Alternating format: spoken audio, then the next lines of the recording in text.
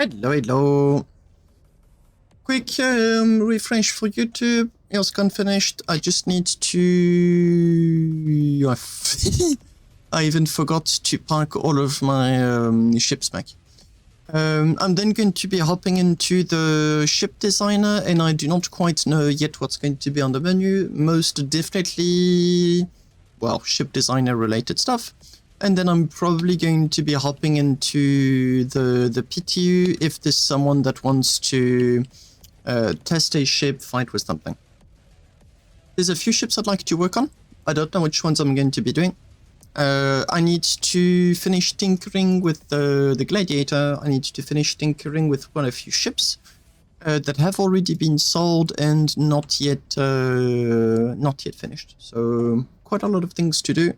And we'll see where this stream goes. But right now, I realized that I completely forgot to tidy up my stuff. Quite a few people did too, apparently, considering I can see Rukia's stuff. Hello, Jérôme! Hey, coucou Airconk! Hello, hello Airconk! Much appreciated. Thanks a lot for the resub. Je ne sais pas ce que c'est. Peut-être que ça fait... Ah, affiliation! C'est mon statut sur Twitch. Ça doit faire 2 ans que j'ai atteint le niveau nécessaire pour pouvoir avoir des subs et ce genre de choses. Je pense que c'est ce que ça veut dire. I can't get doing just fine. I just realized that I completely forgot to tidy up all my stuff, and considering this is the EOSCon we're talking about, it is very important that I proceed to do just that. Hello, Vega.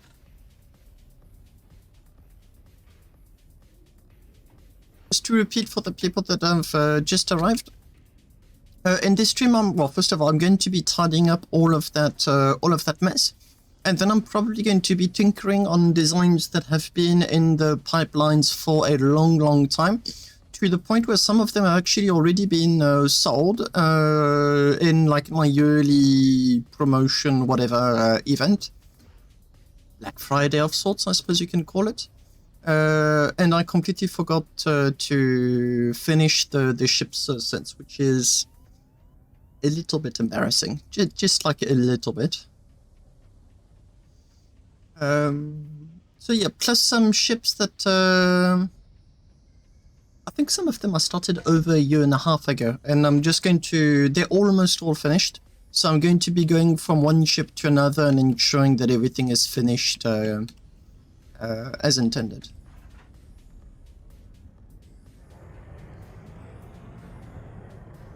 So Royal Industries also forgot.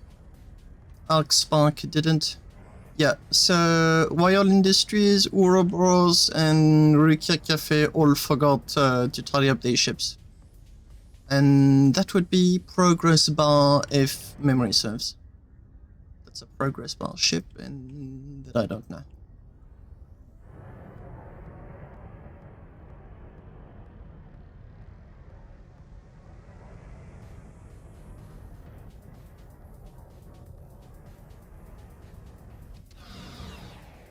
Perfect, and this way they can be kept nice and cozy till next year's fun. Hello, Rukia. This chat thing is really... I don't know what to do. What's the point of having a jump scare if you've got the chat saying, hey, you're going to have a jump scare? Just be prepared, or whatever you do, you're going to be getting a jump scare.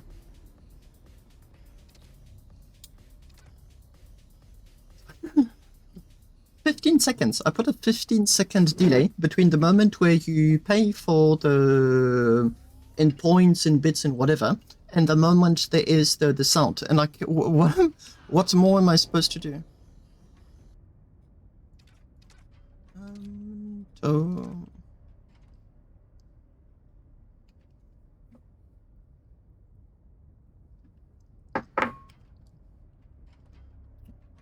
Oh boy. Come on.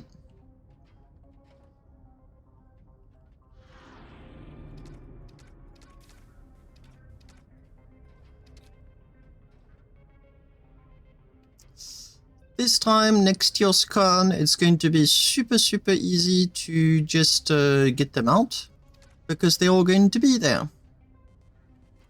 That one I'll take last.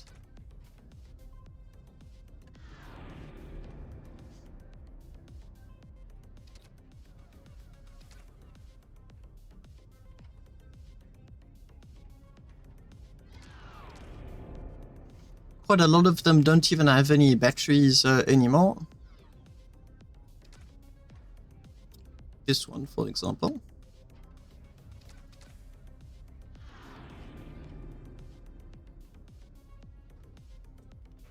Oh, what the heck happened?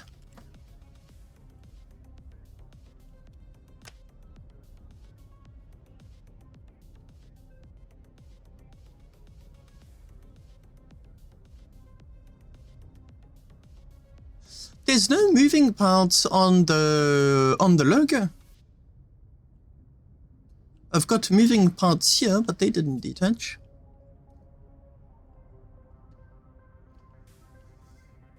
Oh, that's annoying. Forgot to take them in for an entire week, so in all fairness, I'm not that surprised. Is there no repair here? Company operated. No, you need a ship designer. Okay, I'll do that after. Reclaimer. Yeah, I need to. I'll time back to Origin.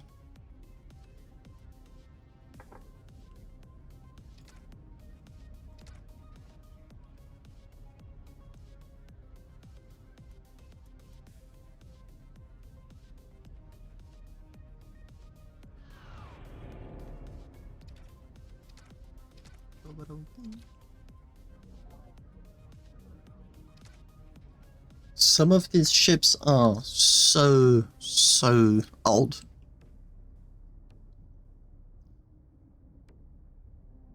Oh, and I need to do all of that email stuff. I forgot to do that.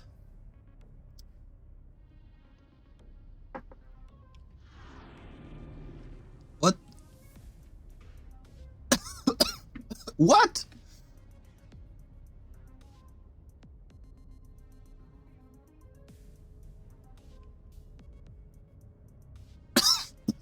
There's a plasma in the middle normally. I have one silure that is like that. Did I maybe call the wrong one?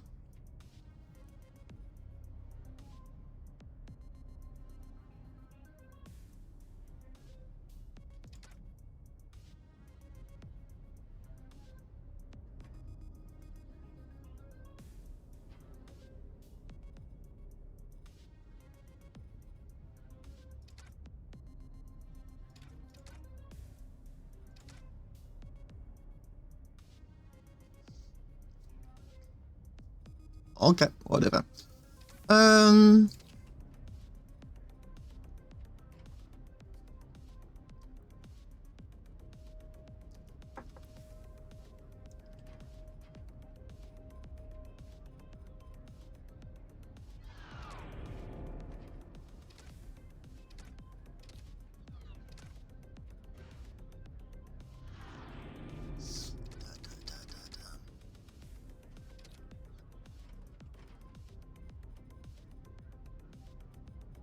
Take that one last. Is anyone in space? Just one.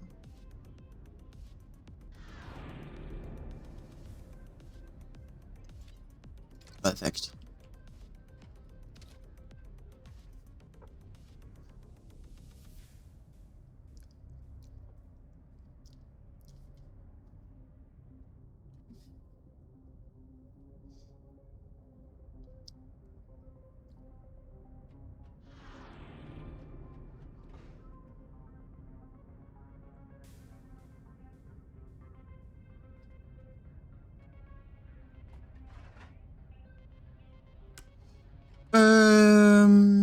plasma, durability stop, 4 power, remove that.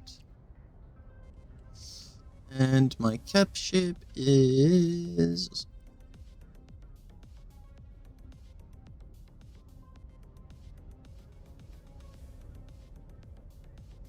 My cap ship is somewhere. Wherever somewhere is completely up to debate. Shit. The stream is off to a good start.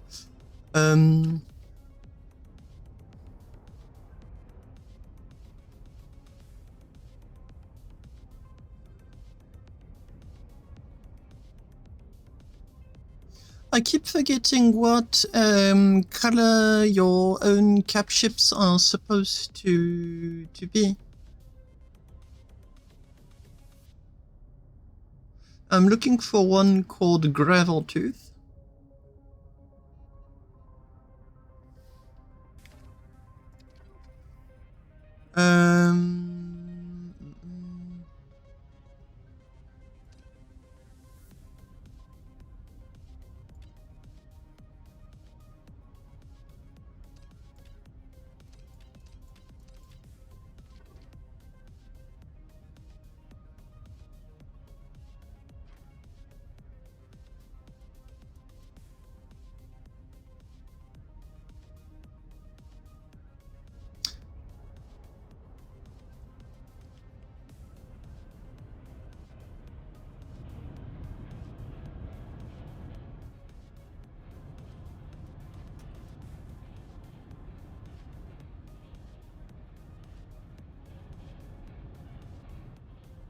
I'm about to find out if I've lost a cap ship.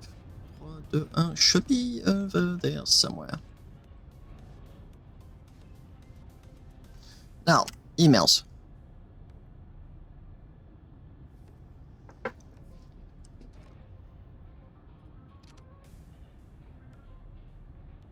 Hey, thank you a lot for the follow, Void Love. Much appreciated. Yeah, this is... So, very long story short, I discovered last week that what I thought was a bug... Okay, that's all good. That I know has been dealt with. What I thought was a bug with... like you have like new emails whatsoever, and I loaded the inbox and there was absolutely nothing being displayed. Turns out to not have been a bug at all, but emails that were over 3 months old and that I had yet to address. I still don't know how that happened, but that's a major blunder. And I now need to check if I did in fact sell to these, but then just never answered to. Star. Okay, this starts like super poorly. So he bought the Megalodon and never received it. So return and reply. I did not see your message. I read the credits.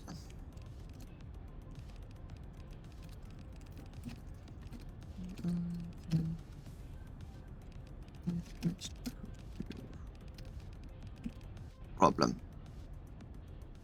And I'm going to copy that because my guts is telling me that this is going to be copy pasted. Yes, Vega, this is a keyboard to seat interface problem. No questions asked. I still do not know how it happened, though.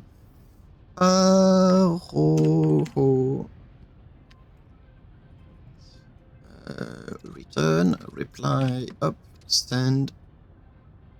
Money for Mickey.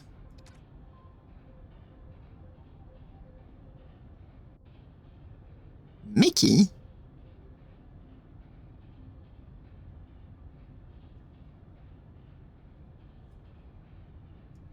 First of all, I don't have anything that sells for 7 million at all. And I don't sell anything that's a Mickey, return. reply. So I did not see that.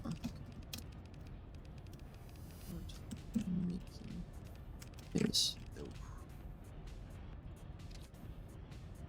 Scene 0. Okay, scene 0.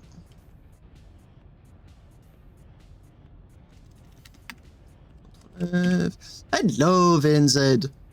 I'm returning scene.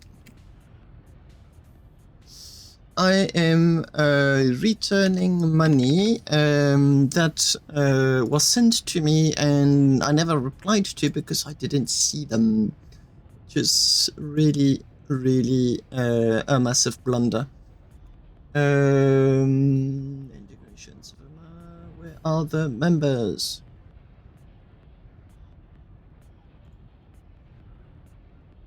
There it is.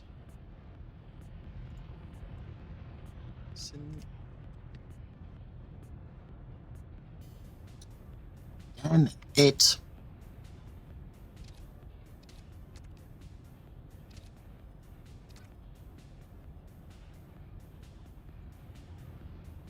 Sin Inc. Starbase player.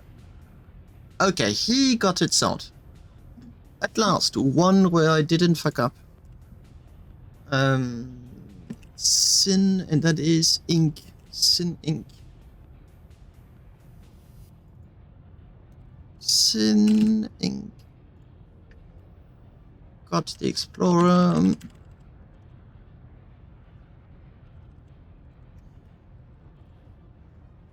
Okay. That one I can receive. Niger. Right. Also got sold properly. Okay. No. Didn't get written correctly in the documents though. Megalodon.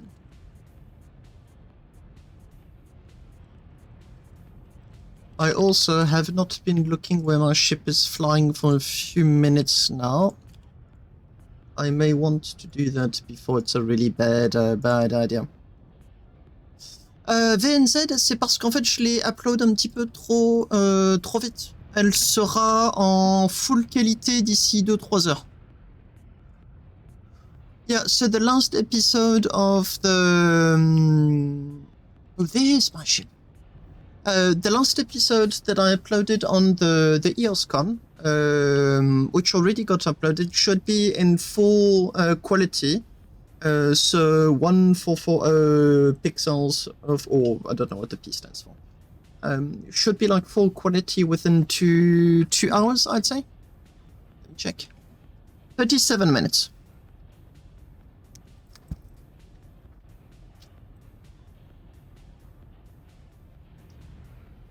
So yeah, 37 minutes till videos and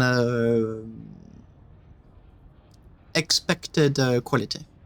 I also am going to be redoing this video, which got uploaded and then unlisted because there was a communication issue with AHA, concerning what he wanted. The video was too long. He wanted a shorter segment. Okay, that is done.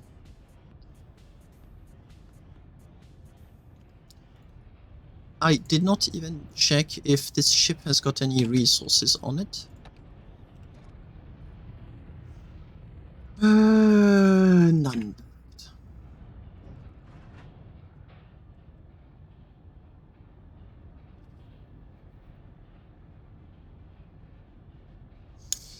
I'll use the opportunity of having like already a few viewers to ask on my Discord in Starbase General. I've asked kindly for those that have already seen like Lori FB announce stuff for the upcoming update. If ever you see one of those messages or one of the past messages, please do send the link to the message in my Discord or in private message. I'll quote you as being the source of said message. No screenshots, link to the direct message. The idea is that I would like in like the 2 or next weeks that are coming up to do a YouTube video telling to everyone like what can we expect of the next update. Since this has been a topic on this stream for months now, I think for the past 5 or 6 months, even longer, the question has been very, very, very regular with it being asked every 1 or 2 streams on average.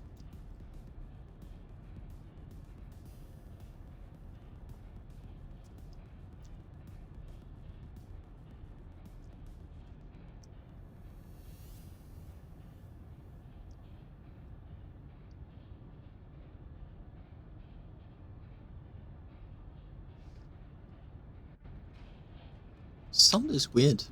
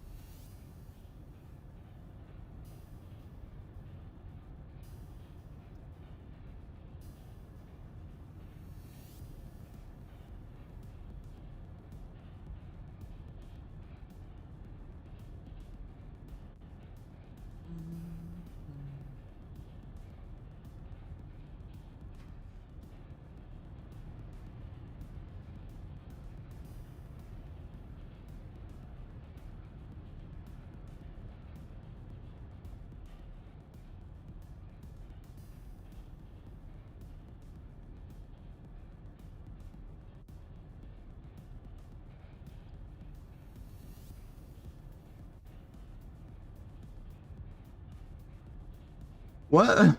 What are you talking about, Aircock?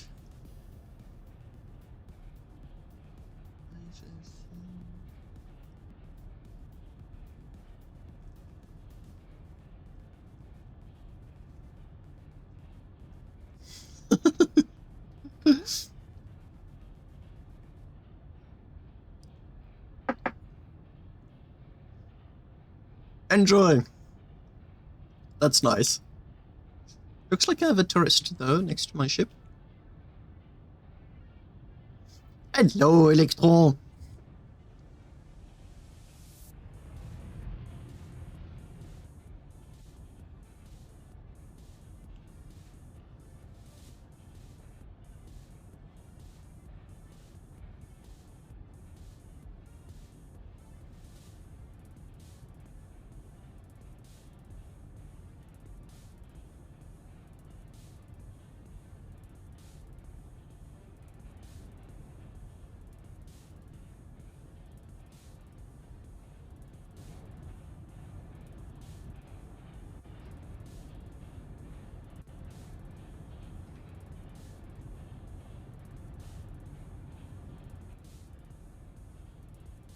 Bon appétit!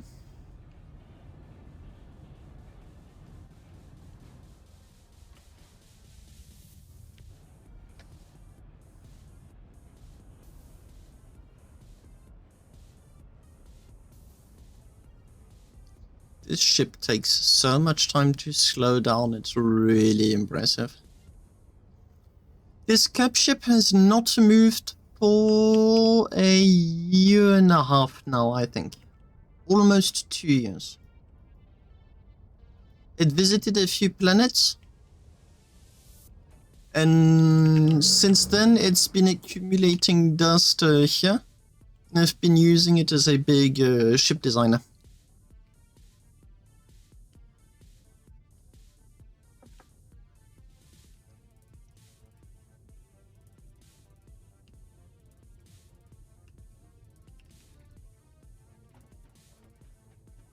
There you go, ship designer at long last.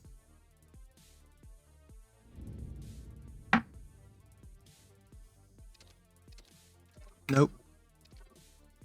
Now, the ship that has been going on for quite... I'm not going to like...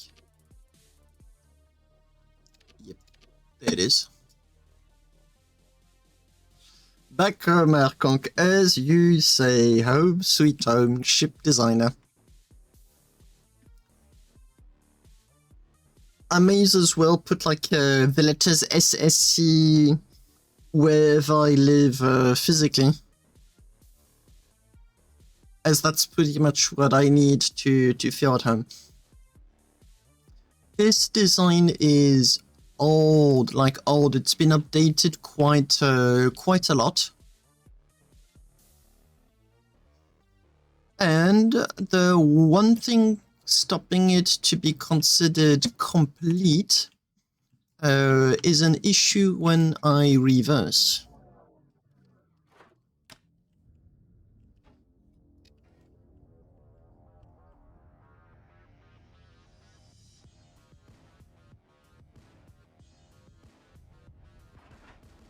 I do need some...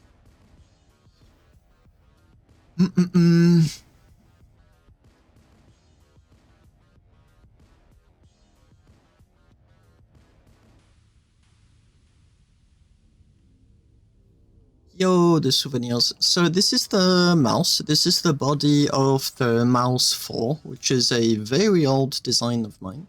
I think I added a little bit of thrusters just to get it an extra speed, a little bit of crates, but its biggest addition was the head of the Cillian, which is just here. So it's a hybrid between two of my ships, with the absolute minimum when it comes to crates, I suppose. It has a few autocannons. You can see 1, 2, 3, 4, 5, 6, 12 autocannon, and I think it's 18 lasers.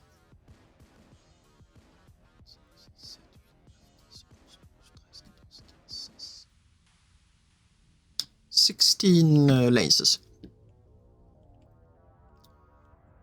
Ship has a durability error. That's not good.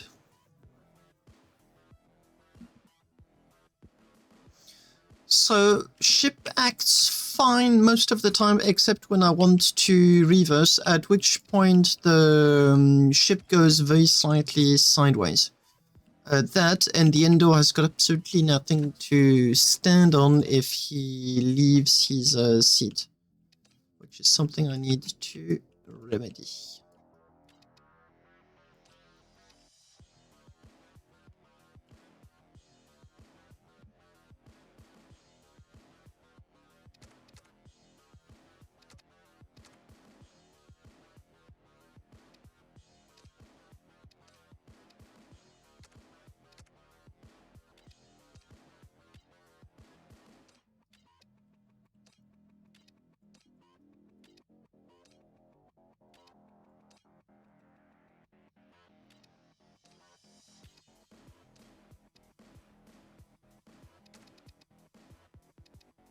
There you go, there's my durability.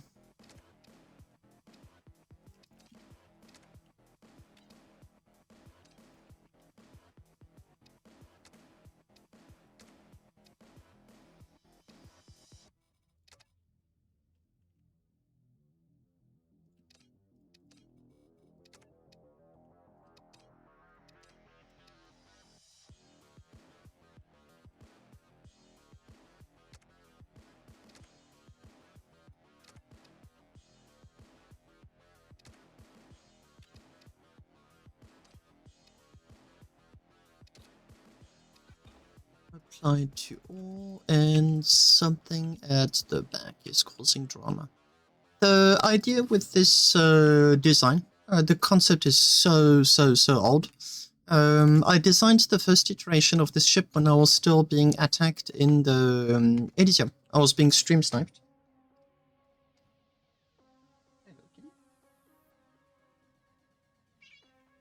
Yes.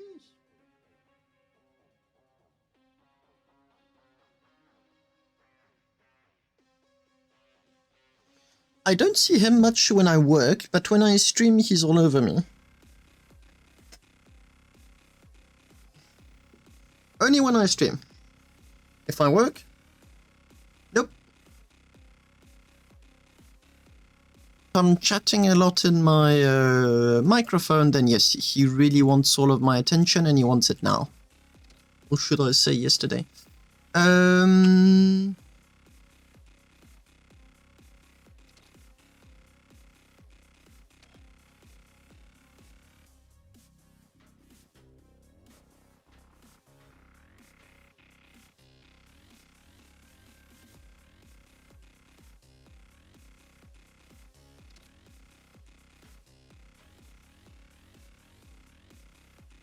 To Damage's greatest dismay, I think these crates were all auto-bolted years ago. No, they were un-auto-bolted. Oh, gee, that must have taken some time.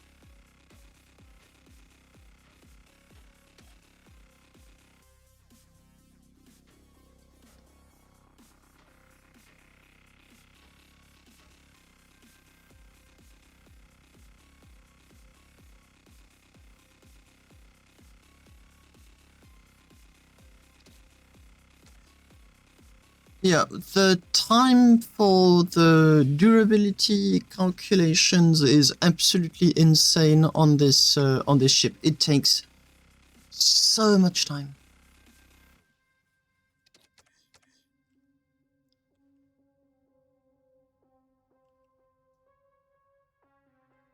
There you go.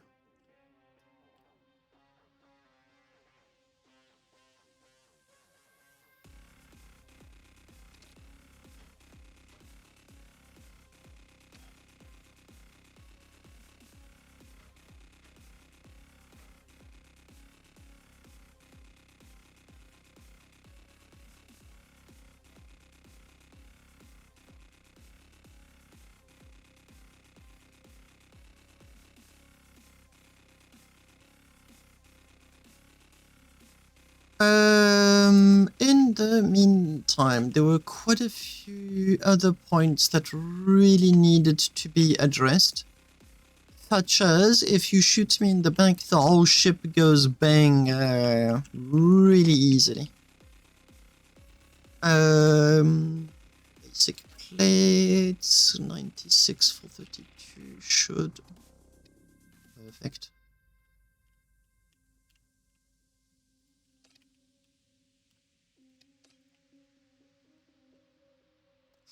Not perfect.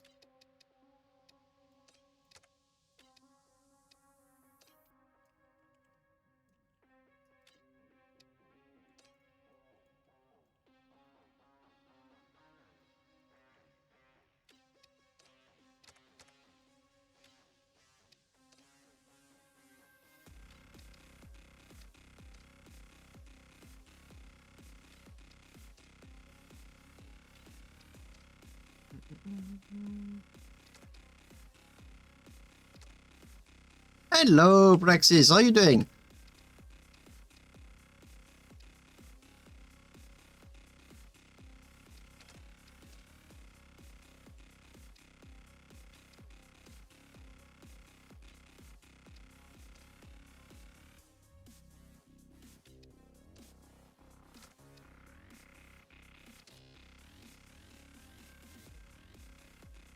I'd forgotten the ship was this armored. I'm updating a very old design. Like this ship is was produced a year and a half ago and was never finished. I'm finishing the ship in order to be able to give it to those that wanted it for a long time. Because I just never really had the time nor energy to finish it. So now I'm addressing what I wanted to do for a long time.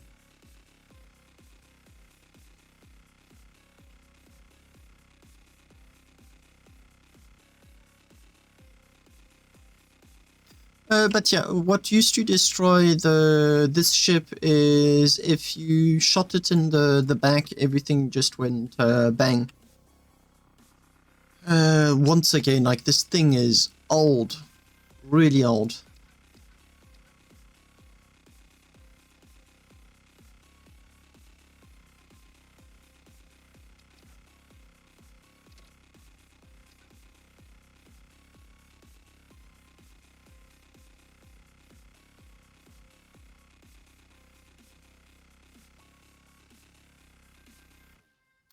Yeah, I'm not going to do that.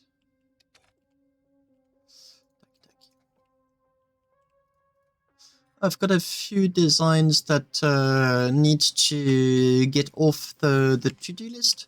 So I think I'm going to be doing them one by one in this stream and do something else if I'm done with it. Hey, coucou Naira. For those that don't know what affiliate is, it's like a Twitch. It's a Twitch thing. It's what allows me to have like the subs, the emotes to custom my channel. You need to have 3 people viewing you at least for an entire month, if not more, and I need to stream a certain amount of hours and have a certain amount of followers. That's how you get the affiliate status, and I think I've had it for 2 years. What exactly do you have in mind for the Apex praxis? It doesn't have its on-off button, but that is it. Unless you have something else that you think can be interesting to do on the ship, in which case I'm very interested.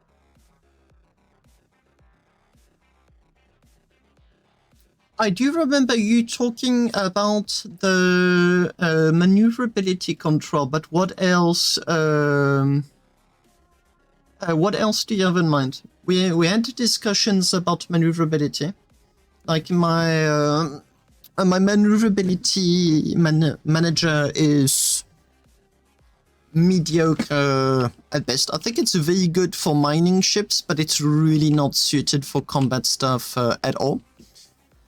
That I do remember we had a few discussions on that subject, but what about the engineering in general? Like, what specifically makes you say that it's not up to spec? Give me just 1 second. Sure, take your time. I'm just AFK 20 seconds. Be right back.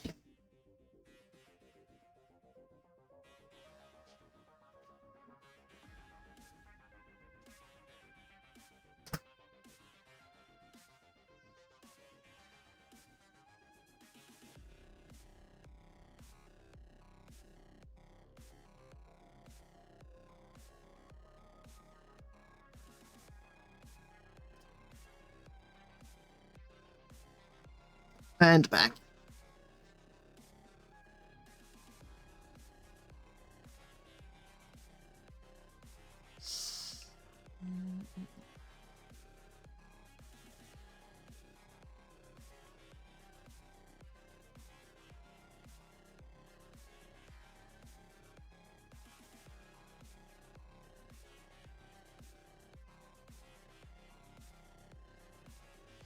This is the design on which, well, not version number 5, version number 3, did many trips with me at Elysium. It also used to be a quite popular ship with my previous corporation, and as a general rule of thumb was also the very first decent looking ship I ever had. The other ones were not up to spec at all.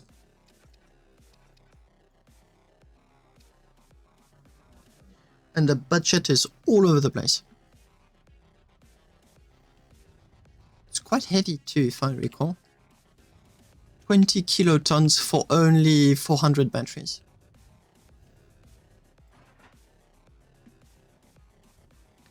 Ah, see, that is what I wanted to see.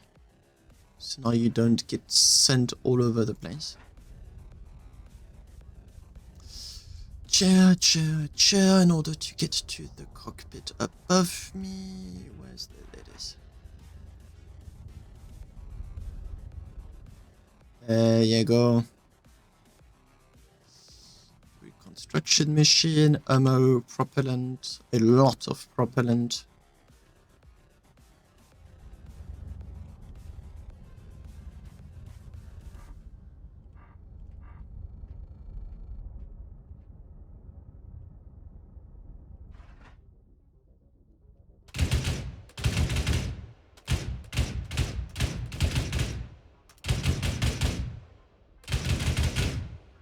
Yeah, quite the mean ship if you're facing it with something small.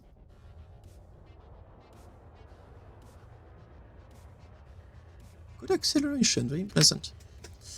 Where's my cruise button?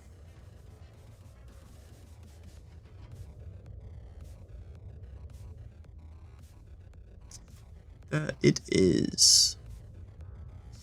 Where's my that is autonomy? Yeah, it used to be one of these ships that went deep into the belt. You did whatever you needed to do there, and then you came back. It used to have an even longer range. 139. Yeah, 139 meters per second.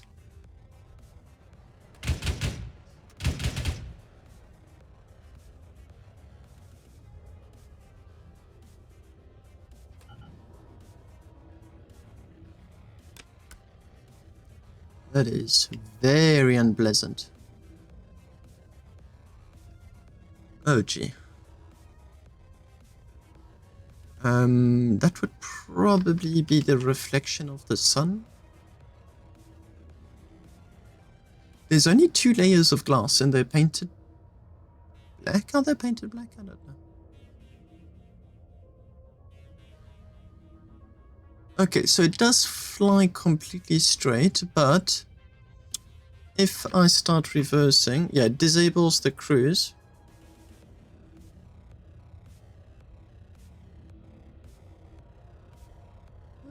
Decent deceleration.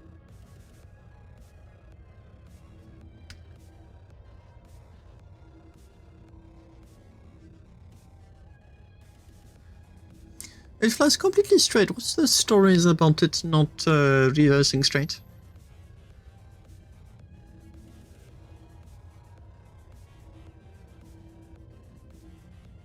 Hello, salad bitch. I am tinkering on a very old design of mine that was never exposed because it was always completed at like 98% and never quite did it up to 100. Oh, hello, Praxis. And I'm now doing like the little stuff that's left in order to get it to that 100% threshold and present it at long last. Thank you. This design has been with me since the very early days of the EOSCon. So the first one didn't have like these thrusters here, nor most of the thrusters that you're looking here just there. And it was something that was built without an asteroid avoidance system. As a matter of fact, it still hasn't got one. And it was designed to be able to defend itself against pirates. So well armored, will survive a ramming attack, and quite a lot of thrusters in order to propel itself.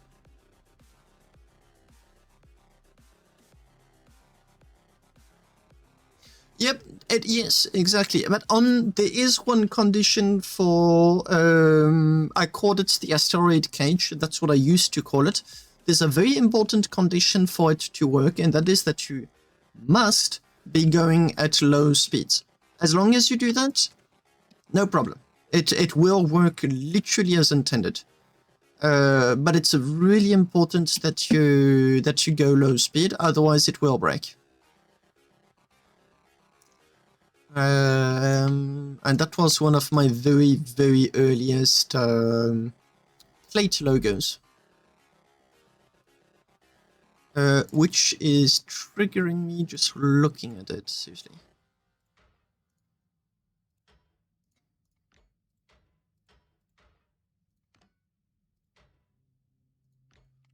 Aha!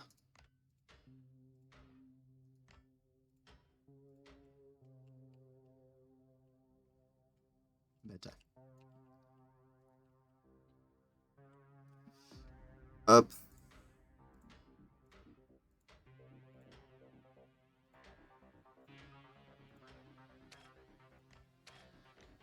So the previous versions have been exposed a few times already, but only on the first EOSCons. And this here is really... It's nice to have it. I designed it at a moment in the game where asteroid avoidance systems were not yet as popular as they are now. And it was a very real thing to get attacked. Like, you'd get stream sniped absolutely all of the time. It happened to me that I remember at least twice or thrice. Sure. Stream. Okay, so this here that Praxis is showing is a design of mine that went through tournaments. We went quite far with them. They were a lot of fun to use. But Praxis is saying that there are engineering issues with the ship. It's in the context of me like improving my own old designs. And considering that this is an old design, I'm absolutely not surprised that there'd be issues. First issue. Yeah, lots of electric cables rather than pipes. Oh, good point. Okay, you know what? Let me just open the Apex. I've got a version that has slightly different armor. Give me a second, Praxis, so that the viewers can follow at the same time. 1 second, 1 second. Saving this ship is tedious.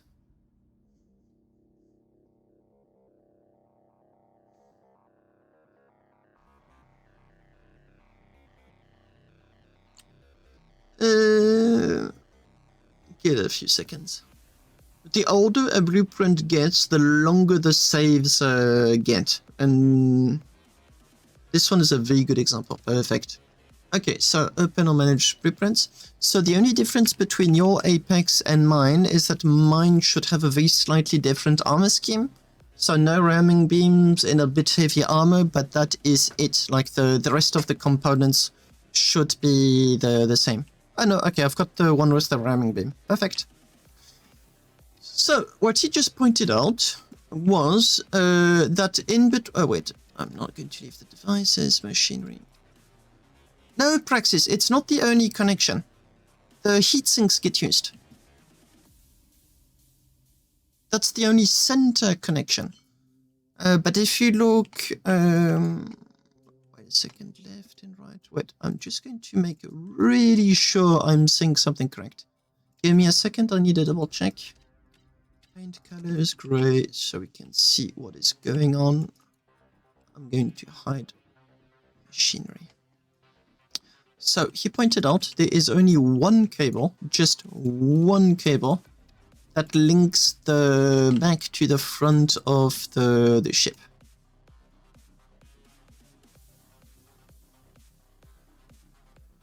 Do these guys get used in any shape or form? Yes, they do. Okay, Praxis, that is incorrect. I completely agree with the ducts. I don't have enough ducts. So that is not even a that is like not even a debate. But there isn't one central connection. There's many more connections all around the ship because I use the heat sinks as giant ducts. Too much pipes. That's a good one. I do agree.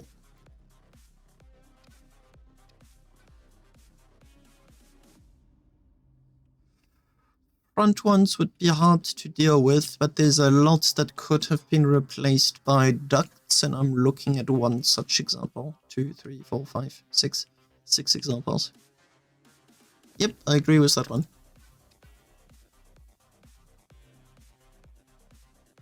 What thing specifically? Thing is too vague, Praxis. The back maneuverability system. I did it like that because I didn't know what else to do. Simple as that.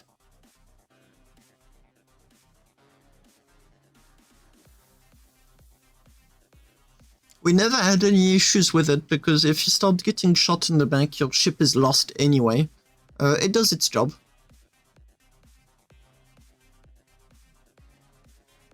Two-thirds of the objects are beam. Yes, I agree. That was because I was told that was the best mindset for ramming and when getting shot at. I'm not entirely certain it's completely accurate, like not the best idea at all. It works. That's it. Like it works.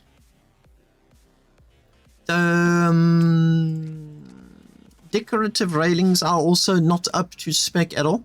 It's like single 72 centimeter railings, and I've since discovered that you can do 36 Oninum railings. That allows you to shave an entire third of the weight of the sacrificial armor, which in turn would have allowed me to put more armor somewhere else or more components.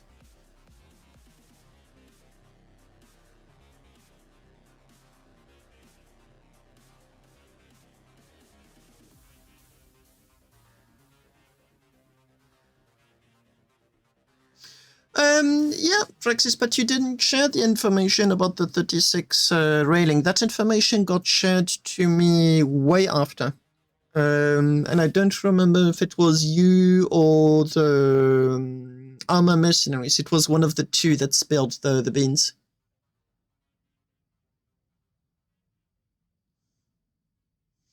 Yeah, so this is a fun thing about Starbase in general, is that there's a whole lot of secrets, even now. Whenever I get my hands on such stuff, I really like to share it. I mean, unless I was asked specifically not to do so, which does happen. But as a general rule of thumb, I really enjoy sharing my discoveries with the community. But some players like to enjoy the game differently, which is to say, like, have they the secrets and like their own advantages on their opponents, which I'm absolutely certain is still the case for the big PvP companies. I'm absolutely certain they've got like these little tweaks and whatnot that give them a little bit of an edge.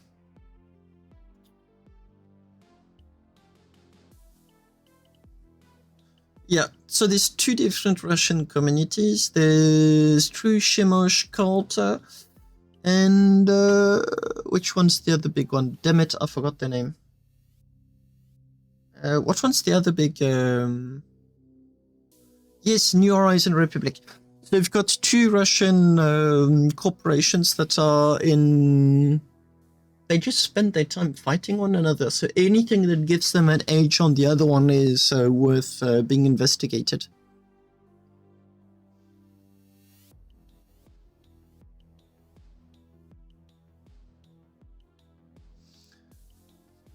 Yeah, but Russians are sadly not the ones that have the monopoly on toxicity. I've seen French people be unbelievably toxic. Like, I left them, it was my previous corporation.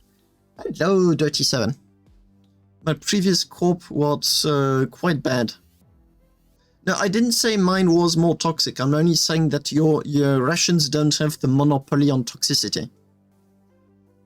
But sometimes you swear people are competing with one another to be toxic.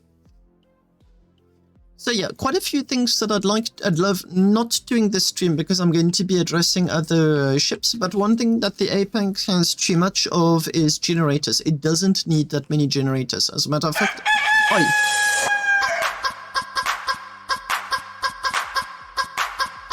Yo, this is noisy.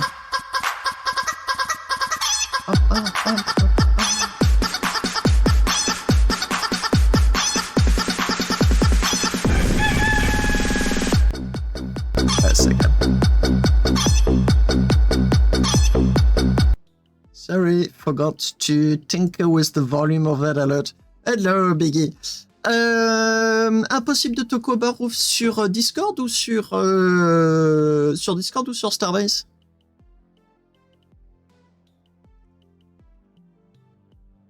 J'ai pas sur Starbase. Est-ce que c'est parce qu'il n'arrive pas à se connecter à la... Ah! Il y a un des serveurs de connexion qui a dû mourir. Je pense. Chaque joueur a ses propres serveurs de connexion. Il y en a 4 ou 5. Et je pense qu'il doit y en avoir une vingtaine. Et on n'a jamais la même combinaison. Du coup, quand t'en as un qui meurt, t'as que quelques joueurs qui peuvent pas se connecter. Si tu as un compte secondaire, lui par contre, il y a de fortes chances qu'il puisse encore se connecter. Donc si jamais tu veux faire des bidouilles et tout, lui normalement, il y a des chances qu'il soit pas gêné. D'où le fait que moi je peux jouer par exemple.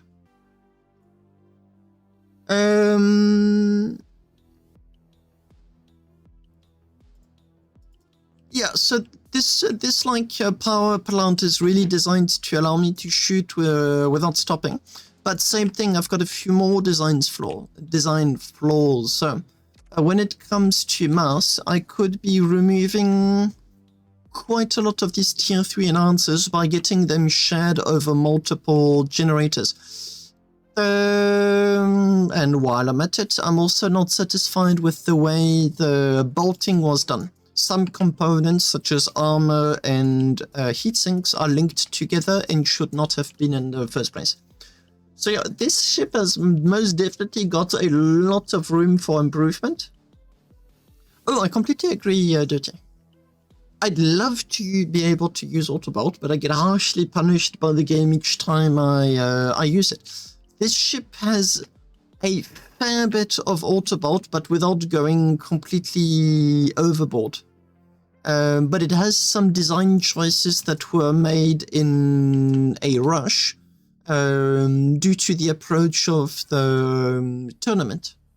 So I just had to get going with the design and just get it out as fast as I could.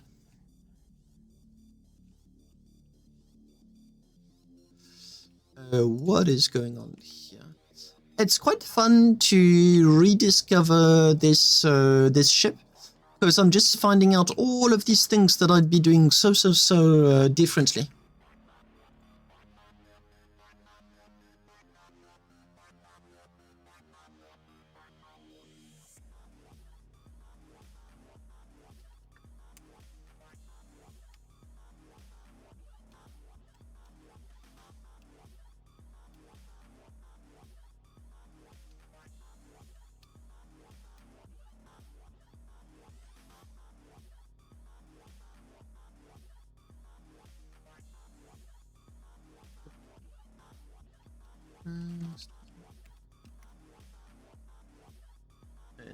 Praxis, you need to also redesign cockpit and add some things. I forgot. Hold on 1 second.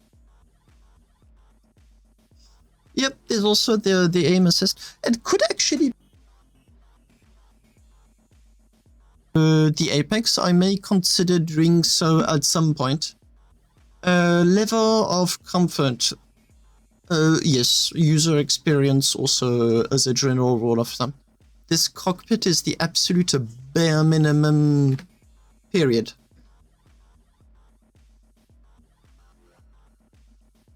It was a fun ship. What was really fun was also chatting with other players that were saying that they were not looking forward to fight this ship. As they knew, it was a glass cannon, so obviously if you land a few good hits on the ship, it's dead. It's as simple as that. But its fighting power was absolutely insane. Like 30 lasers is absolutely no joke. And you take so much damage if it lands on you.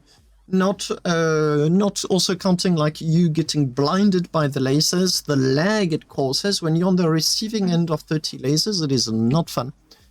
While I'm at it, the lasers are not protected the way they should be, and I've since learned to add like an extra layer of small beams behind the railings. So it means that even if you destroy one of my supporting plates, you don't have like an entire row of sacrificial armor that all of a sudden just vanishes, exposing the guns and the machinery behind it.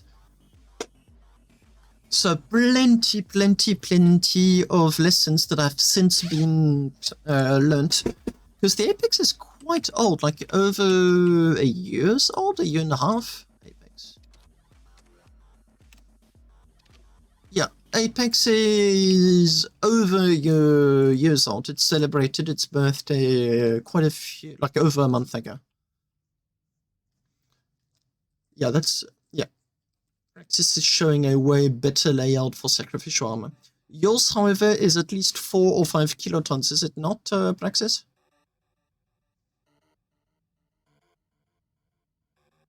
That looks like a 4. Oh, 3.2.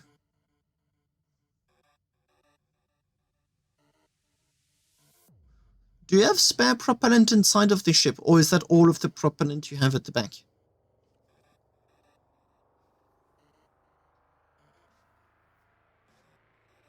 Okay, you do have quite a lot of propellant.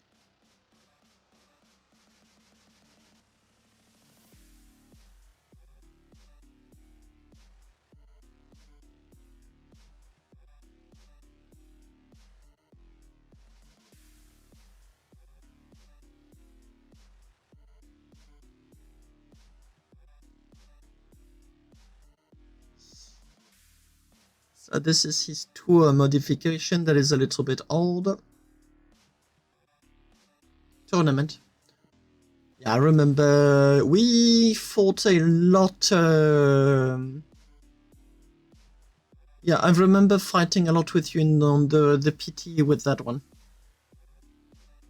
It has less sacrificial armor.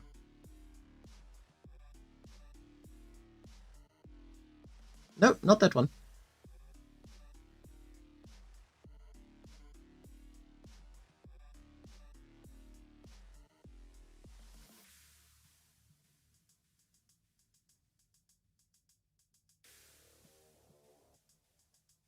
So same look, but a different ship.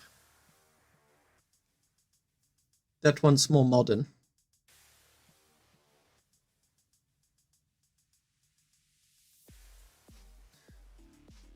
At some point, I think I'm going to be doing a video on the concept of like meta ships, without really attempting to provide a solution as to how you make a meta ship, but what makes a meta ship a meta ship. Like, what are the design choices? What are the constraints? Like, what the heck is reactive armor?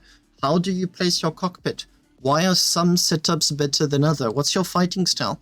Who do you think you're going to be facing? How do you adapt to that accordingly? Like, depending on how you want to answer those questions, the design ends up wildly different. What is that, Plexus? Oh, that's a kamikaze.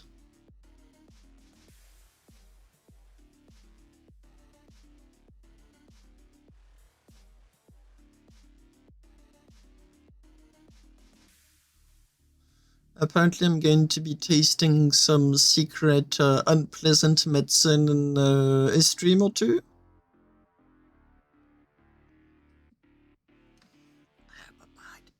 No, this cat wants all of my attention. Oh, buddy. Apparently not.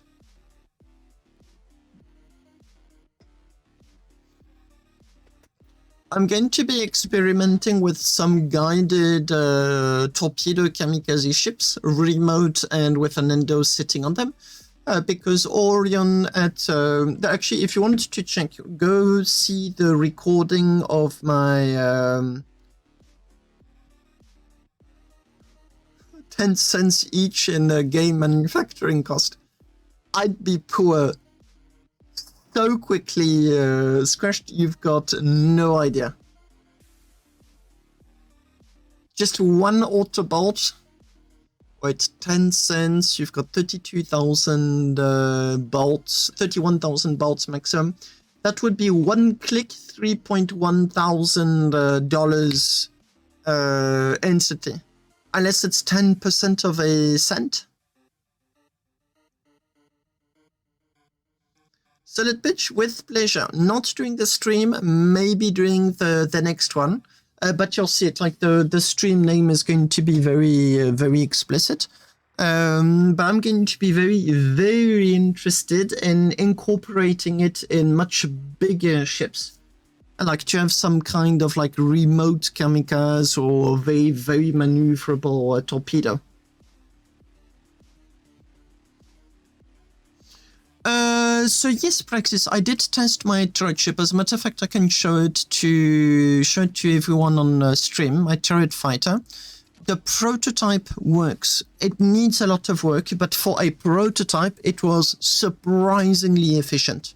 It's got a lot of weaknesses and a huge amount of things that need to be addressed. But what it was able to do, it was very impressive. I'm not going to go like over the issues with the design of the ship itself. But what I wanted to do with this turret was one axis of movement, not two. Dogo does two axes, but the turrets end up absolutely massive. I wanted one turret with one axis and a whole lot of firepower. And it worked. It really worked. Give me a second. Be right back.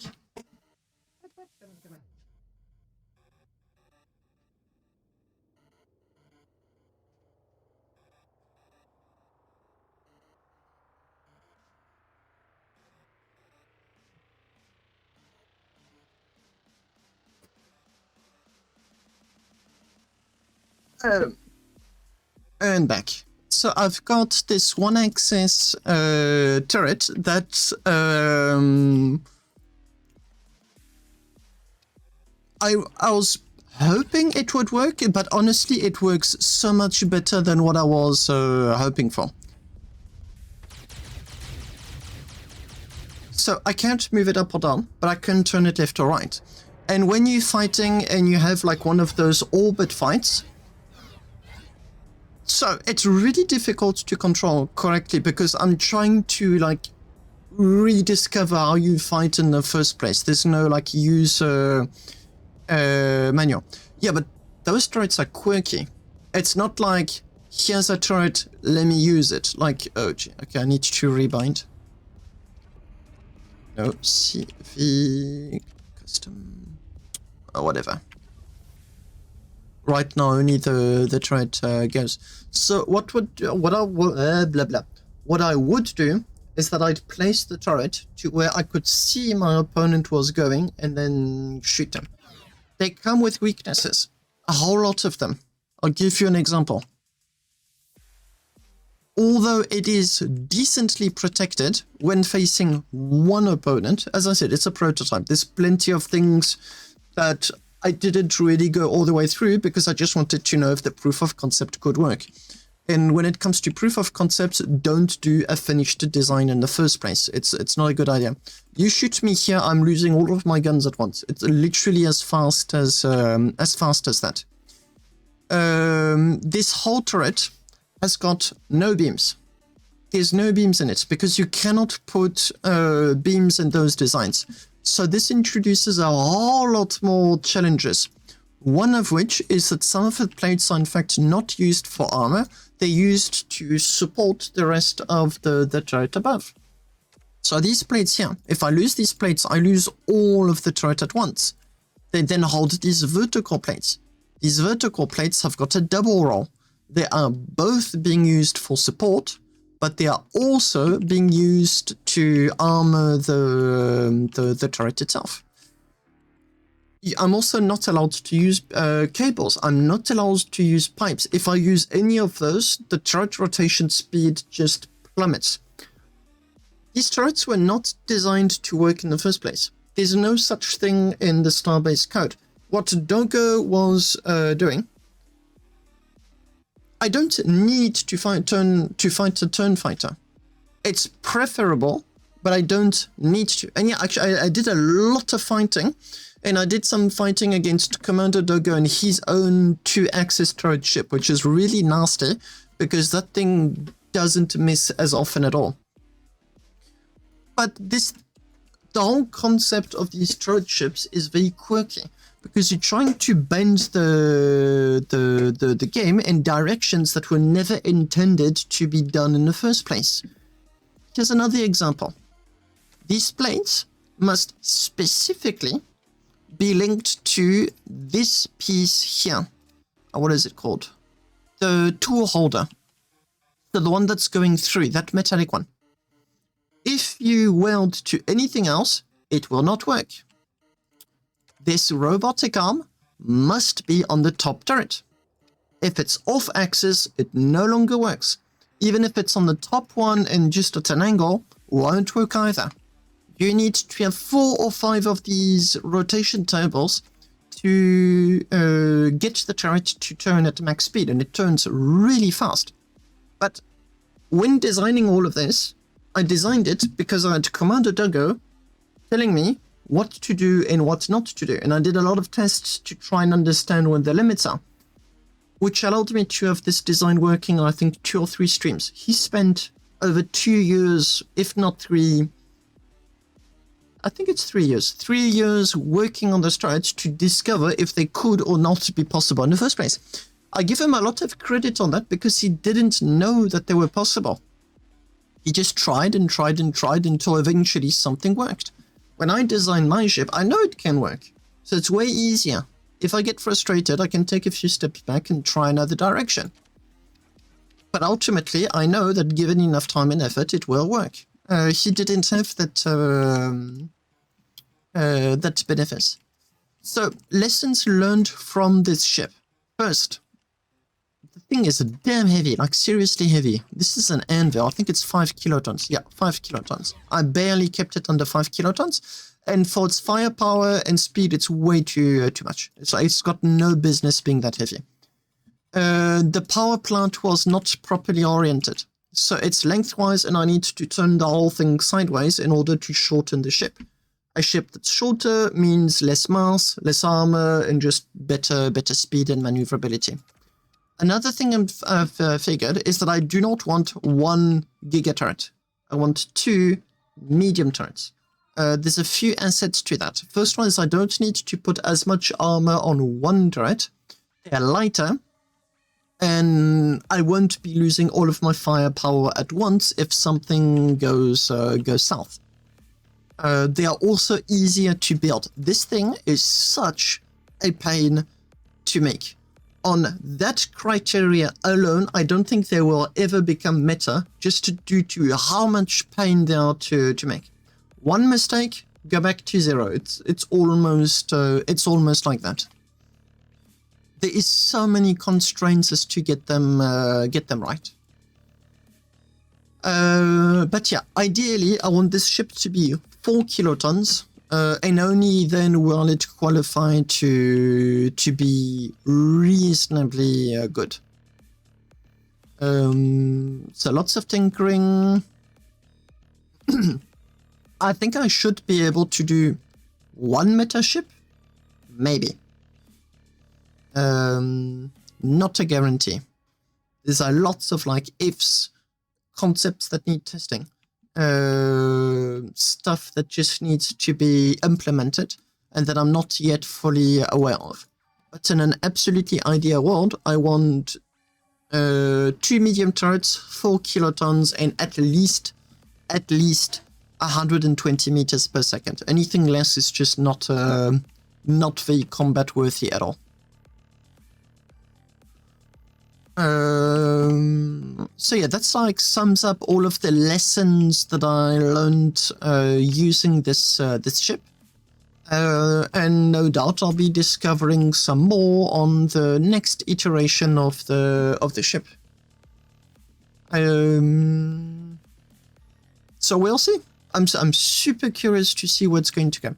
I'm just going to be finishing my other older designs first in this stream, because otherwise they're literally never going to be finished, and it's as simple as that.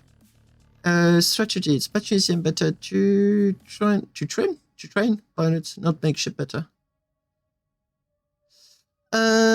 Praxis, I completely agree. I completely agree. Really.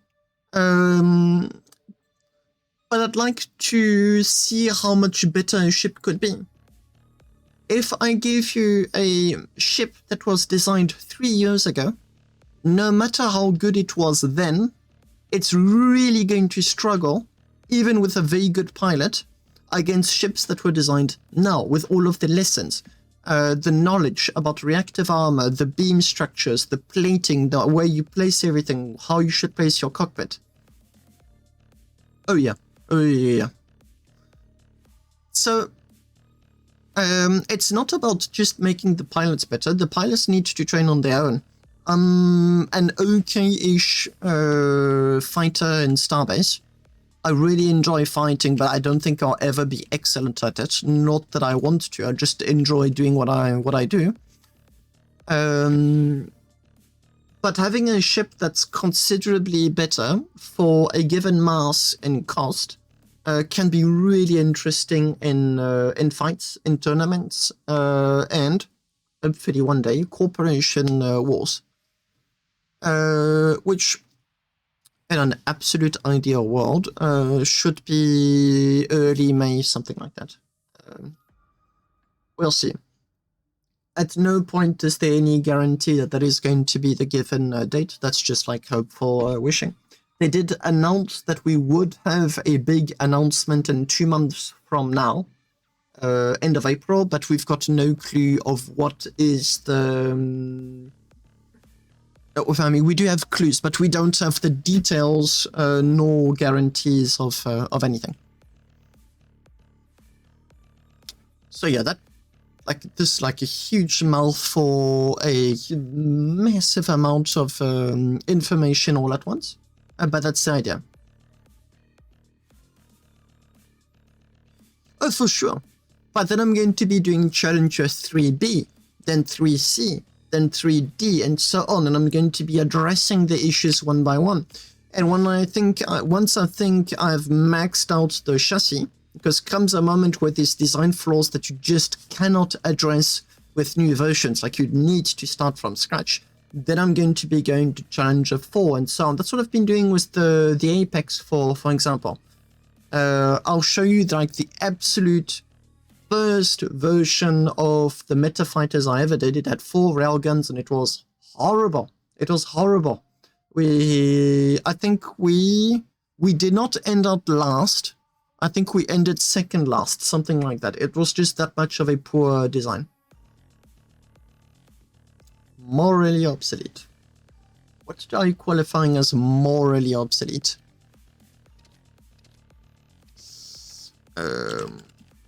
Yeah, so there's the Mouse 5, Mice 5, Gladiator, deal with it was already done. And then there's one ship called the Moon Raider. This was one of the earliest fighters that I ever designed. It was designed within the first 6 or 8 months of the game. So by no stretch of the definition is it a meta ship. Like, absolutely not.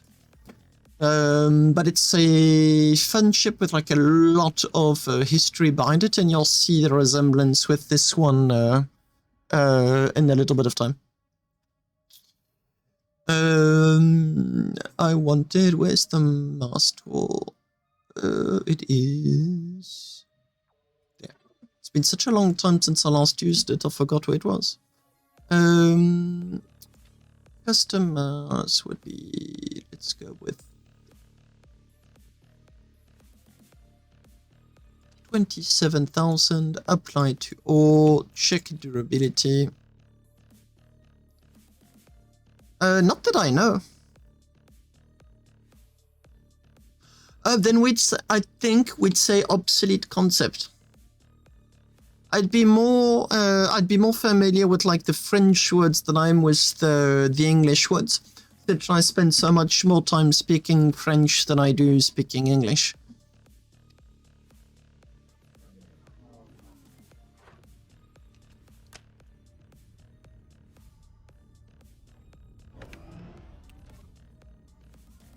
There you go, I have got my Lucium emulators in there.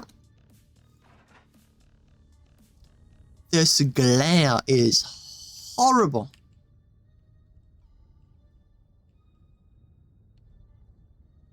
Do you have a glare? You do have a glare. Oh, that's my glare. Whoops. But the glare problem still persists when the sun is behind me. Okay, cruise, max speed, and whenever you are done with your calculations, ship. This ship takes a few seconds to fully initialize. Like, you spawn it, you can shoot, but it won't move until it calculated the durability, which sometimes takes up to a minute.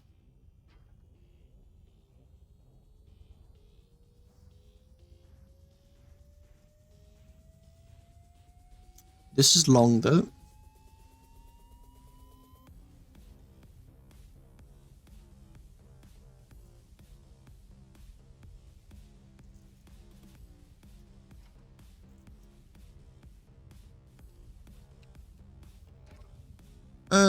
Up. Nope.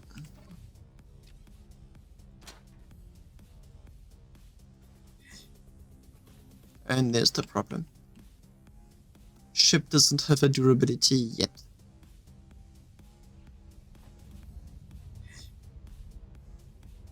I think it crashed.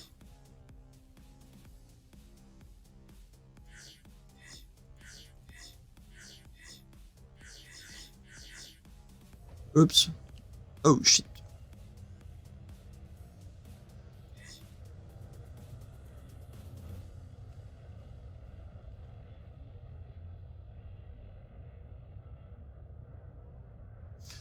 Yes, and it's surprisingly, it really is surprisingly 1-1. You can even go further with the comparisons.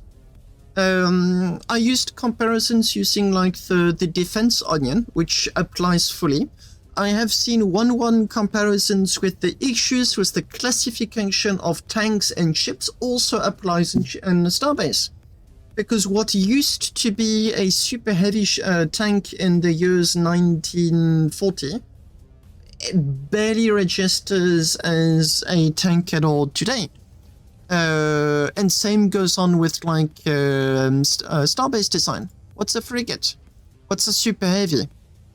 It's just like there's no boxes that make it like really easy to put anything in. So there's all of these nuances, and then no one agrees with what's what. Holy shit.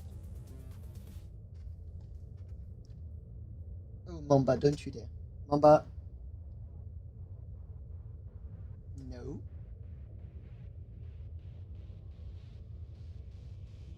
No. No.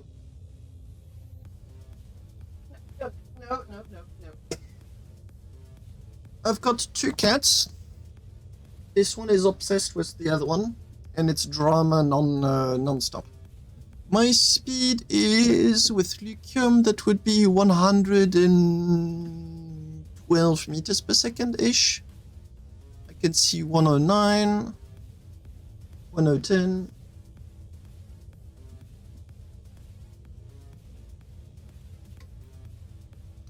It's more than doubled in weight.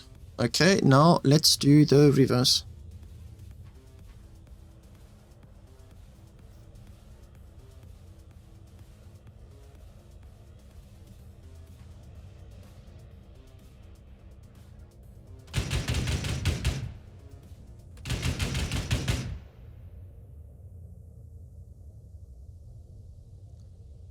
And it flies completely straight. So I do not know what were the stories of it not flying straight. I should. Mamba, no! Oh. No. Mamba!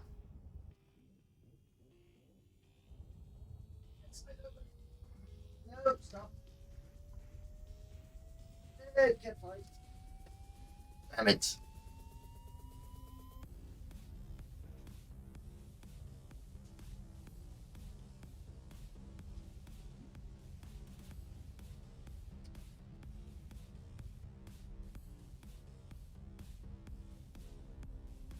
So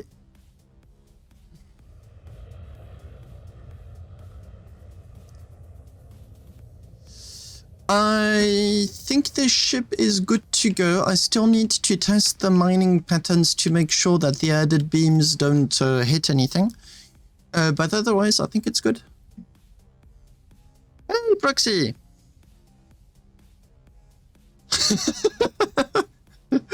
This is the ladder to my bed that's on my left. And yeah, both cats going up there is not a good idea. Design Soviet line, can you create many designs, accepting round battles? Yep, same thing. Where's my lasers? There you go. I would like the drill pattern. Looks fine.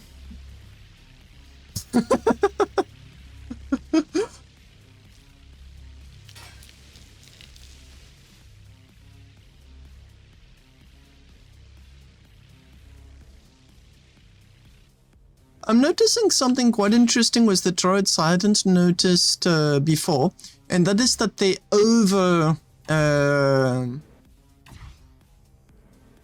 overcorrect. They've only got 2 positions, but you can see them trying to get to the position too fast.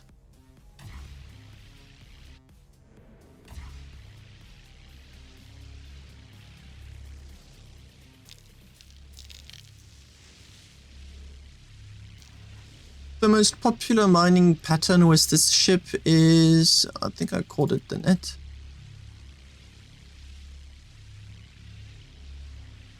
Yep, that's it.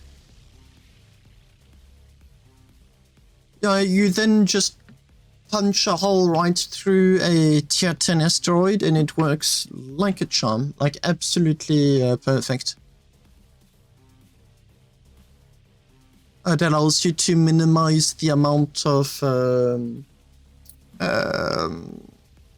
Ajati to Valkite and ice you get from your asteroids. You can use this ship for surface mining, but I strongly discourage it. Been there, did it, and regretted it.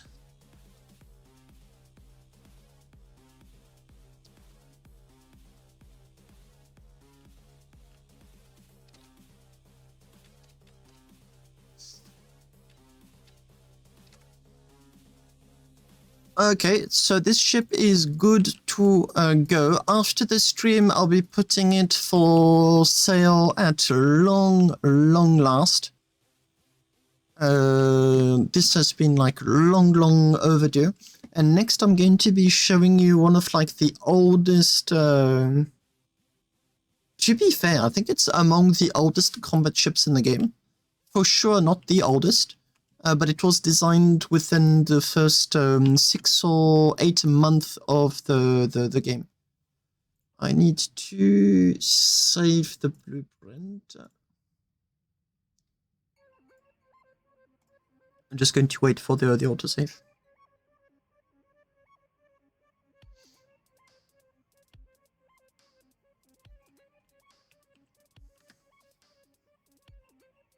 Perfect. No, not yet.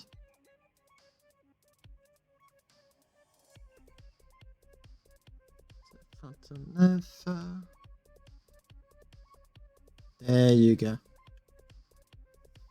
That is the autosave I've been waiting for. Starbase blueprints. Ships. Mining. Mouse. Rename. Mouse 5. Mark 1.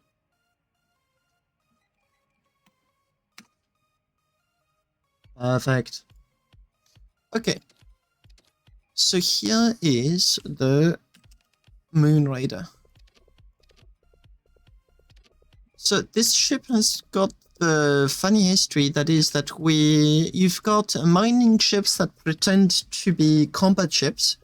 This one, not on purpose, did the exact opposite. Because I used the only ship I had, which was a mining ship, as the basis for this ship. And it became the very first iteration of the Moon Raiders. As a matter of fact, this here used to hold the fast travel core, and then you went, attacked people, looted stuff, put whatever you looted in the cargo lock frames. This was designed to hold weapons, and then you had crates inside. It has since been modernized quite a lot to accommodate, like, for the new ammunition.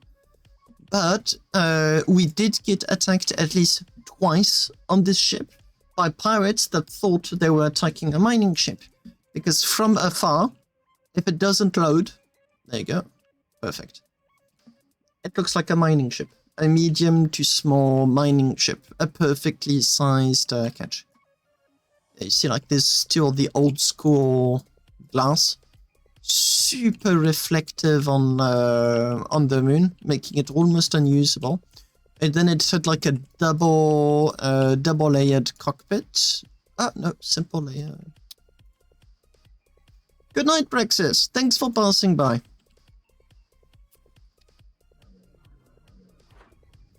To one point, it was meant to have like turrets put on at the front and at the back, but that was ultimately dropped.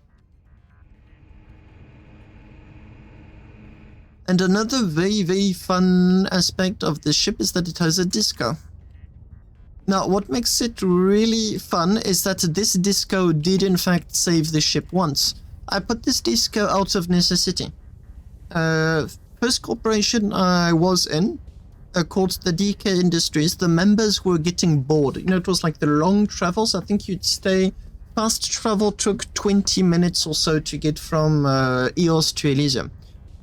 Members would get bored, and the first thing they'd do is that they would take the cable tools, pipe tools, and then they'd start tagging their names all over the ship. But because it already had so many pipes, cables, and whatnot, it was really close to its budget, it would systematically go over budget the very moment you did that.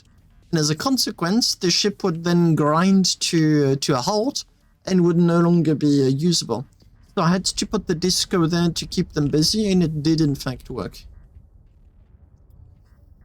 Que de fight fermer, les portes éteindre, les lumières.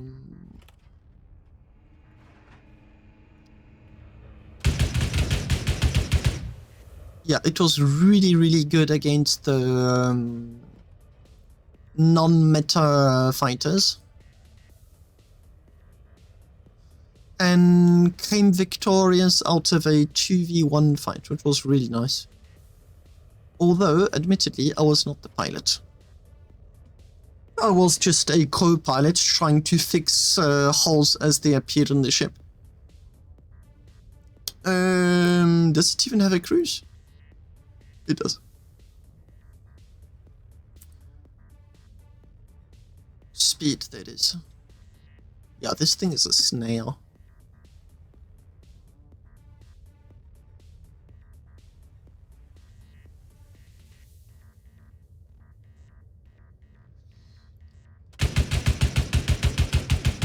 Yeah, I went completely overboard with heat sinks and radiators. On 120 meters per second. Where's the propellant? There's the prop. I think I'm going to be putting my autonomy calculator here, just because it's pleasant to have it. It has a ground avoidance system.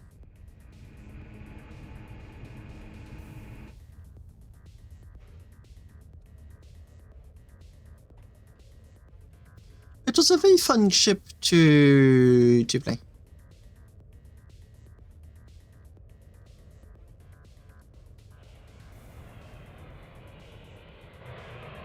But it's a heavy ship.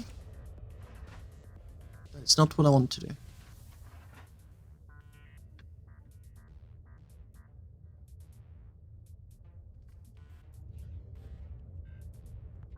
$10 kilotons, or like almost 11.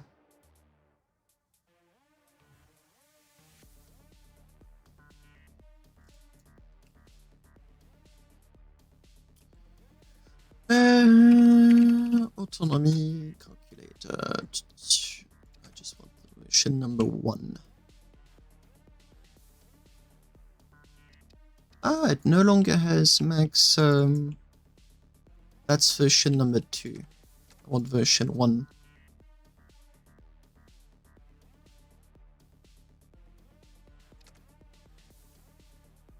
That's 2.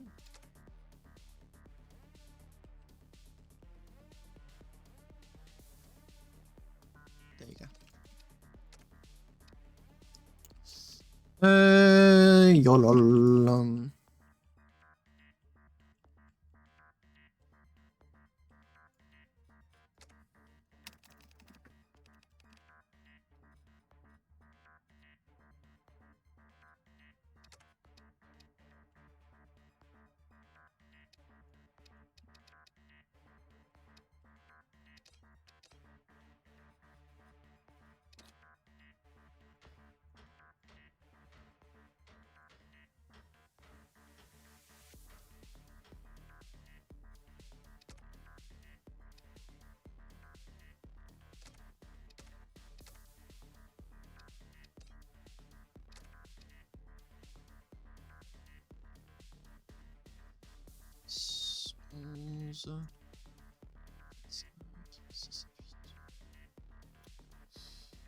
Um, mm, mm, mm, mm, mm, mm.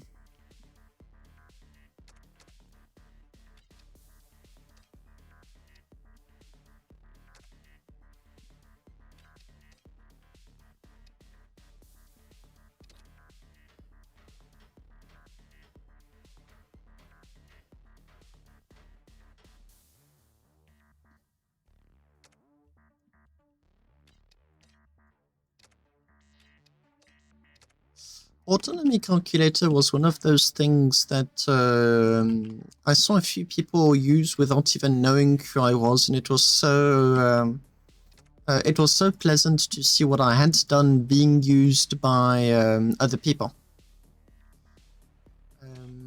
They didn't know who I was. They just saw these 3 cool YOLOs that did just as advertised, super simple to implement and use. Then I saw it on the on a ship used by a streamer that I absolutely did not know. And it was so fun to just recognize some of my YOLO. It was being put to very good use on a mining ship.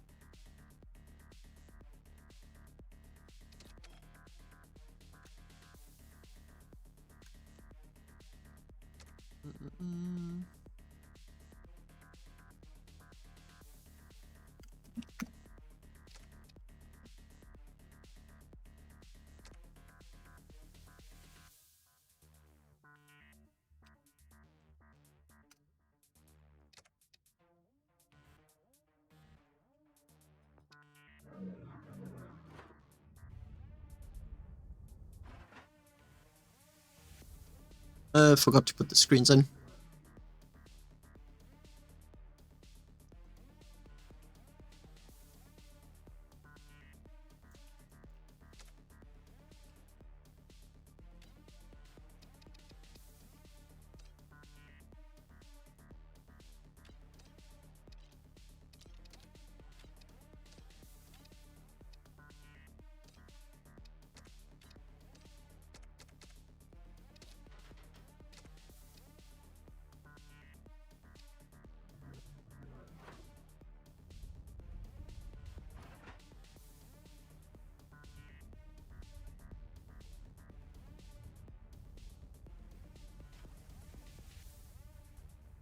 The cruise button is in by default. I'd forgotten about that. I need to remove it.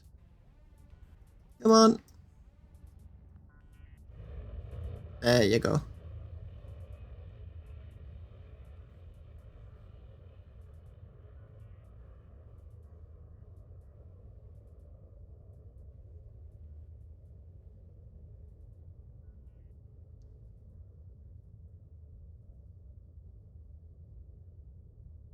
I'm impressed. I did not remember that this ship had such a range. I remember designing it to be able to go far, but I didn't recall it being that big. That's 3,000 kilometers on the propellant and 1.7 on the rods. Although I think, yeah, those rods are almost depleted, so it's no longer... Yeah, okay, it is missing a fifth. Is missing a fifth. It's the bug where they deplete surely but surely. Slowly but surely. If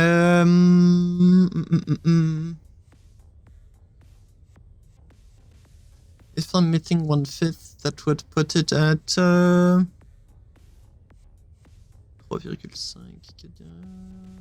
Set 18. 1,800 kilometers ish on the range.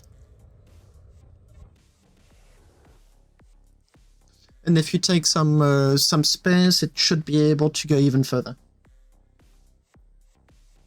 That's nice.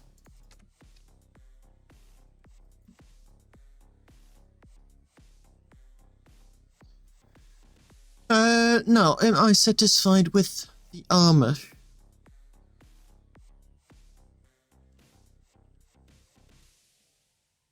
No, probably not, but I don't see how I could fix all of that without redoing the entire ship.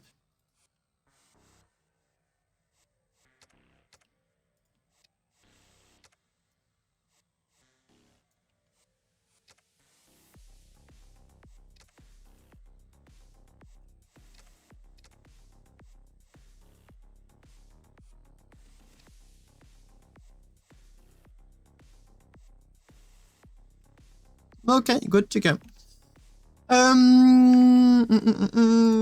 Viewers, is there something in particular that you would find it fun to look at me design?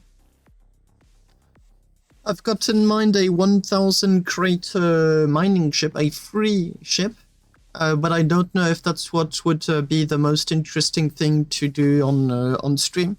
So if anyone has got like suggestions, ideas or whatnot, I am all ears. Just going to save my ship in the meantime. Where's the Moon Raider?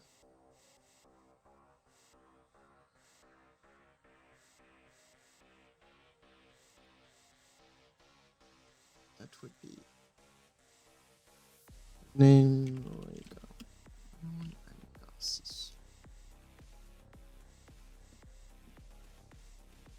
You guys are all lurking or completely AFK.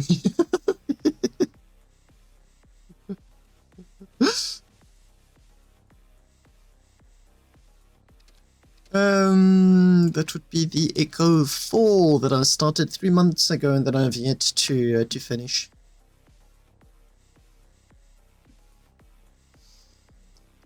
If anyone has got ideas, suggestions, questions, or just like topics of conversations, I'm all ears. It's considerably more fun to do streaming that way than just speaking out loud. I don't mind doing it, it's just not as fun. Right, I remember that I need to redesign everything here. Because I gutted the entire ship. You need to go to the bin. Up, out. Ah, damn it. Yeah, Baruf can't either. Baruf has got the same problem. Last time there were these problems, I was one of those that was excluded from the game temporarily. I haven't seen you in the game for a while, Naira. What have you been doing in Starbase?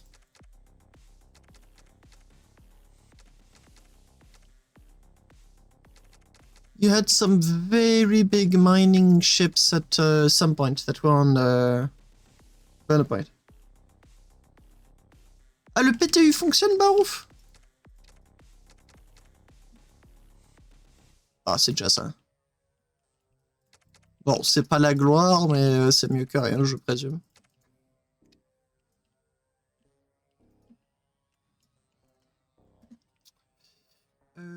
Cables and pipes.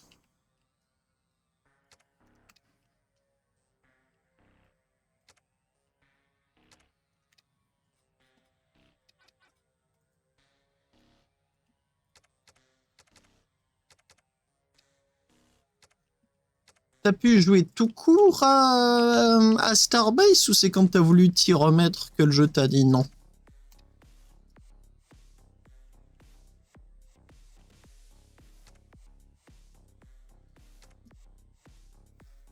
What is going on here? What did I do? Oh la la. I love it when I haven't touched in a design in a long time and I'm now discovering it's 90% tech debt.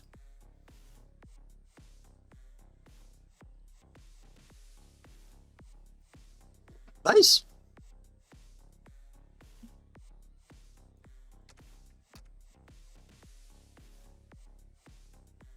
Ça, c'est un design que j'avais commencé il y a... L'idée traînait dans le coin depuis un moment. Je voulais justement faire un chip gratuit hyper plaisant.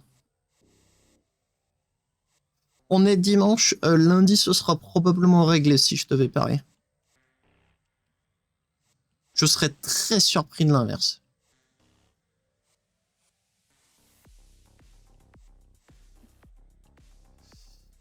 All of this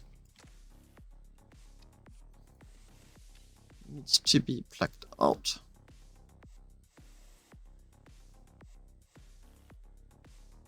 Yo, the lag.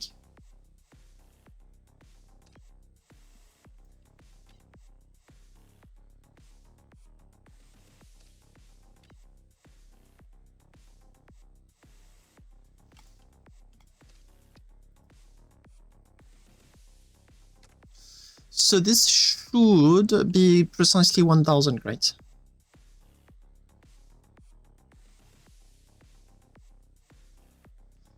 Ouais, non, ça c'est bienvenue et au revoir.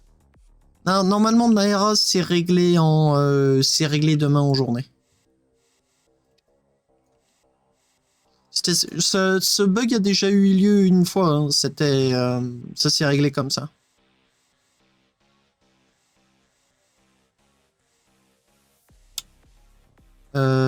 This is a very oddly shaped ship.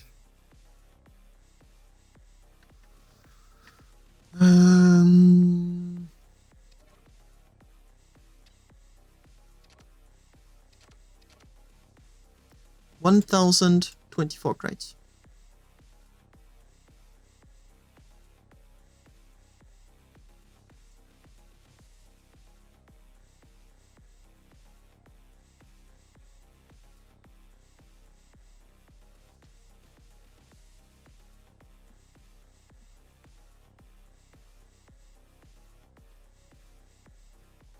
Hmm.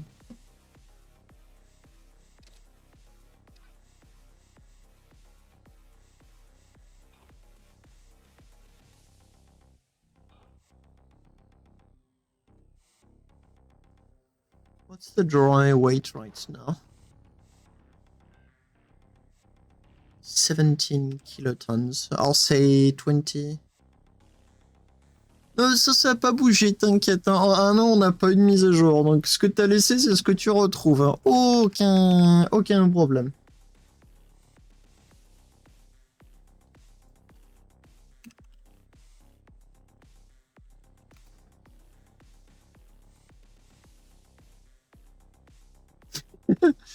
Avril.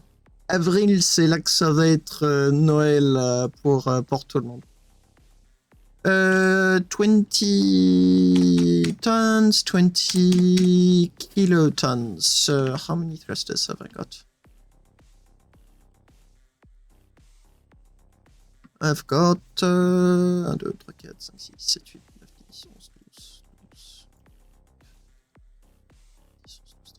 16. Let me do it the other way around.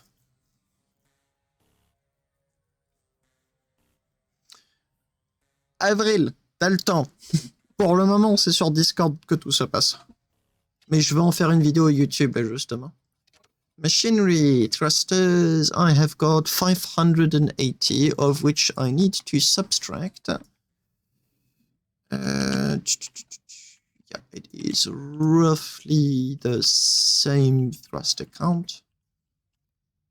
2, 3, 4, 5, 6, 7, 8. 9, 10, 11, 12, 13, 14, 15, 16. 17, 18, 19,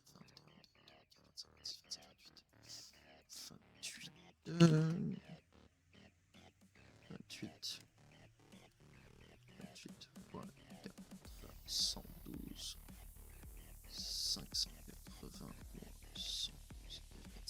580, 468 thrusters, faut le dire. 468 tier 2 thrusters, 468 tier 2, tier 2, tier 2, and tier 2. Not maneuvering. Generators, I'm not going to add them just yet. 150 meters per second. Cargo crate count, I have got 1,000, and I'm going to be transporting... Lithium is 26 tons, if I recall. No, that's not bad.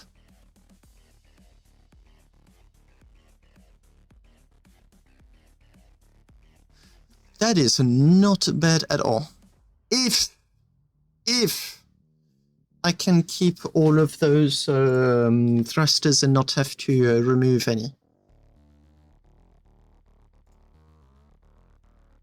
I also noted that I forgot to add what would be the weight when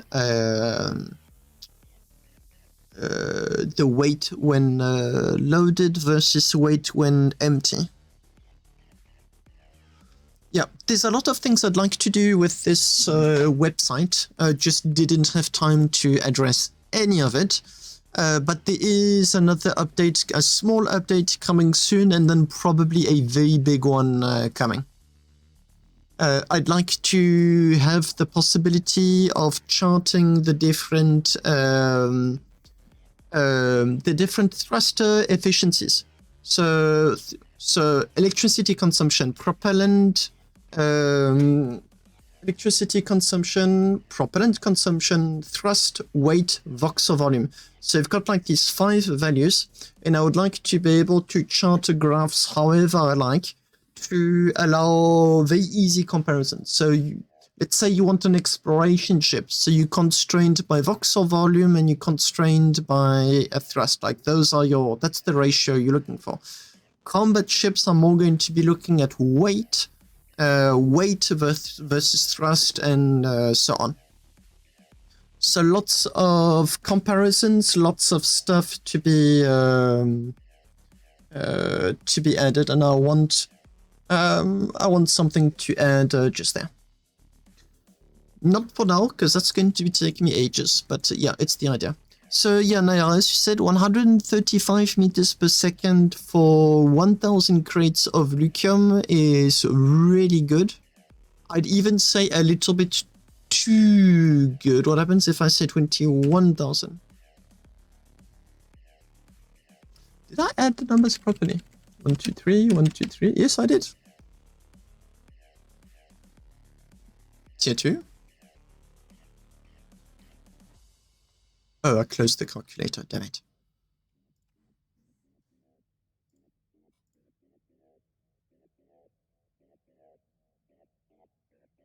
I've got a very strong urge of too good to be true.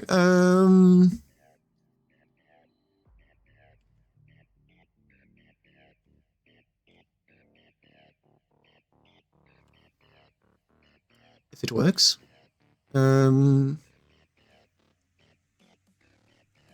Coffee time, enjoy. How many lasers? I have got 20 lasers. Mining laser count, 20. Versus 6 collectors. 156,000 electricity per second. The generator.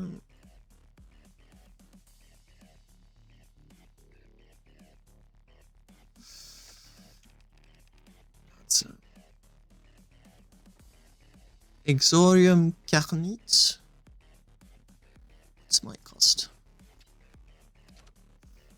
I've got arcanium. I already have Carton, Cutonium. So tier 2 would be adding some Grazium.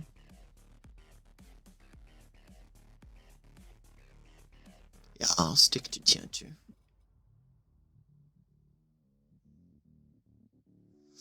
I want this ship to be very easy to replace. Something where if it doesn't work, it's like, whatever. So I have got tier 2 and tier 2 enhancers. How many do I need? Yes, is the answer.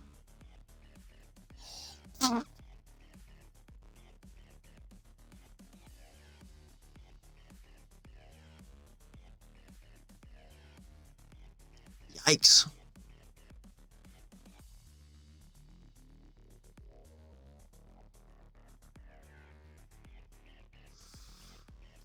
How much if I go tier 3?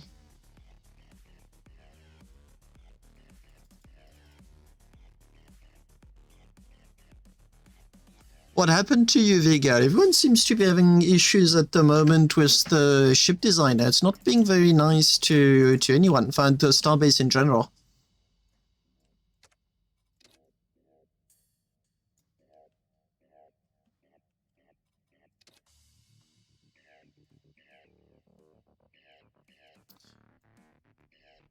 There is at least one server that failed. So I genuinely wouldn't be surprised if it's just a question of being a little bit patient. Rukia had a similar issue where all of his blueprints just decided to take a vacation without him, which was not a particularly pleasant surprise. Did you save all of your blueprints?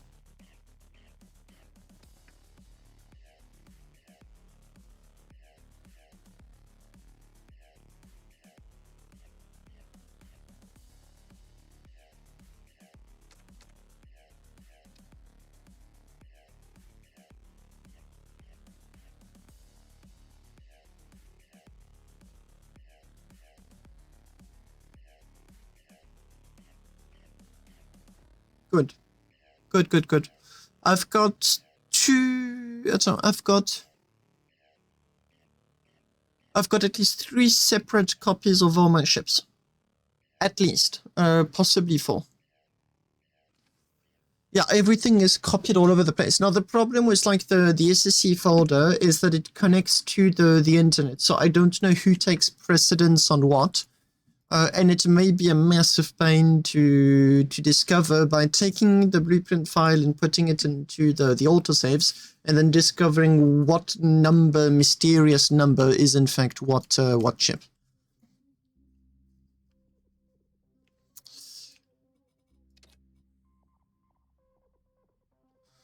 And better than losing them, while still a massive pain.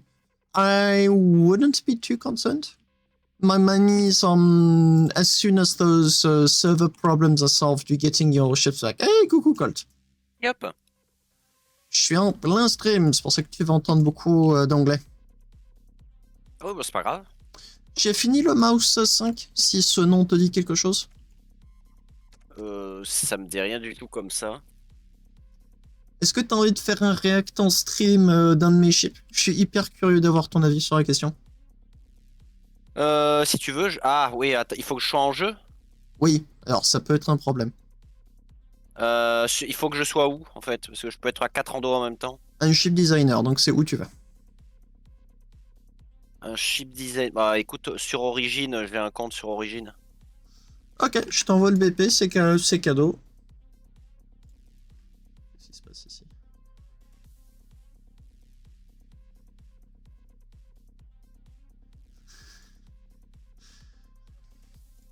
Okay, Colt. I'm going to have Colt to react to the mouse 5 that you saw me do at the beginning of the stream. I'm just really curious to see what he thinks about it. The mouse 5 ships mining mouse 5 Mark 1. C'est un chip de minage que j'ai qui est vieux. T'as déjà dû voir le design, mais ça, c'est la toute dernière version et elle est très roleplay.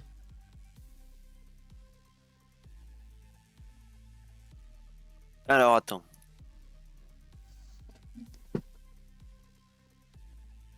Hop, je lance le jeu. I'm quite curious as to have his opinion on the ship.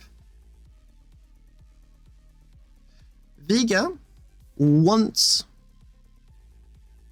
and that was, I can actually give you the damn date because it traumatized me so badly. I used to be in a school called Epitech, and it is a harsh school, like really harsh when it comes to computer programming.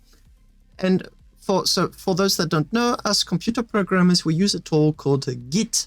Git, G-I-T, is a tool that's used to save your programs. I didn't know how to use it properly just yet. 10.5 years ago, actually remember it, I lost 1 week's worth of work, and it traumatized me. I have...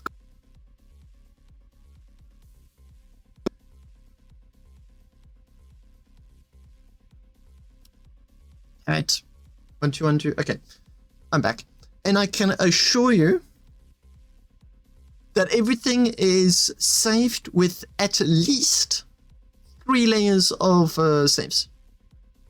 And I already did have sometimes one of those layers that failed, but the other 2 are backup.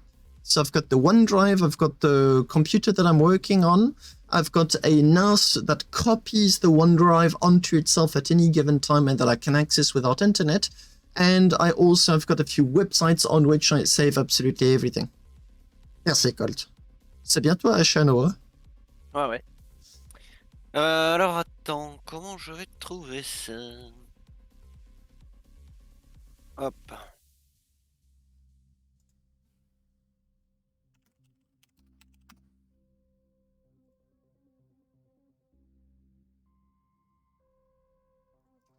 Just going to be ship designing a little bit while waiting for Colt. And I need... what would be... Ah, ok, ça s'ouvre. So I've got generator tier 2. Come here.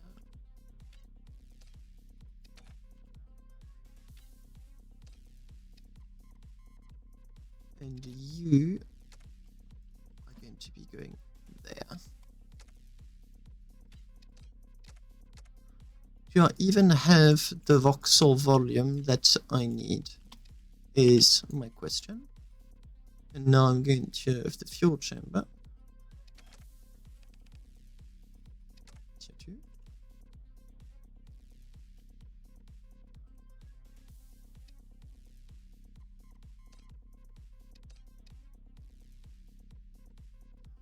One, two, three. I need another one of you guys just there. You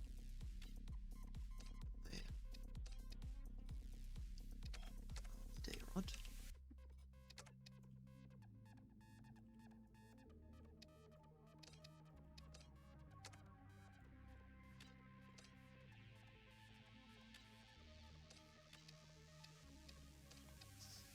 I'm going to need sockets.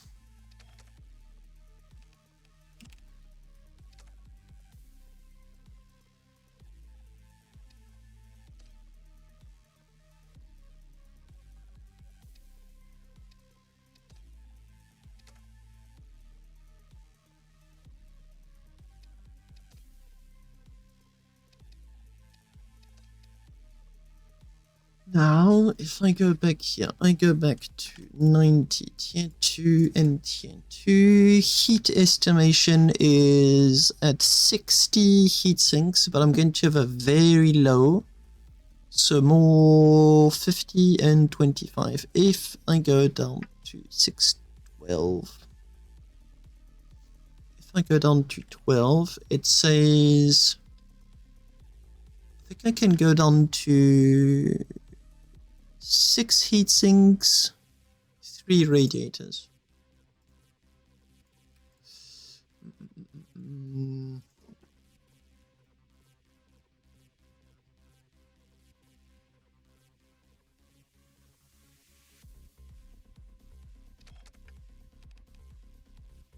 Heatsink cube.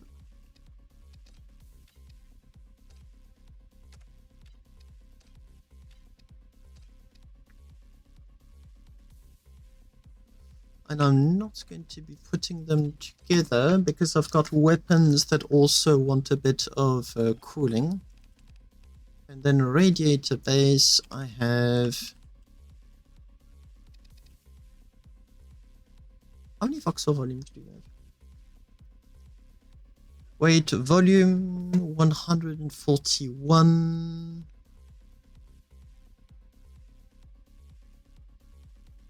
Oh, that's interesting. They reduced the voxel volume of the extensions at some point. Probably a long time ago, and I never noticed. So it's in fact way more interesting to have radiators extensions than it is to have radiator bases on a voxel volume basis.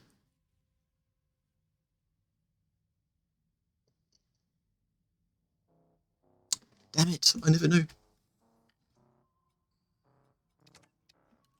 So instead, I can do something like that.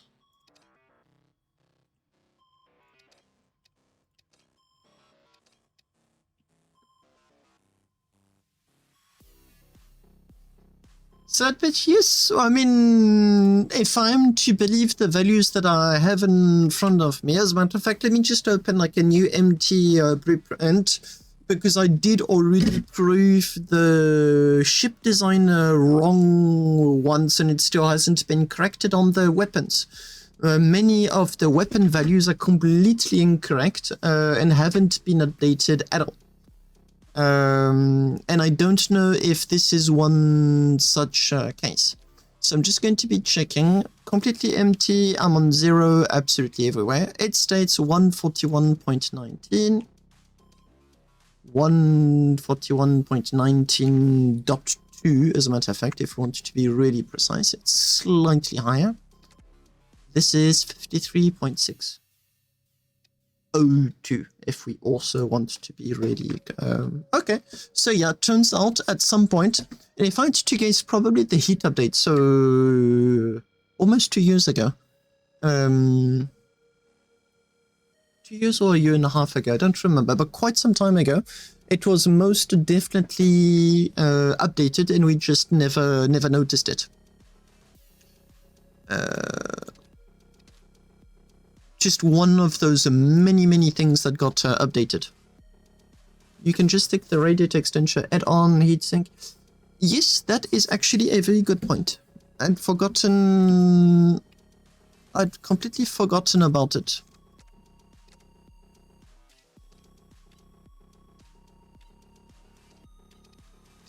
It does make for some really funky looking radiators though. I think this is like one of the rare cases where auto bolt is in fact interesting. He is here. Just 2 bolts, thank you very much.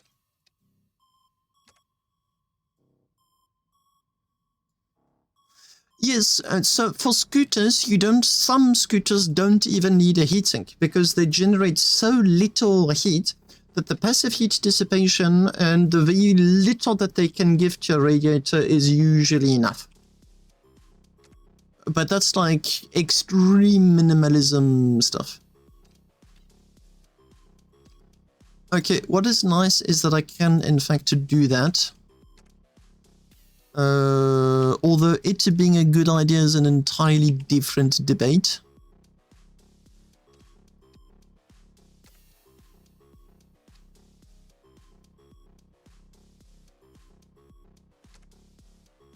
Would you please not be a pain? Like that would work. That's very compact.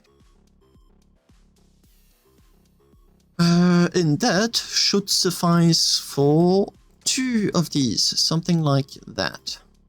I don't have the beams. I have to take the beams into account.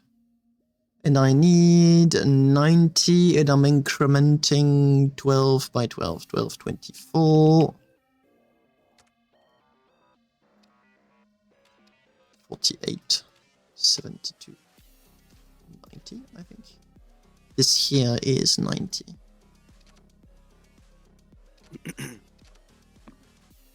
That's 96.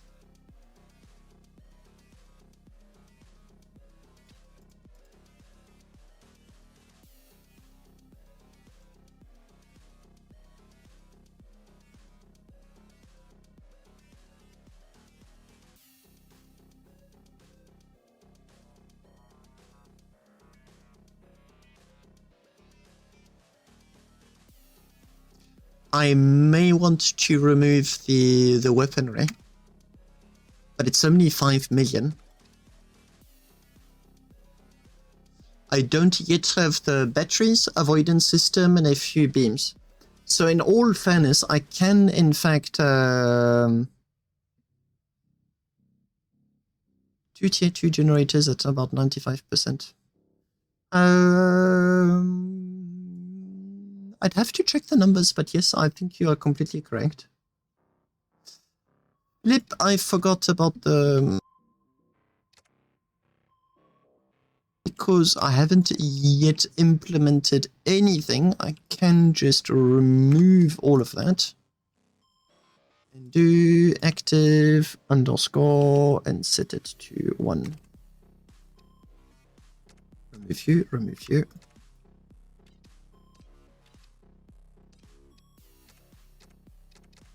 Perfect.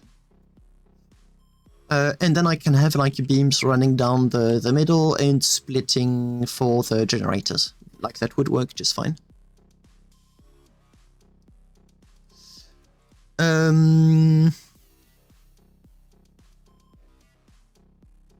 As a matter of fact, let me do just that later.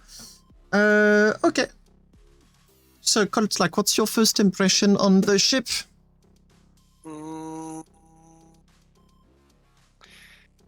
J'ai l'impression d'avoir un ship qui est hors du temps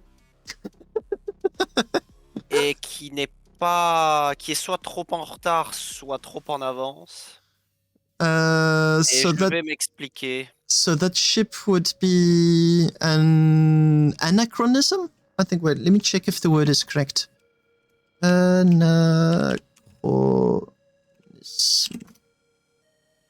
Anachronism. thing belonging or appropriate to time period other than the one in which it exists. Okay, this is my first time using this word in a sentence without just saying, hey, I know this word. So that's an anachronism, so it's completely outside of its time. It's both very advanced and not advanced at all, you were saying. Which, to be fair, considering the tech that's in it, I'd say you're completely spot on. That's very much what this ship is. It's an incredibly old ship that is... it was designed 6 months after the start of Starbase. And received an update of a ship that was designed way later. Ok, parce que là, moi, je vais te parler du temps présent et je vais te donner mon avis vraiment là maintenant. Et comme je dois donner un avis précis, il vaut mieux que je donne en français. Ok, je traduirai. Mais sinon, dis ce que tu peux en anglais et si tu as envie d'être plus précis, fais-le en français. Ah, je pense que là, j'arriverai pas trop ni à réfléchir, à me concentrer. No worries, I'll translate as needed. Alors, en gros, si tu veux, en fait, je regarde basiquement les choses. Je vais regarder le nombre de crates qui peut paraître faible, mais moi ne me dérange pas. J'expliquerai pourquoi. Parce que quand j'ai vu le chip au départ, j'avais l'impression qu'il y avait une tonne de billes, mais je me suis dit, on a peut-être un chip très solide. Et en fait, non, il est à 1,084, quoi. En fait, il est comme les autres. Tu m'as présenté ça comme un chip RP, en fait, il n'est pas vraiment RP. Il apparaît juste comme un mineur blindé. Tu peux rentrer à l'intérieur, Colt? Ouais, c'est ce que je vais faire. So not as role-playing, like not up to spec. Tu peux passer de chaise en chaise, Colt? Ouais, c'est ce que j'ai fait tout à l'heure, mais là, je pense que ça sera plus rapide par là. Hop. Donc, en gros, si tu... enfin, il y a un peu de travail de design pour que ça fasse un peu plus sympa, un peu plus propre, mais tu vois, c'est RP sans être RP. Un chip RP, c'est pas ça. Kenobi fait des chips RP. So okay, not up to the like true role-playing criteria. It kind of misses the mark a little bit. To be fair, that ship was not designed in the first place to be role-playing at all. The interior was there to allow you to access the rods because it was designed at a time where there was no such thing as fixing your ship in the ship designer. If you wanted to refuel the rods, you had to do it by hand. That's why everything is so accessible. It wasn't really to make you feel role-playing. It was more to allow you to access and fix by hand all of the components. Which is why it gives such a weird vibe. En gros, Happy, c'est un peu ça le truc. En fait, si tu veux, t'as un mineur où tout est accessible dedans, un peu comme dans l'Echo 2 ou l'Echo 3, en fait. C'est pas roleplay. Un chip roleplay, il est pensé dès le départ pour être roleplay. Tu peux pas adapter un chip basiquement fait à une autre époque avec un autre besoin et en faire un chip roleplay. C'est ce que Chien-Loup a essayé de faire et il n'y est pas arrivé. Et c'est normal parce qu'un chip RP, c'est module par module, c'est fait complètement différemment. Quand j'ai fait un chip RP, ça a été très long et pénible. Et pourtant, Dieu sait que j'ai quand même essayé de bien m'organiser parce que tout doit être pensé depuis le début vers la finition. C'est-à-dire que tu penses vraiment au début à la toute fin, quoi. C'est-à-dire, c'est vraiment la plate. Tu dois vraiment penser à la toute fin, à quelle hauteur sera ton bouton pour que ce soit cohérent quand tu le vois dans le jeu et que tu appuies dessus, qu'il soit pas trop ou trop bas. C'est une vision qui est complètement différente de faire un chip juste. Voilà. Là, ici, tu vois, mettons que ce soit pas RP d'avoir des rods en haut, tu vois, ça pose pas un problème dans un mineur qui est pas fait pour être RP, tu vois, de se mettre en jetpack et de monter, d'aller chercher des panneaux, quoi. Most of what he said just now is to address the differences between what is a mining ship with everything that's easy to access and a role-playing mining ship. And mine would fall into the first category, not the second one. So it's technically not role-playing, although I'm a bit confused as to the exact separation of the two. But it's a very old school miner where everything had to be fixed by hand. If ever you bumped, broke anything, there was no hangers. So you fixed them yourself. Qu'est-ce qui définit roleplay du coup? Ah, le roleplay, en gros, c'est, si tu veux, c'est ce qui est peut-être une utilité qui soit minime, c'est-à-dire genre s'asseoir pour faire semblant de boire une tasse de café, ou une vraie utilité, comme moi par exemple, aller bolter des armures. Il faut qu'il y ait une utilité, soit qui colle à un besoin dans le jeu, soit qui colle à un besoin de la vie. En fait, le fait de mimique, comment on dit, So d'imiter long des choses story de la vraie short, vie. this ship lacks anything that would make you think that an endo can live in there. Je pourrais C'est lui un peu rajouter, l'idée. je pourrais lui rajouter un lit au fond, remarque. Ouais, mais en fait, il y a le côté très industriel, tu vois. Le roleplay, ça va peut-être, soit tu, alors Je te ferais remarquer qu'un camion de 40 tonnes, comme on les a sur la route, c'est très industriel aussi. Hein. ouais, ouais, complètement. Mais tu peux avoir un style soit ultra penthouse, tu vois, genre vraiment le côté ultra propre, vraiment un peu comme le A1 ou les chips de Kenobi ou des choses comme ça, où tu peux avoir le côté qui fait industriel mais RP, un peu à la Arconus, tu vois. Mais il faut vraiment que ça soit, que tout soit travaillé du début à la fin, quoi. Qu'on comprenne que c'est vraiment un chip où on a mis l'accent là-dessus. En fait, en gros, le chip que tu présentes, Happy, dans l'immédiat, je sais pas comment tu vas le vendre. Alors, Parce juste que pour petite moi, pause. il correspond à juste. Ouais, Petite pause. faut que tu En fait, traduises. voilà, faut que je traduise. So, you're saying that Arconus's designs would more fall into like the utilitarian yet role-playing ships. Like you've got all of the living quarters, you've got all of that stuff that really gives you that vibe. Mine doesn't fall into that category at all. It's really. So, qu'est-ce que tu avais nommé pour l'utilitaire? Pour le côté utilitaire, c'est-à-dire ce qui fait un chip RP. Tu avais nommé Arconus, qui était l'autre personne que tu as nommé? À un moment donné, j'ai nommé Kenobi, peut-être aussi, Kenobi. mais il n'y a pas que lui, il y a Rukia, So yeah, like de all of mémoire, hein. those people like did a much more role playing oriented ship. Et pourquoi est-ce que le mien qualifierait pas? Parce que mine de rien, si tu regardes un tracteur utilisé dans les mines et tout, il n'y a pas de Mhm. lit là-dedans. Non mais je suis d'accord, mais je t'explique. Regarde, en fait, ton chip, il fait mineur Starbase basique, blindé. En gros, il y a rien qui est logique. Si tu veux, il y a une question globale esthétique qui, en général, quand il y a du RP, tout le monde, c'est-à-dire 99% en fait des gens, est d'accord pour dire oh putain c'est beau, c'est vraiment bien fait. Alors que là, en fait, quand on arrive, concrètement, il y a des beams, il y a un cockpit, mais en fait tout le monde s'en fout. Tout ça, on voit ça partout. Quand tu arrives là, par exemple, attends, je vais essayer de, hop, tu as des plates. Eh ben, elles sont en soi plutôt bien finies, mais tu as des bolts partout. Il y a un petit peu de décal, mais c'est rien d'extraordinaire. Tu arrives là, et si tu veux, il n'y a pas de. Un chip RP, en fait, tu vois tout de suite la différence. Là, il y a juste du côté pratique. Ces plates, elles sont là, pas pour faire joli, c'est juste pour le côté pratique, pour éviter qu'un outil se casse la gueule et passe entre les beams et disparaisse, quoi, tu vois. Il y a vraiment ce côté-là où, là, tu vois, il y a juste des choses qui sont empilées avec un passage pour passer. Et il y a une reconstruction machine derrière dont probablement, certainement, les gens se serviront pas. J'ai fait l'erreur moi-même de mettre des reconstructions machines dans les Skytankers, c'était une connerie. En fait, si tu veux, dans le RP, quand tout le monde rentre, tout le monde le capte tout de suite que c'est RP. Tu vois? So, Parce que it's ça, also... tu vois, regarde, je Attends. finis. Vas-y, Ouais. vas-y. Vas-y, si Tu vois, tu vois Vas-y. ça, par exemple, un panneau avec des infos dessus, bon, je ne vais pas rentrer dans les détails de ce qui est affiché, c'est ce que j'avais fait dans le V2, mais j'ai jamais dit que le Skytanker V2 était un truc RP. Tu vois, dès le début, j'avais affiché de la redondance, des trucs.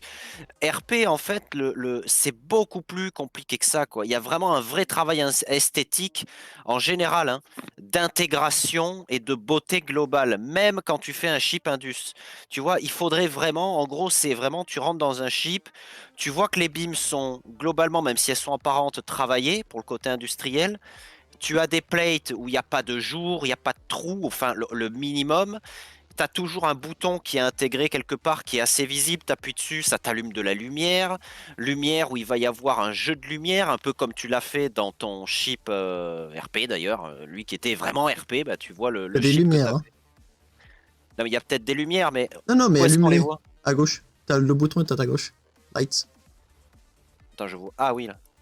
Voilà, donc ça, tu vois, il y a le côté un peu trop Starbase basique à l'arrache avec le plot ici qui est le câble qui court sur les trucs. Non, tu vois, c'est pas comme ça, hein. Genre, le RP, si tu veux, pour vraiment avoir un chip où on est là, les gens peuvent qualifier que c'est RP parce qu'il y a un bouton de lumière. En fait, c'est un peu Attends, pause, sinon je vais te chacun sa traduire. vision. Long story short, because he's giving quite a few different examples, it's all about the vibe. This ship doesn't have what he qualifies as the needed vibe. So he gave a few examples of like ship designers. So as I said, like Arconius, but you've also got KSI from Kenobi. And there's a few other ship designers that will do stuff that is going to be seen as really role-playing. Mine doesn't fit in those categories. You can really see like the very old school Starbase vibes, but those would be something else entirely, not role-playing. It's a pure old school first or second, I'd say, second generation Starbase miner. With all of the features, the accessibility and whatnot that went with it. And the anachronism comes from the fact that the head of the ship is more third or fourth generation, depending on how you qualify the different generations of ships.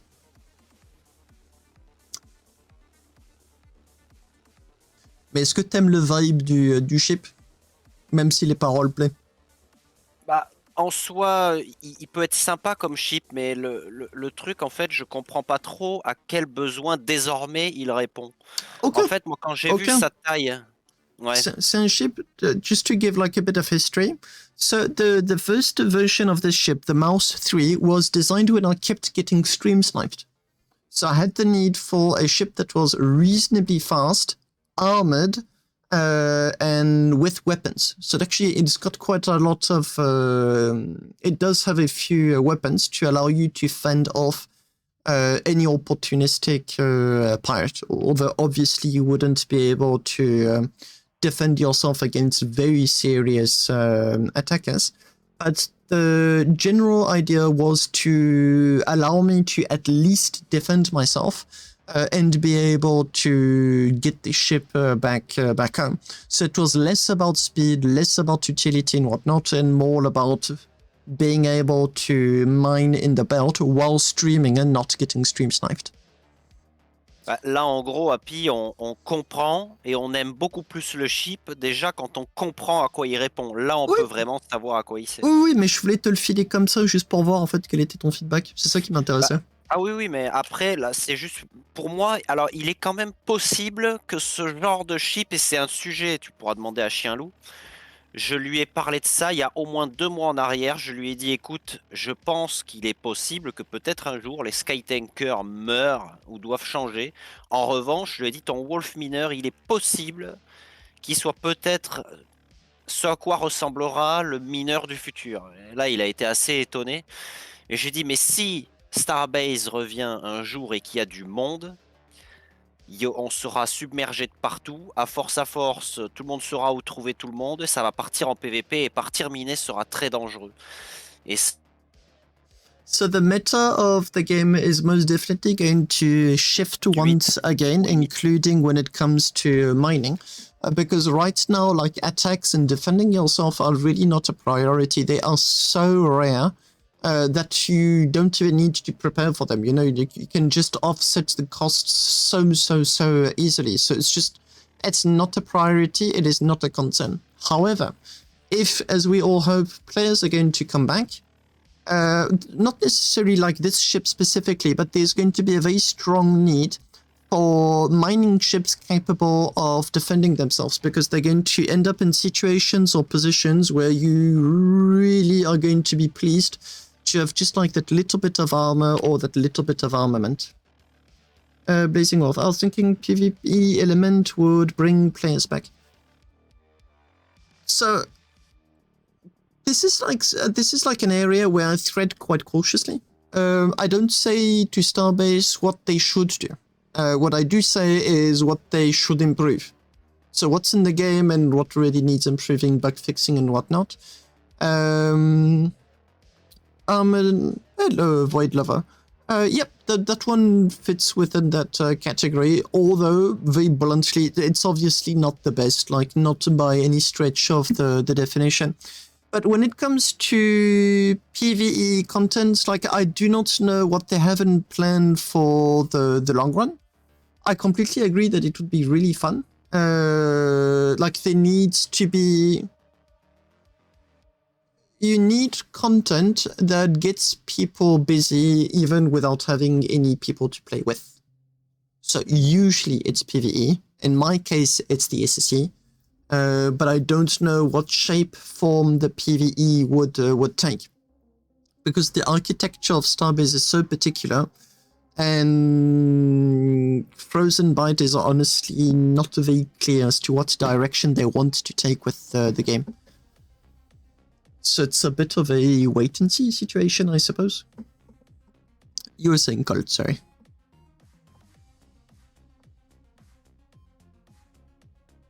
Colt? Oui, pardon, excuse-moi, j'étais sur mon téléphone. No worries, you were saying. Alors, en gros, si je devais finir, genre là maintenant, pour moi, il y aura... Donc il y a le futur où il sera peut-être à nouveau utile, et je pense que vu qu'il y a du T2-3 partout, là, il y a peut-être une idée de mixer le mouse avec la gamme Echo, c'est-à-dire faire une sorte de mineur blindé pour pas trop cher en tier 1, enfin que ce soit de l'écho logique, hein, c'est-à-dire que c'est pour les beginners, parce que là je C'est le vois de Echo l'Imrium. 4, c'est ce que je suis en train de faire. D'accord, bon bah ça va sûrement être un besoin futur. Là dans l'immédiat, en fait, ton chip, s'il devait être utilisé maintenant, il a la dimension d'un chip mineur qu'on peut sacrifier un peu, mais qui va miner dans la belt d'Alstel, tout en n'ayant pas les capacités de miner sur la belt d'Alstel. C'est un peu ça l'idée, quoi. Ouais, En fait, il a pas les... il a été conçu pour un rôle qui n'existe plus, quoi, en gros. C'est clair. Blazing, I saw your message. I'm reading it just after. No worries. So yeah, long story short, this ship was created for a very niche role that no longer exists, or at least not right now. En gros, il y a aussi la question de budget. C'est le premier truc qui m'a sauté aux yeux. Je me suis dit, déjà, tous les joueurs pourront pas jouer avec. Fais voir le budget. Bah, il y a 14 700 objets Non, sur 15. le budget des ressources. Ah, ça. Decoche use parts and storage. Yeah, it's a bit on the expensive side. It's a fun ship overall. I really enjoyed the time I had with it, but I think it's one of those cases, you know, where I think you're more attached to the souvenirs you have of the ship rather than the ship itself. And I think this most definitely falls within that category. Juste un instant, Colt. Having an element that would lure players together could be large asteroids, spawned in a zone with lots of valuable ore. That actually was planned. That's the Titan asteroids. Spawned in a space station containing abandoned weapons, etc. Now that I think about it, in the closed alpha, there was some kind of events where you'd attack some... it was like these huge zeppelins. According to Kanye, the blueprints will be back tomorrow. That is very good to hear. Guys, save your blueprints, all of them. Like, don't wait for an issue to happen. But yeah, Blazing, I recall that there should be some footage on Starbase. I'm talking like closed alpha stuff, like old. That would be, if I can find it, Starbase, PvE, skirmishes? How can I call them? Raids, attacks, pirates?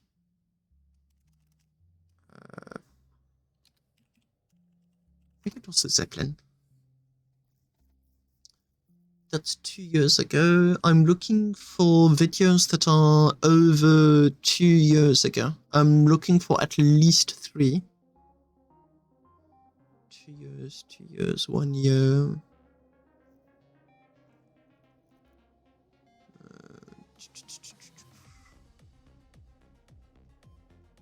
I would need to check. So these kind of zeppelins, like so that's a plasma zeppelin, but in a few EOScons you had like these big zeppelins, and I do recall seeing videos of some of them being attacked during the close alpha, squads of them, but I don't remember if it was PvE or PvP. That I don't remember. Tu disais Colt, pardon. Bah, en gros, pour finir, ce que je dirais sur ce chip, en gros, c'est que comme pour l'instant, il correspond plus aux besoins actuels, il y a néanmoins des pistes de réflexion intéressantes, et ce que tu es en train de faire avec apparemment l'Echo 4. Ouais. Sans oublier que s'il s'appelle Echo, bah, c'est aussi pour s'adresser quand même à des joueurs qui démarrent, même si à mon avis l'Echo 4 ça va être un peu compliqué. Mais en tout cas, ouais, il va y avoir certainement le besoin certainement d'avoir des chips un peu de minage hein, qui soient taillés comme ce chip là, c'est-à-dire avec un blindage et de la redondance. Bon, peut-être pas avec un cockpit qui soit au-dessus, mais un truc qui soit peut-être plus intégré derrière comme tu l'avais fait avec l'Echo 2. Non, mais il y en a un au centre cockpit. Il y en a un au centre en plus? Alors, t'as 2 cockpits et un cockpit de rechange. Celui-là, je l'ai vu, ouais. Mais le cockpit de rechange, il est où? C'est un siège et des manettes à utiliser en cas d'urgence, qui est à l'intérieur au plafond. Ah oui, c'est ça. Ok, d'accord. Ok. Mais voilà, ouais, c'est vrai que pour l'instant, dans l'immédiat, en fait, il n'a pas... c'est un chip qui est hors de son temps. En même temps, si je m'étais pas trompé, j'avais commencé par ça. Oui, c'est ça. Et après, le seul problème qui, par contre, à mon avis, va irradier sur toutes les époques et besoins éventuels, c'est de toute façon le budget, là. Ouais, 14 780 objets. The problem with having that many objects and bolts in a budget is that it actually does cause lag, especially on the input. I was thinking of a YOLO chip that you'd have to decode, which would give you research points. Now, the idea isn't bad, but if my experience tells me one thing about Starbase, is that within days, like maybe even hours, that would very quickly turn from PvE to PvP. Because it would be like an element that creates content. Like it would be done so in a very interesting way. Because you go from, you create like these little hubs of very precious resources that can only be acquired at certain areas. That was the intention behind the craters at Elysium. That's precisely what they were doing. You had all of these precious resources that were in clusters. I think there's... I don't remember how many craters there's at Elysium, but it's a finite amount, and you can only get the Xalium... there's a few resources that you can only get in there if you don't yet have a capital ship. That was designed on purpose to get players to aggregate onto very specific areas. And to an extent it did work, but sadly not to the extent... there was like stuff missing to make everything work as well as it should have. Locked in general, scripts that make me hours, and I don't like the idea of losing them. I think... Salad pitch, you could in fact swap the YOLO chip that Blazing Groove mentioned with some kind of another device that doesn't exist in the game. Like what he's describing isn't a YOLO specifically. I mean, it could maybe, but that's not like the intent. It's to have a device that you need to find that has research points that you need to get, transport, and then open up in one way or another to get some research. So you now have an incentive to, rather than craft stuff, to go out, explore, and find those devices, YOLO or whatnot. But as I said, that is a guarantee to transform into PvP hotspots. In an interesting way, though. Because that's like, that creates content. Now, you can either be sneaky and use like ships that only have maneuver thrusters because you want those specifically and you're not interested in the asteroids around you. Yeah, I mean, it's all about creating organic content, and organic content needs opportunities. Currently, we don't have any. That's like the missing one of the missing keys. We need stuff that organically creates content. That would be like corporation territory, which we should be getting. That would be like those resource hotspots. Those would be like precious objects that of which the presence is announced in advance. Stuff that would get players to regroup, but they're regrouping with very different interests. Like you want the resource for yourself, like you don't want to share it with someone else from another corporation. That's how you get the ball rolling. Advanced research like military clip ships, plant factory. That actually would be a nice idea, salad pitch. I completely agree. Abandoned stations was mentioned quite a few times, but I don't know what's up with it. Like, we've got Relicta and that kind of stuff. I don't know if they plan to add more. It would be a nice idea. To have, like, the same thing, hotspots that you want to explore, farm, and whatnot.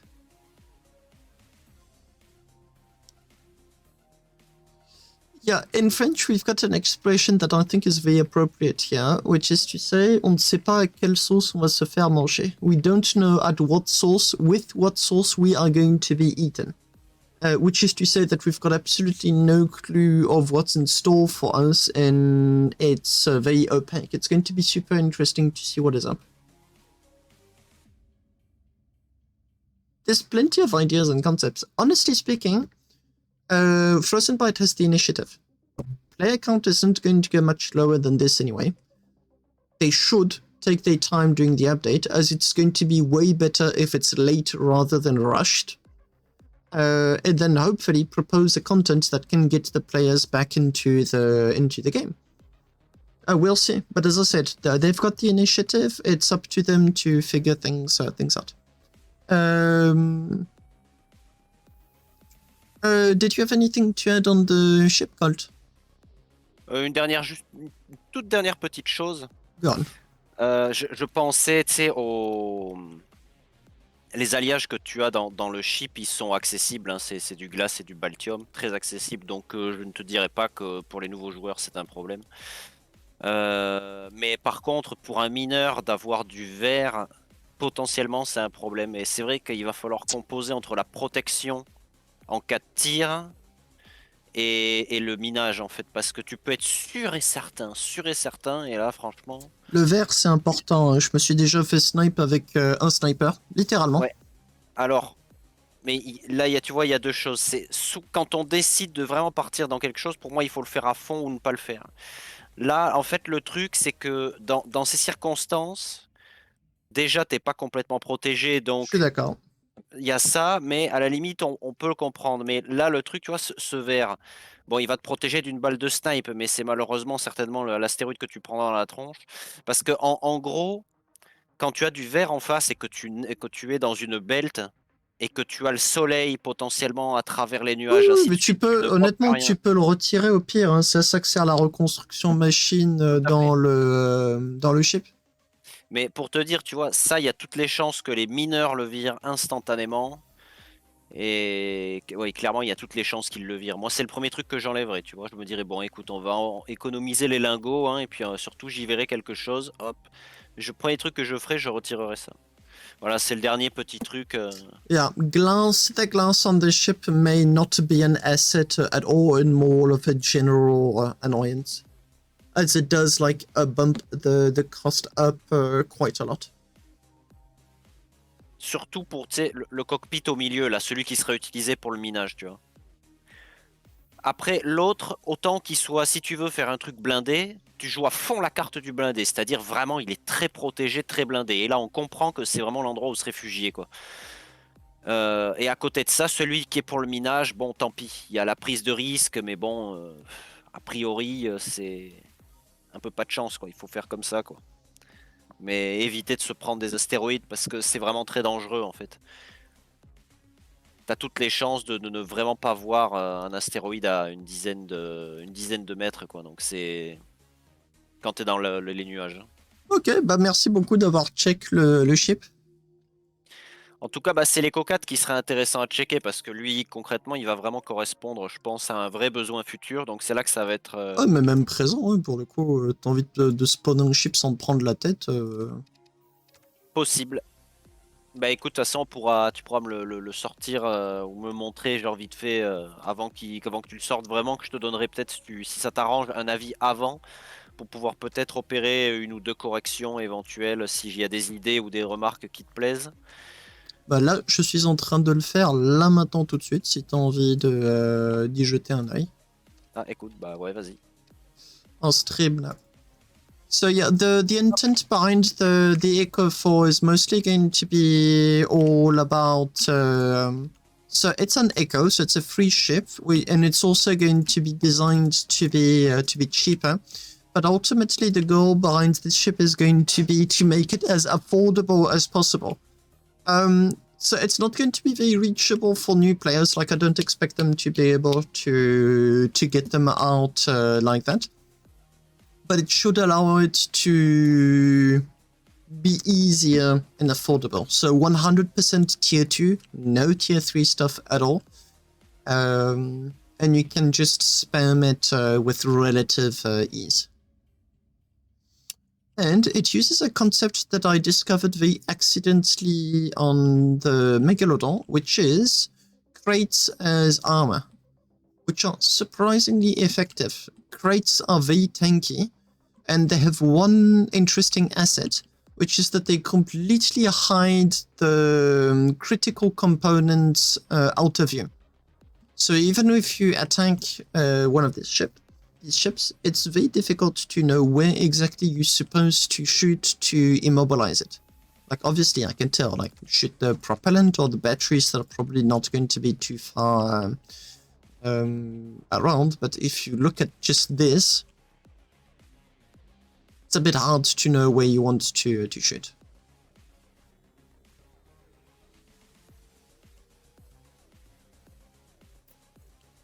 Alors Yeah. là, je risque d'être très intéressé. Okay, I got Colt interest. Qu'est-ce qui Ah ouais, non, t'intéresse le plus sérieusement, avec le ship? j'avais commencé à faire le Sky Tanker M5 que j'ai abandonné parce que voilà quoi, il va falloir regarder un petit peu les détails. Mais potentiellement dans la façon dont est fait le chip, au moins les crates, le peu que je vois, faut que je le vois. En fait, c'est la Dura du chip La qui Dura, va soit elle qui est va soit me plaisante. priver. Hein, oula, qu'est-ce qui se passe? Bah, là, le chip est pas encore fait, il faudra voir. Mais Ah, après, attends, donne-moi un je pourrais instant. regarder un petit peu comment ça a été. Mais normalement, c'est du 3 quelque chose. 3 quelque chose, ça commence à être pas mal. Il y a combien de crates?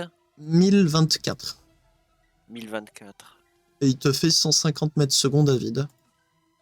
Ouais, mais 3,3 en dur. là, pour le coup, voilà, 3, ça, c'est le seul truc qui m'intéresse. Le nombre de crates, à la limite, j'aurais préféré quelque chose qui se rapproche plutôt de l'Eco 3. L'Eco 3, c'est 500 tout pile. Oui, oui, je sais bien. C'est moins intéressant. Qu'est-ce que tu veux faire avec un Eco 3? Non, non, non, non, c'est pas moins intéressant parce que le gameplay est complètement différent. Là, on cherche un mineur pour la belt d'Alstel. Donc, les besoins de la belt d'Alstel ne sont pas ceux d'une belt normale. Alors pourquoi ne pas adapter un Eco 3 plutôt? Parce qu'il faudrait refaire le chip entièrement, je pense. C'est ça le problème. Qu'est-ce On qui, peut pas avec le adapter. Eco 4, le rend plus adapté pour Alstel? Parce que globalement, tu vois, en gros, je vois pas mal de beams au niveau des thrusters qui sont redondants. Tu vas me dire un peu comme dans l'Eco 3, mais la manière dont sont faits les crates, comment c'est accessible, sans trop l'être, parce qu'il faut pas que le chip soit trop large. Un peu. Il faut pas qu'il soit comme un Sky Tanker, en fait. Le Sky Tanker, tu vois, il y a pour 600 crates, quand je prends le M1, Ah oui, il non, est très large. ce chip, c'est vraiment Pour, pas tu plus vois. que nécessaire. C'est pour ça d'ailleurs qu'il est tout en longueur et pas. Ouais. Alors ça, le fait qu'ils sont en longueur, pour l'instant, c'est plutôt une côté, est-ce que va-t-il rentrer dans le designer? Mais bon, ça me dérange pas trop, j'aurais pas le problème personnellement. De toute façon, ceux qui vont sur Alstel, ils ont un cap chip ou ils n'en ont pas. Donc qu'un chip ait des difficultés à spawn sur Origin, dans ce cas-là, j'avouerai que c'est un peu... Mais là, voilà, c'est ça qui va être... il va falloir regarder vraiment le budget. Il y a peut-être weaponry 112-120. Il y a peut-être un peu trop de choses là. Il y a Oh, de étonnamment quoi? beaucoup de bolts. Les bolts? Ouais, les bolts et weaponry, là, je vois que c'est très... Alors, weaponry, c'est normal, c'est parce qu'il vient avec des autocannons. Ah, ça, on va le virer, ça. Si tu veux, y a pas de problème. Ce sera juste ça. Ensuite, regarde, tu le fais Combien passer de à ça. lasers? Les lasers, ils sont prévus pour être en fixe? Oui, complètement fixe, ça va pas bouger. C'est intéressant. Et les lasers, ça va pas bouger parce que je t'avoue que j'en ai un peu gavé, moi, des trucs qui tournent. Non, il faudrait quoi? Un ou deux patterns, un truc comme ça, mais... Ou alors un pattern, disons, qui équilibre bien les choses, un genre de net ou de cross, tu sais, fait C'est ça. artificiellement avec du beam fixe. C'est le net que je vais faire. Ok, bah c'est ça qu'il nous faut. En fait, c'est précisément ce qu'il nous faut. Il ne faut pas un truc précis parce que dans Alstel, la belt, rien n'est précis. Tu te casses la gueule en même temps que l'astéroïde, donc viser un point précis est compliqué. Il faut un truc assez large, moyennement large, qui puisse à peu près tout éclater. Et ouais, au niveau des générateurs, je pense que c'est le moment d'inviter Freelancer. Parce qu'il va falloir quelque chose de, là cette fois, vraiment solide. Bon, ça En va, termes de dura, va falloir du fat. C'est-à-dire pas de générateurs boltés entre eux. Non, non, mais Euh, ça ça c'est la base. Ça c'est la base, voilà. Tant que ça c'est respecté, ça devrait aller. Faut voir la dura du truc en question, quoi.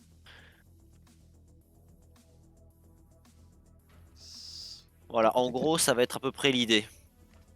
J'essaierai de jeter un œil au M5, voir ce que j'avais fait d'à peu près. Je sais plus pourquoi j'avais arrêté. J'avais arrêté pour des raisons esthétiques, globalement, parce que le chip esthétiquement me plaisait pas. J'arrivais pas à faire un truc qui me plaisait. Mais en termes de dura, par contre, j'avais un truc titanesque. J'avais Colt is vraiment le. interested in this ship to use it on maybe, just maybe, on Alstel, which gives you very unique constraints in the mining gameplay, where you have to deal with like the gravity and whatnot. Coucou Electron.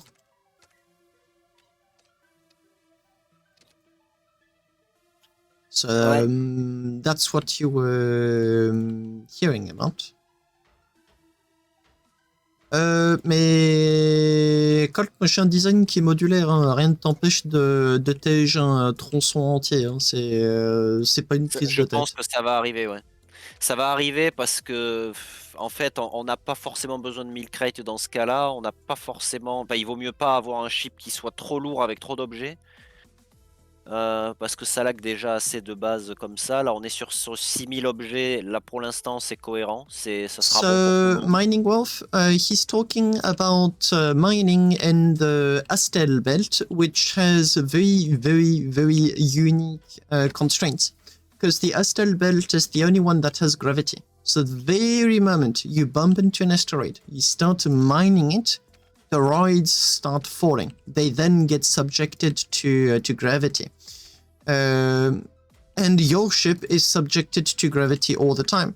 So while you are mining, you are also simultaneously trying to not fall.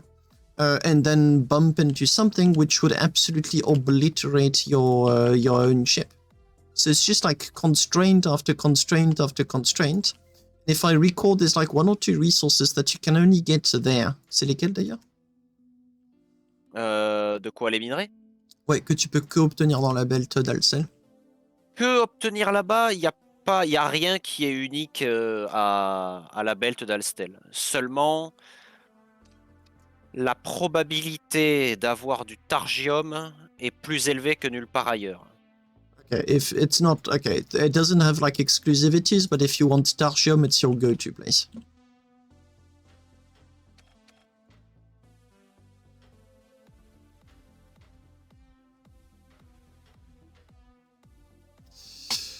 I am going to check if the data, everything is correct. Electricity production. I'm going to turn you off. And I'm going to check. That is 70, and this is 1. Okay, it most definitely does work as intended. Perfect. For those that are not aware, this is going to be a free blueprint. My eco designs are always 100% free. That is like the intent with which I designed them. Mais Echo, c'est pas nécessairement pour joueurs débutants. Hein. De temps en temps aussi, c'est pour corporations débutantes. Et là, d'un seul coup, ça devient très différent.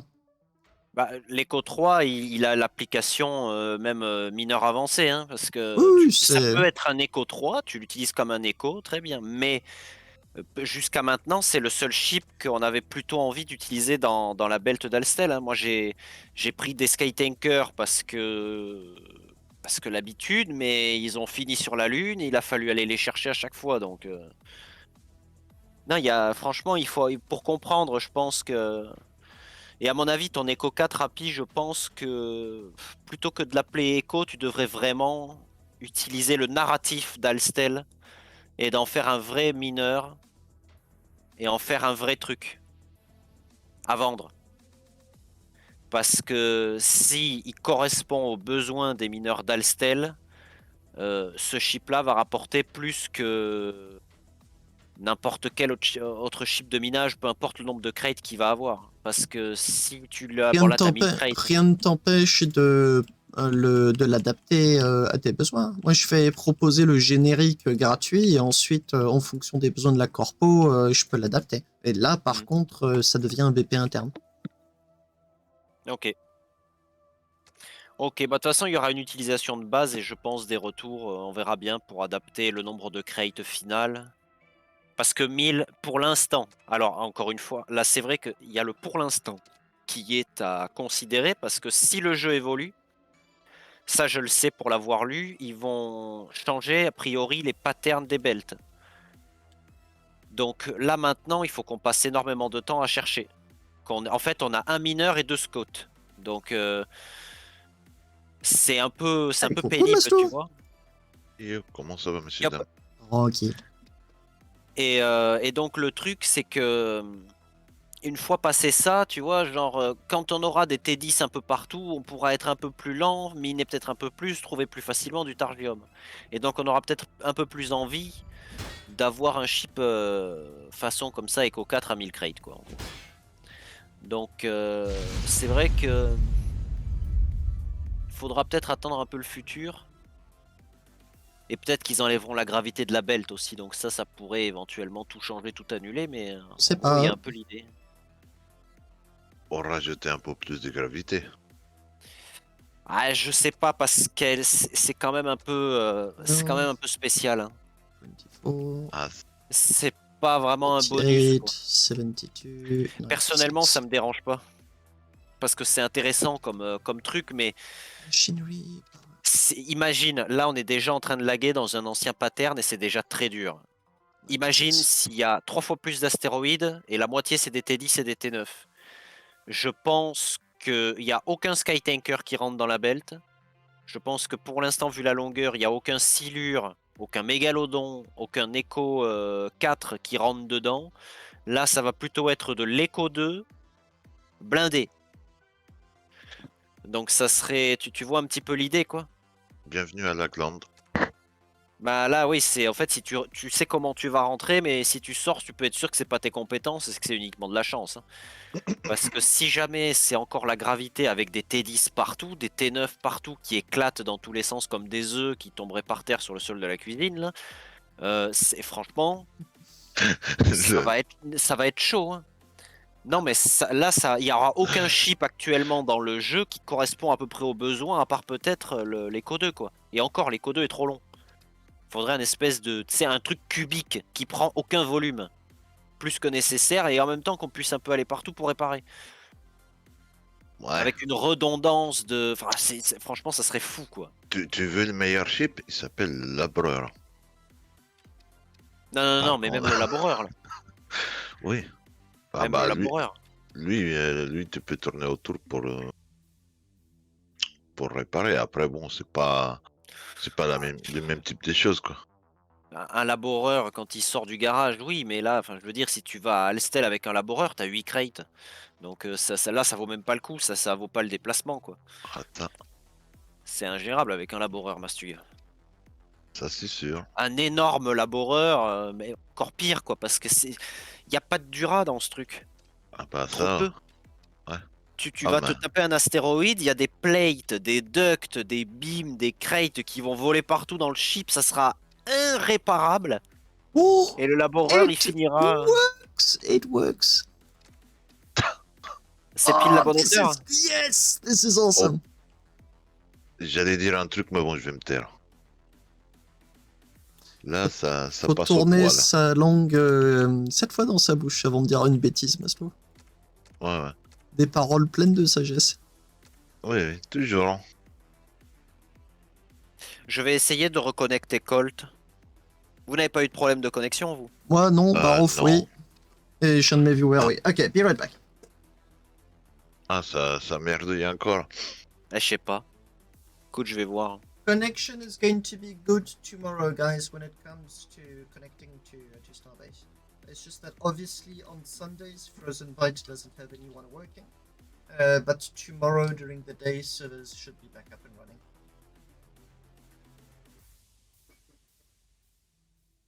Ouais. They have shown by the past at least twice they're very reactive with that kind of stuff. Just not on the just not on the weekends. Because they don't work on weekends. They're very, very adamant about that point.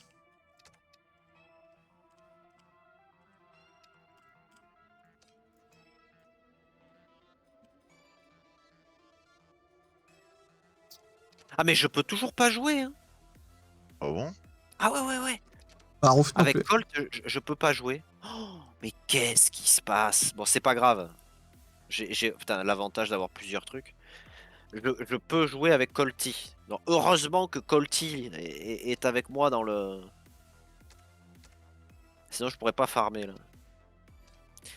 On va dire que j'ai farmé un peu ma part de Lucium dans notre expédition Mastu. Ouais. Je pourrais insister un peu sur le Lucium, mais je pense que je vais tenter quelque chose. Ah, Aller dans la zone 2 de la Belt de Kumi pour essayer de faire du Targium. Alors là, ah, c'était un plaisir de t'avoir connu. bah, je risque pas grand chose. C'est pour ça que je vais le tenter, mais par contre, Ouais, on ouais. risque pas de ramener grand chose non plus. Ah bah, tu oublies que là, tu viens de donner ta position dans le stream d'API. En Ah français. non, t'inquiète. C'était T'inquiète, ça risque rien. c'était Ça un risque rien. plaisir. Non, mais le diamètre de la belt, il est de 1200 bornes. Même plus que ça, parce qu'il y a la lune de 400 bornes au milieu. Donc, sérieusement, s'ils doivent me trouver au milieu de tout ce merdier... Tu sais, tu peux donner ta localisation sans problème, hein. C'est si tu donnes une localisation comme, ouais, je suis à la gate de... Ouais. À la gate d'Elysium. Alors oui, là, t'es sûr que les gens vont te trouver, quoi. Si tu dis que t'es sur Arma et que tu vas aller à la Ghost, effectivement, les gens vont savoir de où à où tu vas passer. Mais là, dans la belt de Kumi, franchement, je file 1 million à celui qui arrive à me buter. Ne le dis pas deux fois. Ah oui, mais sauf si c'est toi qui me tue, oui, évidemment. Parce que là, tu dis ça à Barouf, lui, il sort le snipe. C'est pas faux. Tu oublies que Barouf, tu oublies son logo de Discord. Hein.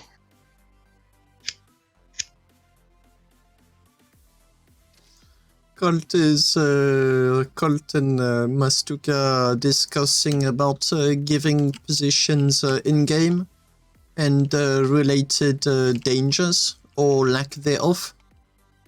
But the main argument is that if you give enough incentive, trouble will find you no problem. Especially if you look rich, then it's even worse.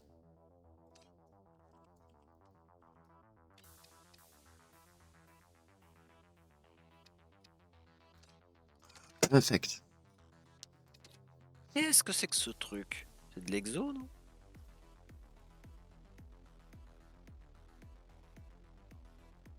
I genuinely think I am going to really enjoy how to look poor. Use my beginner eco ships. You'll look poor as crap because they are, well, they're for beginners, hence the name.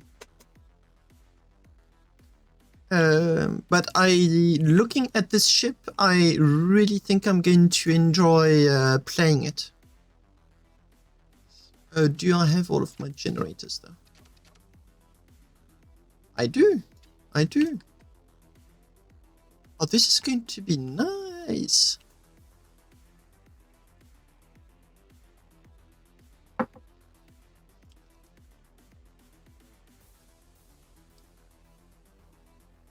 Yeah, I don't think I'm going to be putting the armament at all.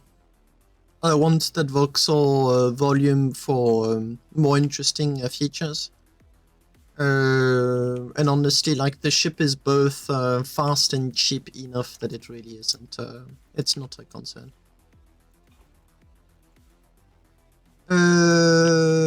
Okay, how heavy are you? 18.7 kilotons. Yeah, so probably 20-ish kilotons by the time I finish it.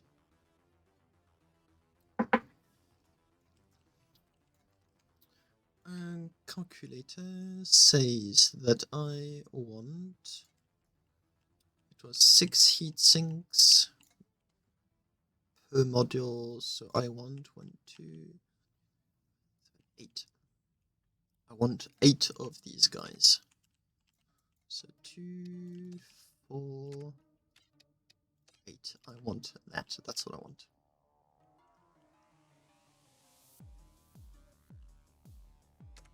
But I don't think it fits. De la carnite. It fits. Oh, damn. I'm enjoying working on this ship. Where do the beams connect?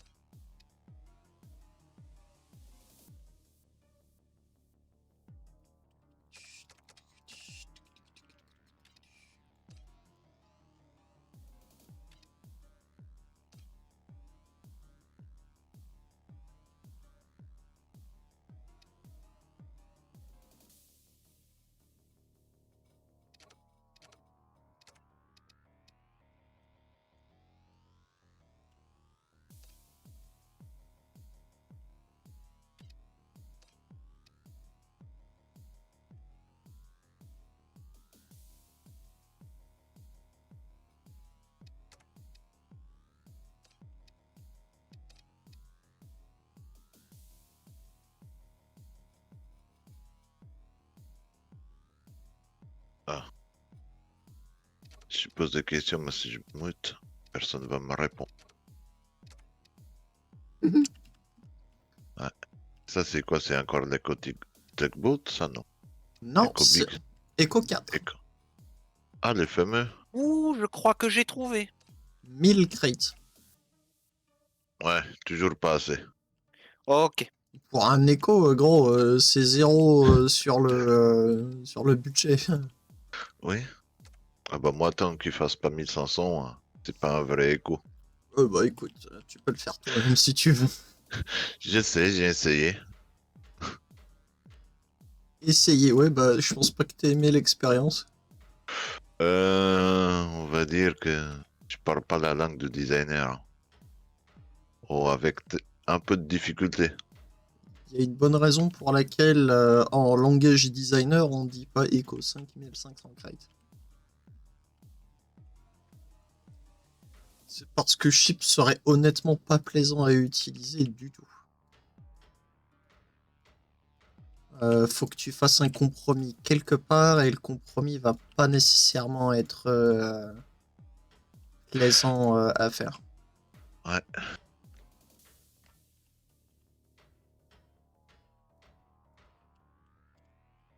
Je viens de trouver du Tarvium, un T9. Waouh.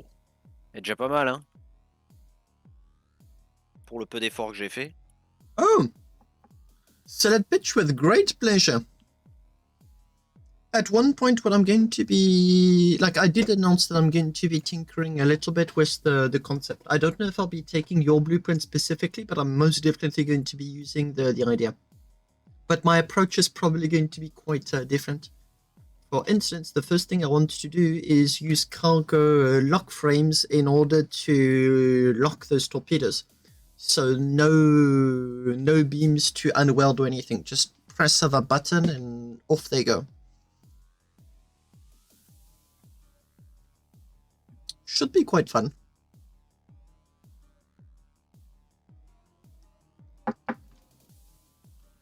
Especially considering how much of a big explosion radius they can do.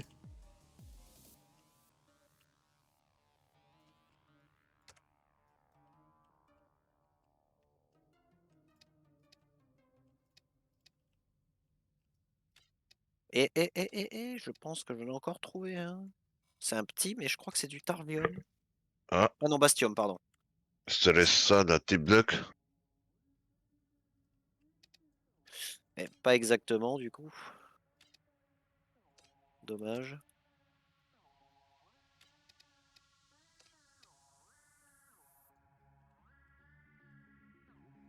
Bon, fais un petit AFK, je reviens.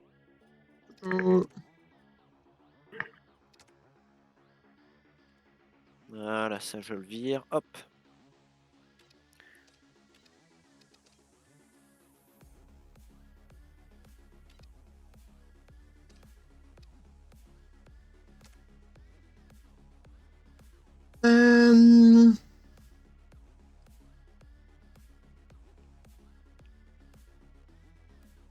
This should be enough for heat dissipation.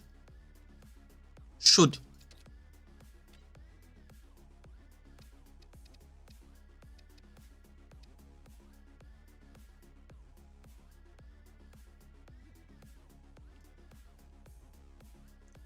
Those look like some nice oh, I've got those heat sinks I need to remove. Those look like some nice nice numbers.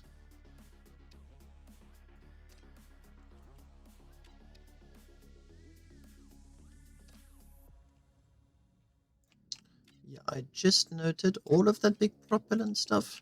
That needs to go. 96. 67, 96.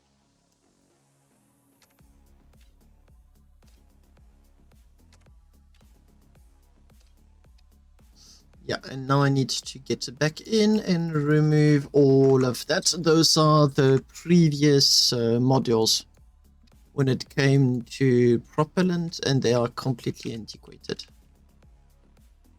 What are you? No, I'm not touching you. I'm removing you, though.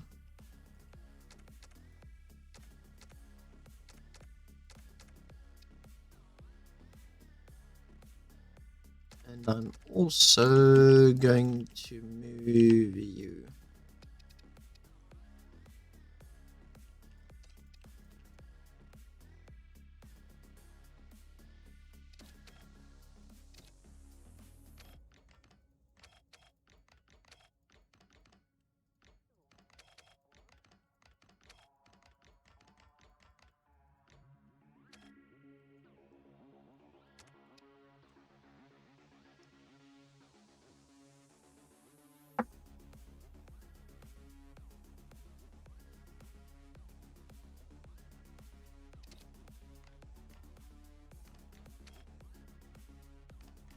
Starbase has got a few magic numbers when it comes to propulsion. So when it comes to ship design. Like all of these numbers tend to build like incredibly easy to assemble designs. And I think I'm on one such a propulsion where the height of 2 crates matches the height of 3 generators. And it just makes everything so much more simple to assemble after. And you don't have to go through headaches of figuring how to put like all of those different elements together. Sadly, it's way easier to mention them than it is to find them. Way easier said than done.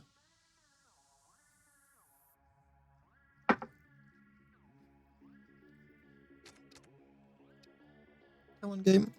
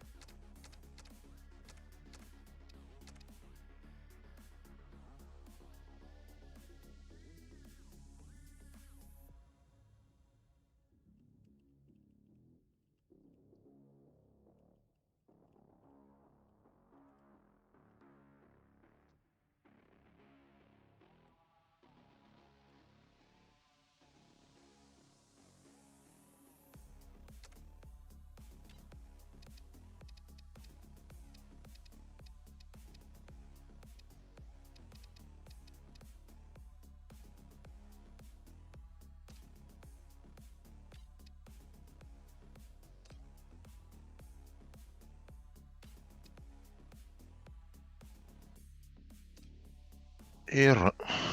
Yeah.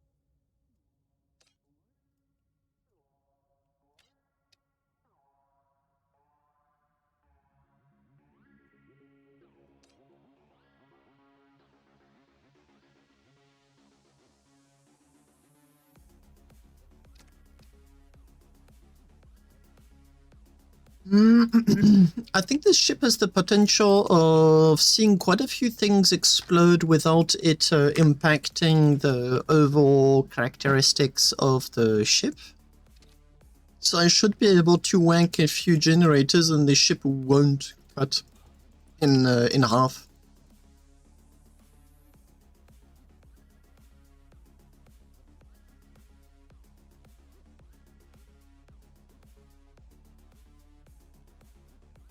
Let's see if I'm correct. No, I can actually already tell that I'm completely wrong. But let's see how wrong I am. Completely wrong.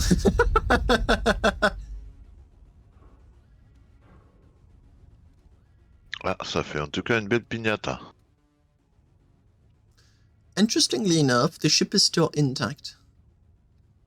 Ish. What I mean is that not intact. What am I saying? The ship is still in one piece. Now, what I'm wondering is that if I run ducts on the entire length of the ship, then it should still be flyable. So even with like this amount of damage, it should still be able to fly. Because it's got more generators. Nope. Okay, let me try that again. Nope.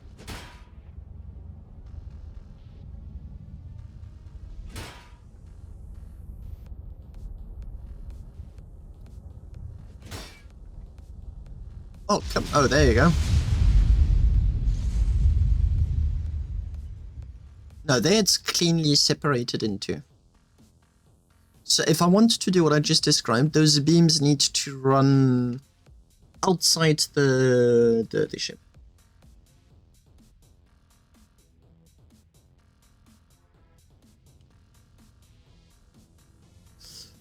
But if I do that...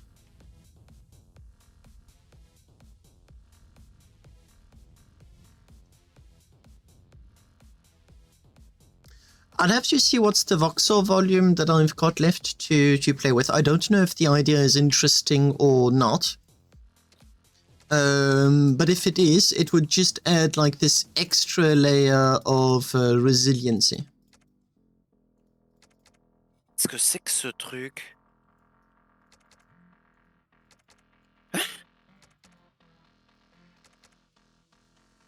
Ah, qu'est-ce que t'as trouvé, Colt? Shutdown. J'ai shutdown mon propre chip. Ah. Comment ça? Coupe, coupe, coupe, coupe, coupe. Ah, punaise.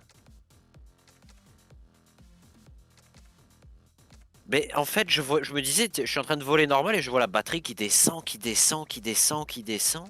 Toi, je me dis, tiens, c'est bizarre ça. Je regarde à ma gauche et je vois le super generate qui est à 0. Alors que j'ai absolument touché à rien. Donc là, j'ai compris tout de suite qu'il y avait un problème.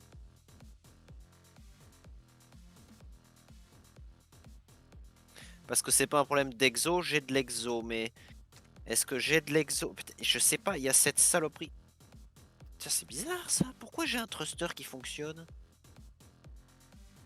Qu'est-ce que c'est que ce truc? J'ai un thruster qui tombe dans le vide. Alors que aucun ordre n'est donné. Oh là là. Mais qu'est-ce qui se passe?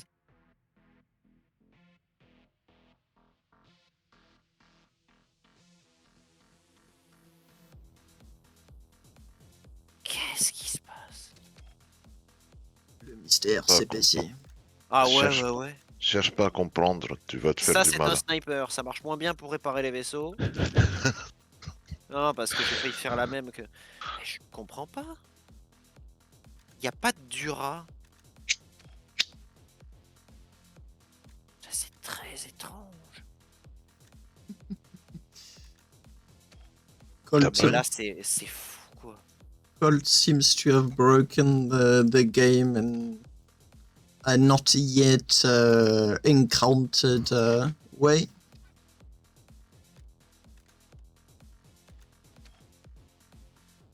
Puis je veux dire, le thruster qui tourne à fond, en fait, il n'a aucun effet. Hein. Le chip, il bouge pas pour autant. Il est censé roll, là, le chip. Sauf qu'il roll pas du tout.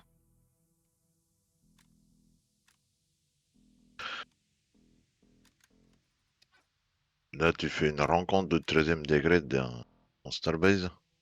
Ah ouais, j'essaie de me mettre un peu dans le feu du thruster pour voir si je prends des dégâts, mais visiblement pas. Ouais. C'est comme si c'était fantôme. Ah bah hier, je m'étais fait buter et j'étais même pas dans le feu de thruster. Hein. Mais là, c'est très étrange. Est-ce que j'ai accès à l'inventaire? Ouais. Est-ce que je peux déplacer les objets? Ouais. Colt, reboot le jeu. De temps en temps, c'est ça, hein, je cherche pas.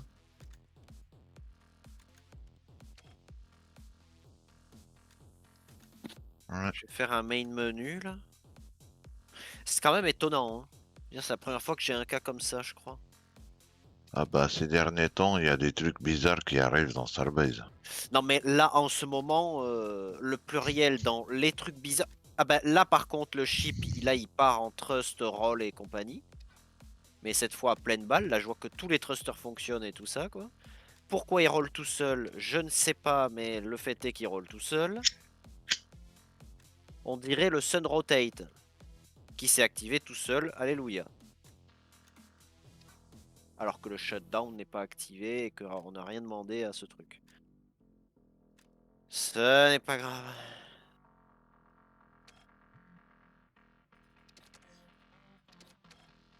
La batterie est pleine.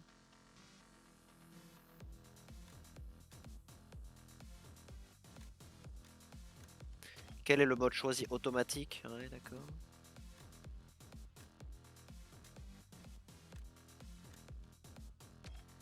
Hmm.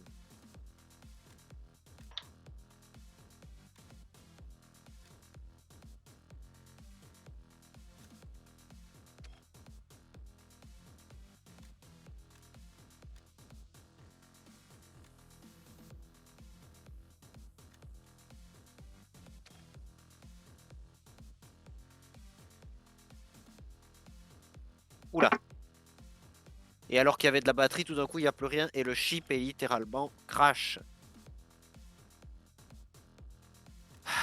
C'est pas vrai, mais qu'est-ce qui se passe encore? What you're hearing in the background is Colt attempting to understand what the heck is going on with his ship, that they simply decided that today, specifically, it was going to act completely possessed. Je suis obligé de démarrer à la main le générateur de secours. Parce que là, j'ai plus rien. Je vais couper les plasmas pour éviter qu'il y ait une surconsommation inutile. Ah, mais ils ont déjà été coupés tout à l'heure.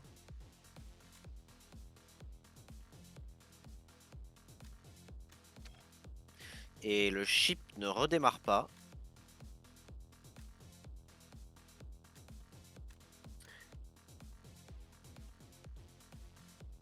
Pourquoi?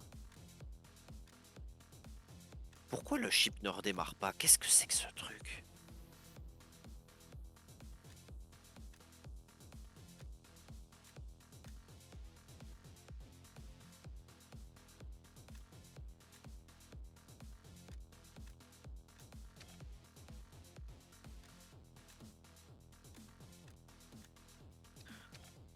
Rien n'a de sens là, Oh là là. Mais là, plus rien n'a de sens là. Hein. Colt, pas main menu. Redémarre.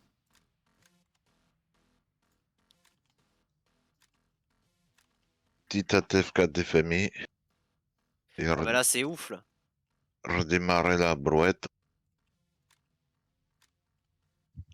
Parce que quand Starbug frappe, Oh là là cherche là pas, là là là. cherche pas à comprendre. Bon, déjà, les messages d'erreur, voilà quoi. Non mais là, enfin, c'est fou quoi. Qu'est-ce qui s'est passé depuis les Oscon? Mais qu'est-ce qui s'est passé quoi?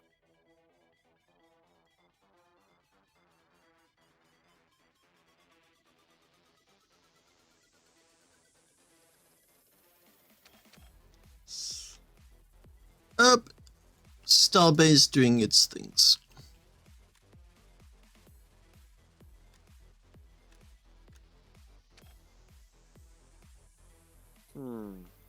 Ok, j'ai retrouvé mon cockpit, alléluia. Alors là, il est full batterie. Mais c'est pour de vrai ou c'est pour de faux? Je vais regarder les batteries elles-mêmes, moi. Non, les batteries sont pleines.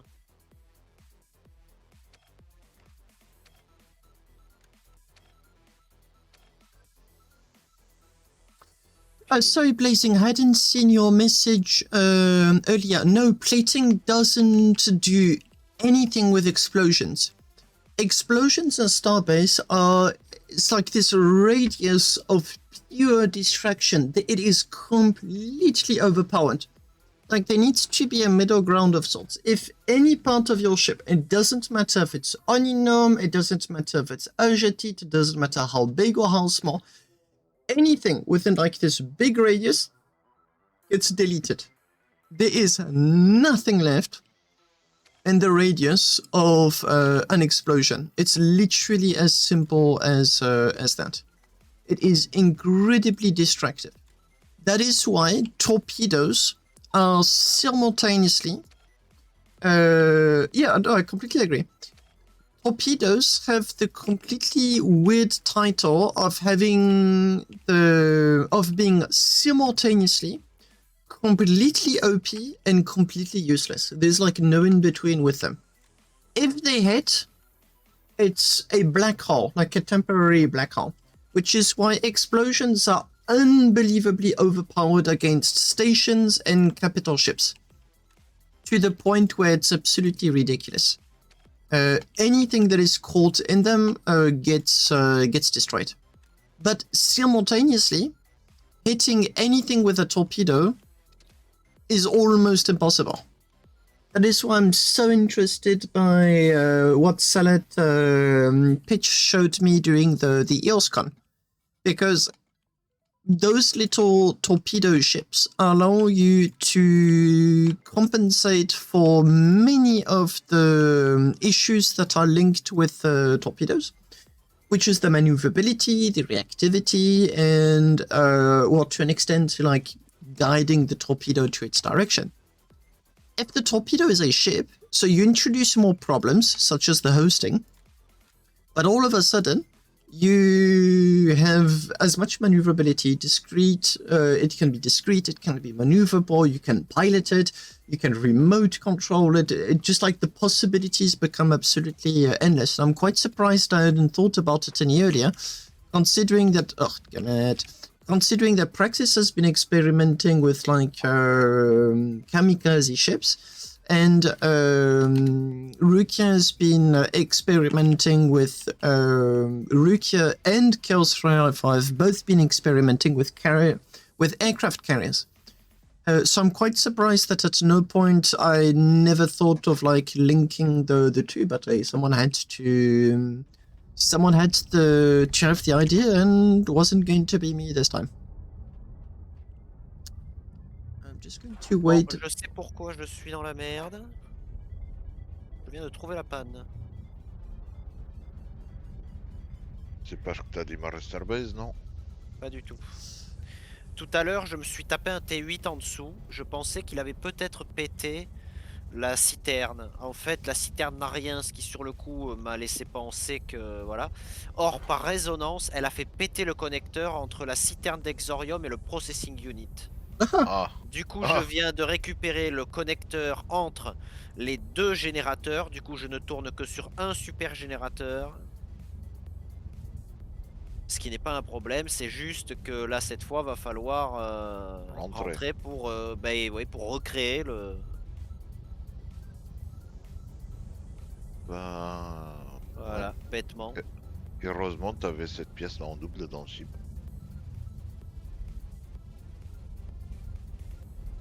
Non mais là par contre ce qui est chiant c'est que je ne vois les super gènes là, ils ne montent pas.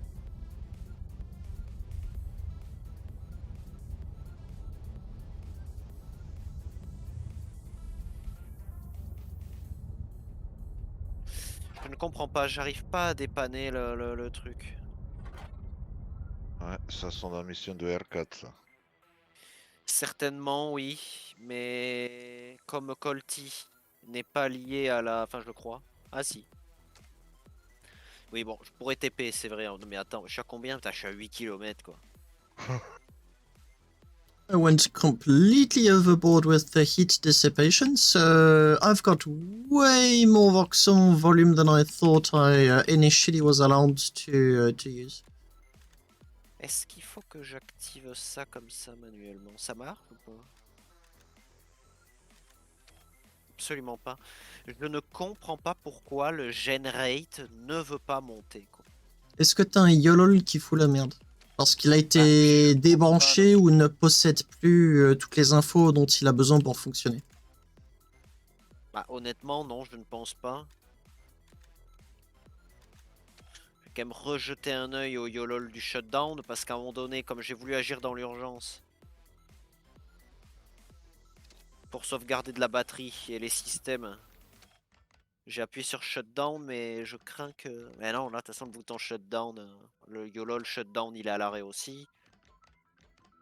Je vois pas trop ce que ça aurait pu causer comme problème. Bah alors, du coup, t'as aussi le YOLOL de la gestion de ton électricité qui est à l'arrêt. Donc, il a envoyé une dernière information et ensuite, il s'est arrêté.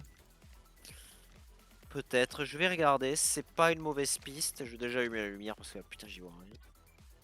Si t'as de la lumière, t'as de l'électricité, les YOLOL fonctionnent. Les YOLOL fonctionnent. La lumière fonctionne parce qu'il y a de la batterie, mais il n'y a pas de génération d'électricité. Ton YOLOL, il a besoin d'électricité pour fonctionner, bien que ce soit en quantité très réduite. Ouais. Donc c'est pour ça que je me dépêche quand même, parce que pour l'instant... c'est sur la batterie que je suis, donc je vois les YOLOL du truc là qui fonctionne normalement. Hop. If I have that much free voxel volume, I think I can start planning either for modules, future upgrades, or whatnot.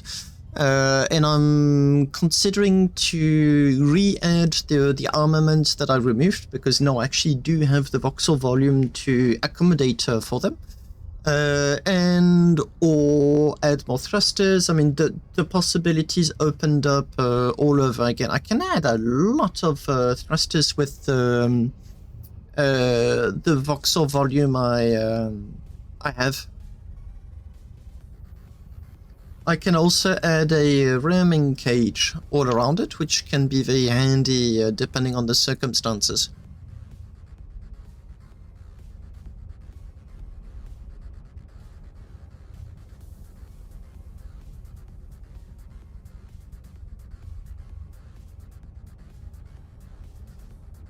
Almost done.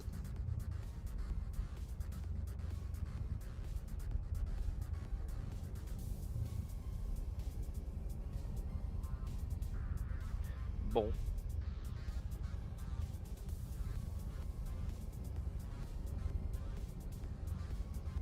There you go. Heat sink stored heat is rising.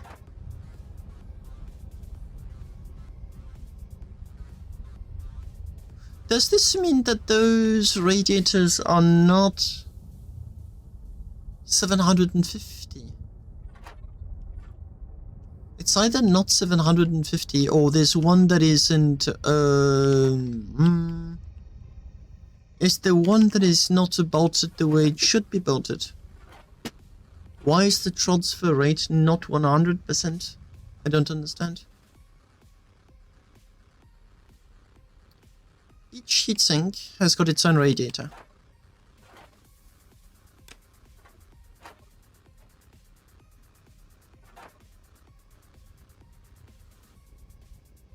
Oh, checking this is going to be marvelous. Seriously.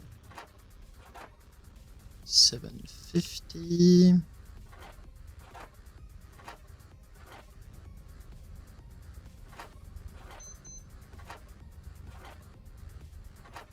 Yeah, it is working as intended.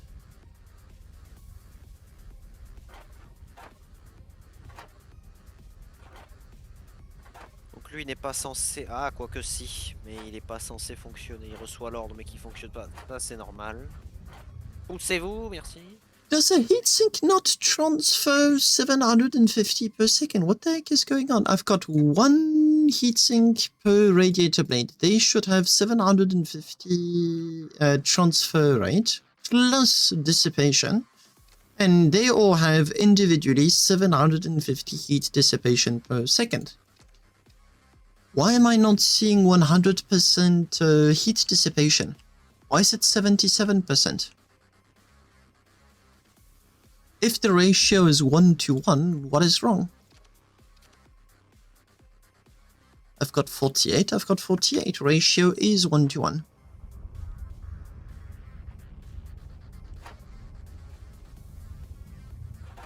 Oh là là, qu'est-ce que c'est que ce bordel? He's going up, he's going up.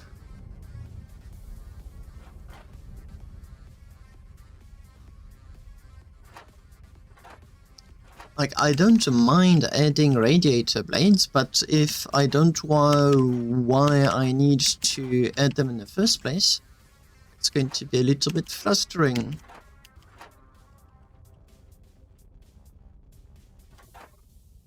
Generators also transfer heat directly to the radiators. 5, I think. Hello, damage. Yeah, but what I don't understand is why is the heat transfer rate of only 77%, which is low, like really, really low. And even if they did, heatsinks shouldn't overheat. No, wait, that's incorrect.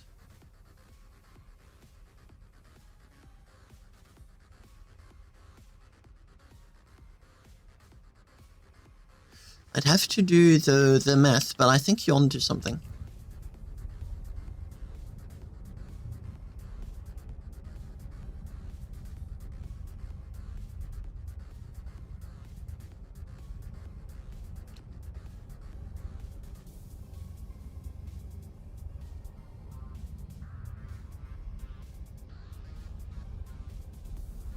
Comment je peux retrouver cette pièce?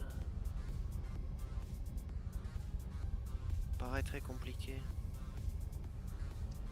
Oh, Oh, I think I'm understanding. So the 100% until it reaches, the radiator reaches capacity, both in dissipation and in storage.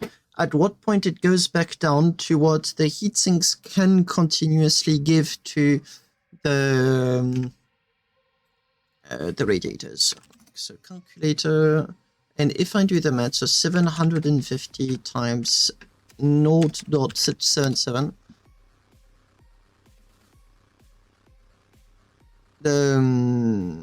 No, other way around. It's divided by 0.77. No. My maths are all over the place. 750 minus 577.5 equals... I've got 172 heat per second that are being added. So, what's my ratios?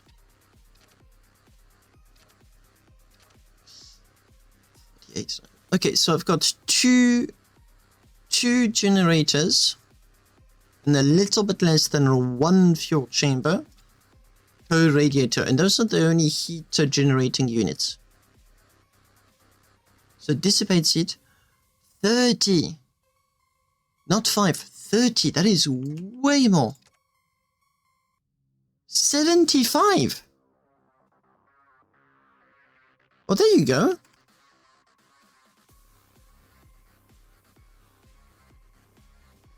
When did that get changed?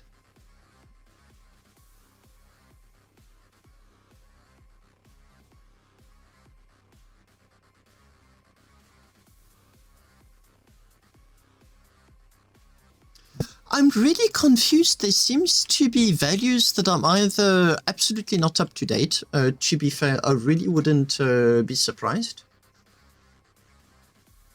Like, that is normal. And to be fair, I'm really trying to optimize this ship in ways that I've never optimized ships before. Like, I'm going to the extreme, like absolutely no more than necessary on many aspects.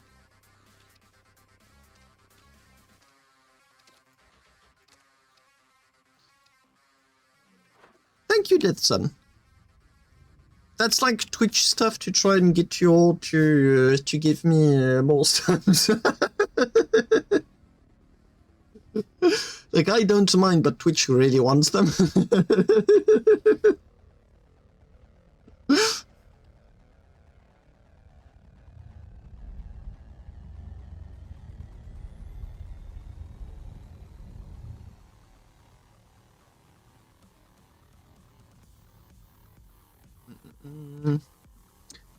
So for those that don't know, affiliate is the... so if you've got less than a certain threshold, you're just streaming for free.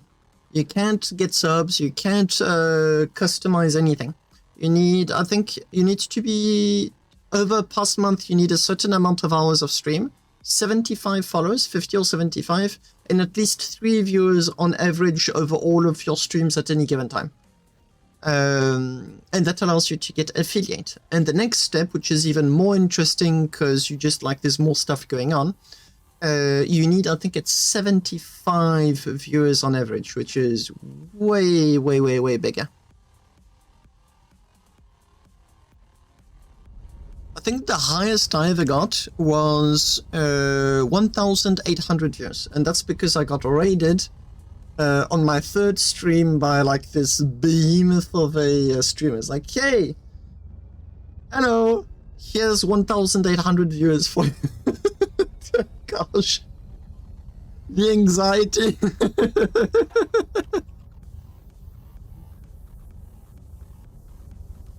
Okay, it is storing heat, but slowly. I think I need a heatsink or two more. Je crois que je me tape avec Colt les mêmes problèmes qu'avec Colt. Décidément. C'est Non, là, ça devient très compliqué, là.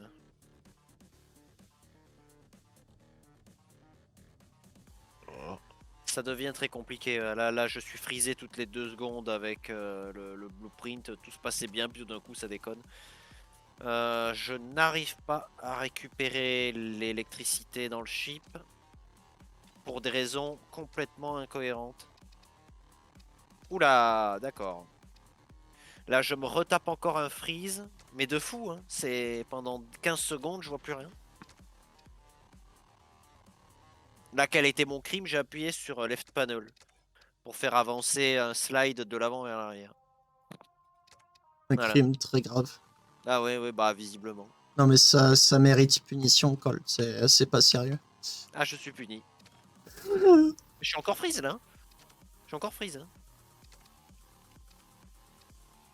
J'aurais dû monter le son du jeu et je vais le faire tout de suite parce qu'il faut absolument que j'entende.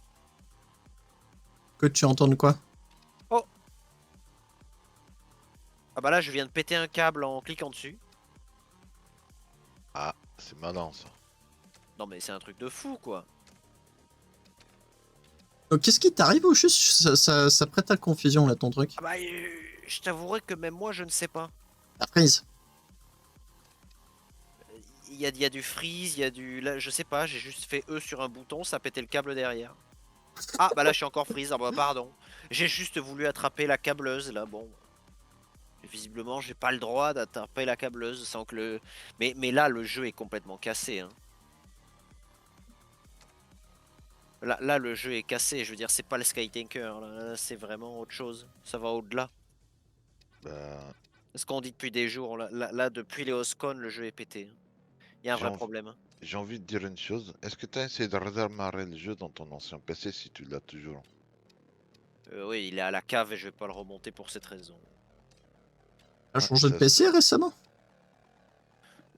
Récemment, pas vraiment en fait. Ça s'est fait en octobre dernier, je crois septembre ou octobre. Hein.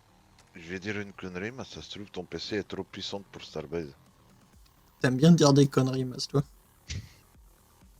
De temps en temps. Mais là, je suis encore frisé. Hein. J'ai pas bougé depuis l'histoire du câble pété là. Hein. Non, mais gros, coupe le jeu, cherche pas vraiment. Donc là, j'ai un Sky Tanker qui est dans l'espace Middle of Nowhere. Mais. Ah bah, Alt F4 non plus, j'ai pas le droit, d'accord. Ah si, c'est bon. Non, là ça devient, ça devient chaud là. Je veux dire, là. Je rappelle qu'originellement, la seule chose que je voulais faire était miner un T7 hein, quand même. Ah bah, t'aurais dû sortir de la pioche. Non mais là c'est fou quoi, je trouve que c'est complètement fou. Je peux pas jouer avec mes comptes. Enfin, j'ai pu jouer avec Amélie et avec Colty. Just un instant. With this, I think I'm going to be having the absolute minimum required to get all of those generators to run. I'm slightly overpowered with energy, which is not a bad idea because it allows you to ramp up the lasers a little bit faster. And with all of that, I'm then going to be able to choose, do I want more thrusters? Do I want more weaponry? Like, I think I'm going to be able to modify this ship very easily because of how nicely all of these modules are just clamping together. It's going to give me a huge amount of leeway to decide what I want for the ship. Ouais, Colt, le Echo 5, 4 pardon, est de plus en plus prometteur. Ok. Bah, ce sera un truc à analyser quand ce sera il avancé. Il est d'un plaisir à concevoir. Bah, il a l'air assez simple en soi de conception, c'est juste... Ouais, mais j'avais tenté ça pour le Echo 0, 1, 2 et 3 et j'ai pas autant réussi qu'avec le Echo 4. Le Echo 4, c'est waouh. Un plaisir. Bah écoute, quand on pourra jouer au jeu... Parce que là, visiblement, on est puni. Parce que là je peux plus jouer avec aucun compte. Là, donc, bah, faut pas pointer son gun sur le lorry. Hein. Non, mais là, c'est un truc de fou. Okay, if I want to add guns, I can just put like 4... I can put like 4 extra heat sinks and literally call it a day. It is that simple. And with 4 big propellant tanks, I should be able to really accommodate all of my needs. Now, what I'm quite curious about is to see, can I... Oh, I can. So I'm going to be doing a little beam that runs on the outside. And that's going to be my copium beam, I suppose I can call it like that. It holds everything together. Hopes and dreams. I'm going to put you here.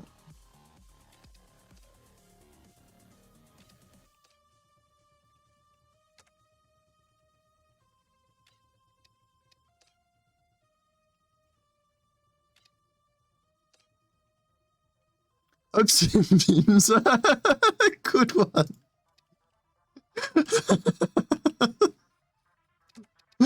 Yeah, that sums it up really nicely.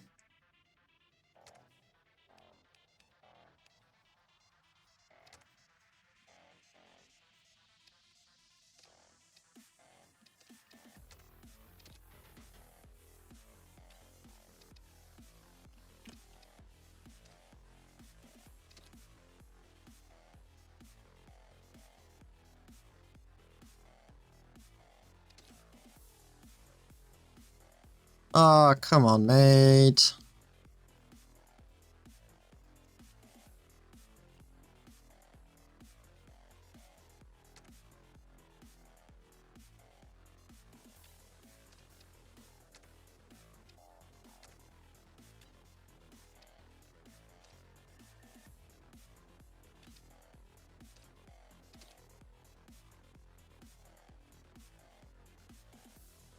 Yeah, I'm not convinced what I'm doing is going to be very useful. Oh, actually, no, as a matter of fact, I can already tell you one instance where it may be useful. If things blow up and you start losing everything, it's the difference between how much the pirate is going to get or not. So if your ship still moves, he has to continue to shoot it. Thus, in turn, ensuring that he damages to the point where it becomes less and less and less usable. That's what the Megalodon is exceptionally good at doing. Although, admittedly, it wasn't done on purpose. It just happened, and then I realized I was onto something.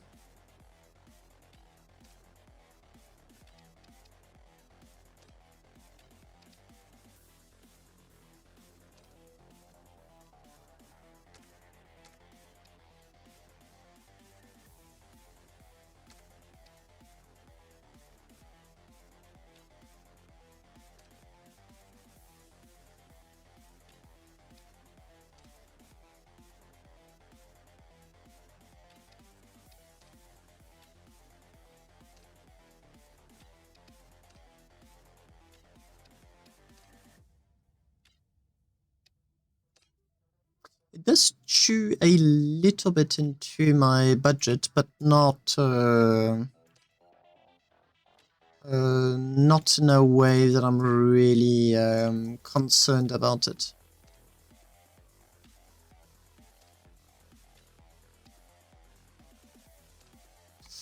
Also, a big advantage of doing that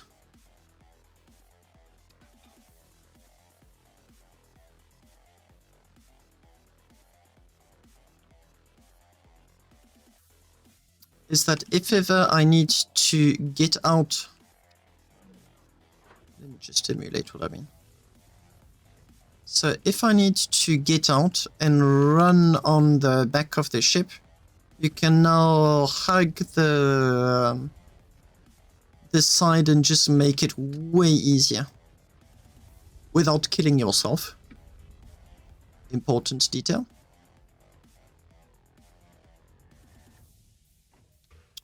Now, let's give it a good whack. And purposely where the biggest bang is going to happen. which is just here.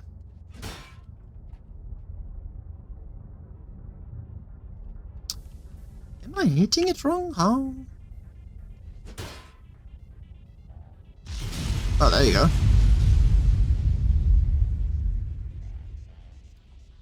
No, there you go. No, oh, this is going to be fun. This ship would still fly.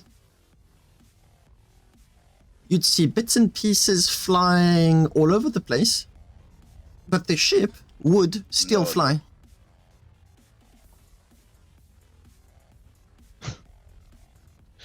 C'est 2 chips en 1, ça?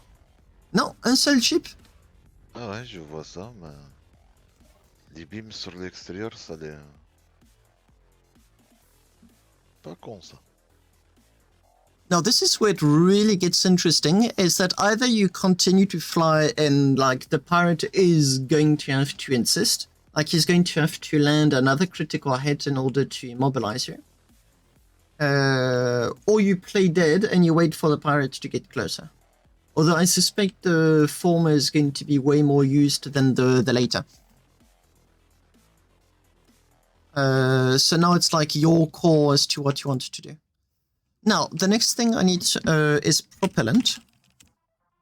And I'm going to be using, I think, 6 large propellant tanks.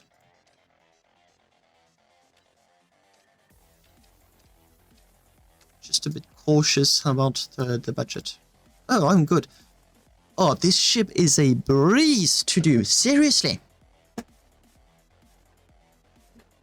If I knew that a cheap 1000 crate ship would be this pleasant to do, I would have done so a long time ago.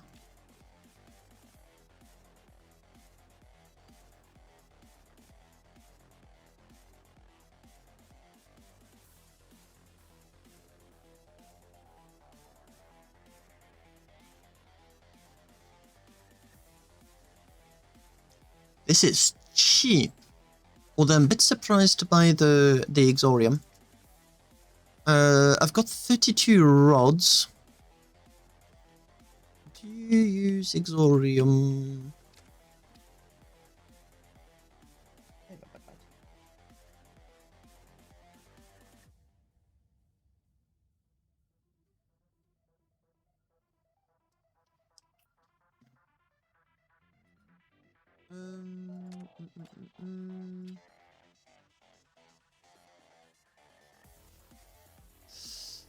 Stacks of ice. I'm quite curious about the range of the ship empty and dry.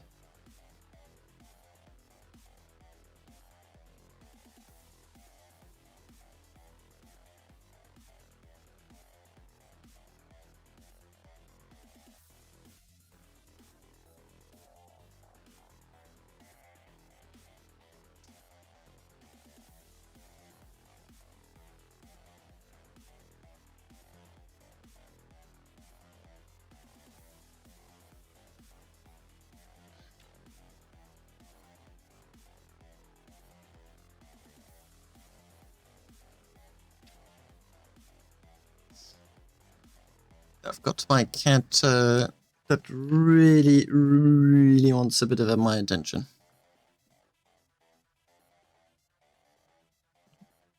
That was surprisingly a really small amount of attention.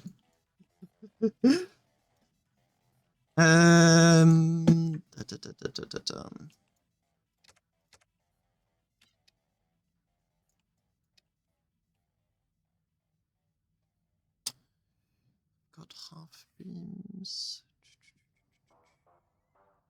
What can I do?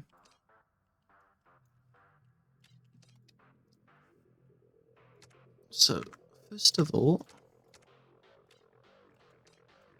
I'll put it sideways, and there is no need for 2 supports.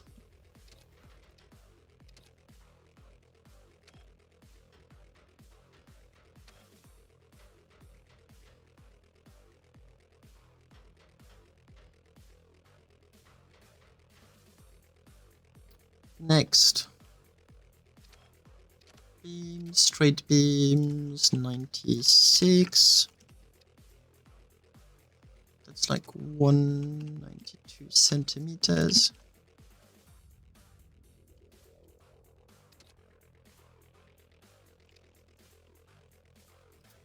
I can sort of do a up supports all around. It's going to be 48.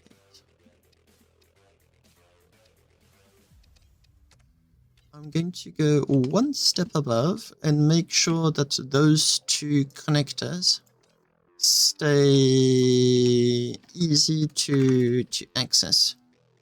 Because I really want to stay within the spirit of everything is like super easy to fix. Something like that.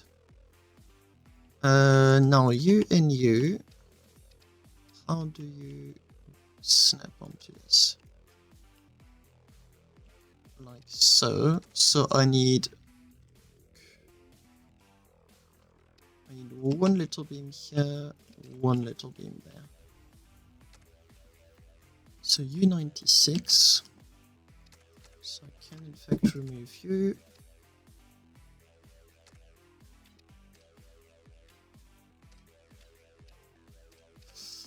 And now I can put a small duct.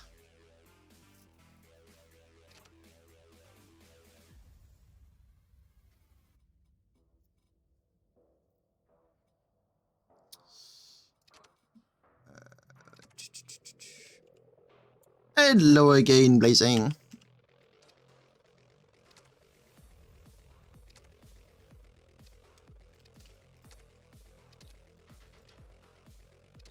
Now I can just copy and paste. And now I can remove these and start bolting like crazy.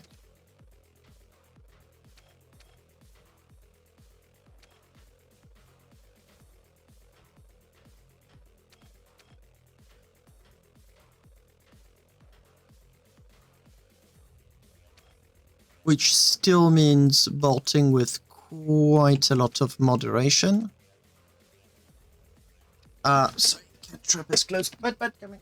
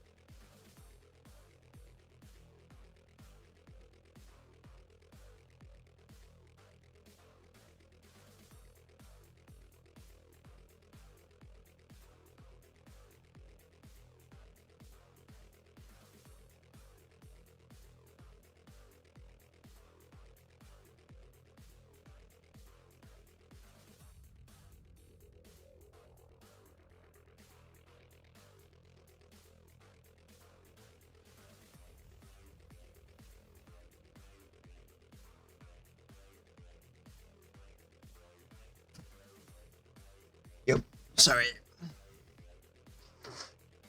Because it's a trigger word. That's my damage. Hey, thanks a lot, Blazing Wolf. Much appreciated.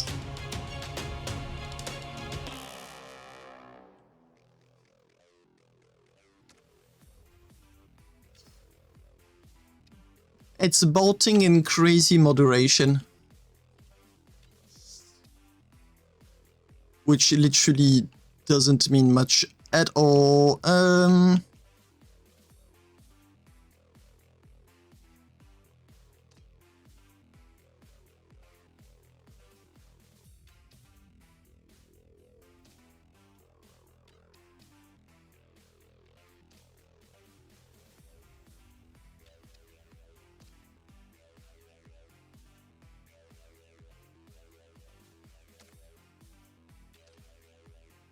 Looks good to me.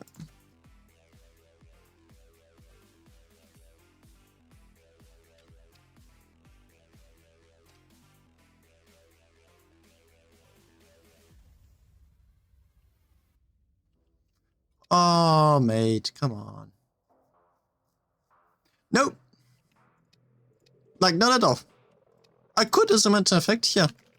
I've got all of my calculations open. Let me add big propellant. 1, 2, 3, 4, 5, and 6.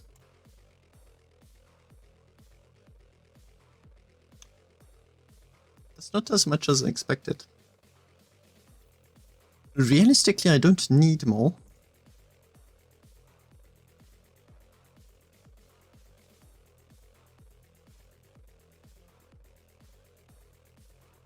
Yeah, but I like 1,000 kilometers. I could just add full... I'll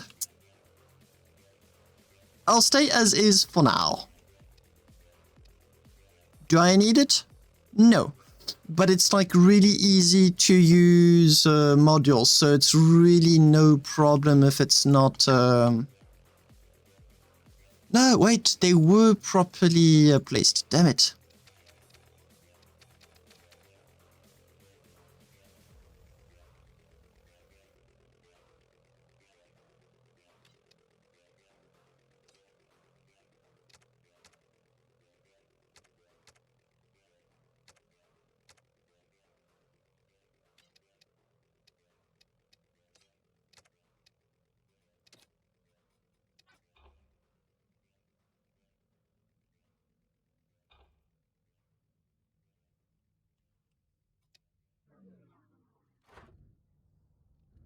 Now, the Big Bang tests once again. So I tested the generators and they can explode without the whole ship being lost. Because these 4 beams still transfer propellant, data structure, and whatnot. Although, to be fair, you are left with the absolute minimum.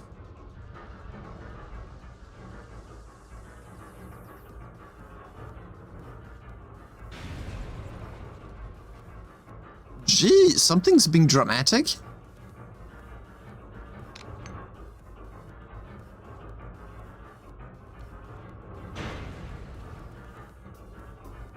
Like, really dramatic. Anyway, I think I need to go down to medium propellant.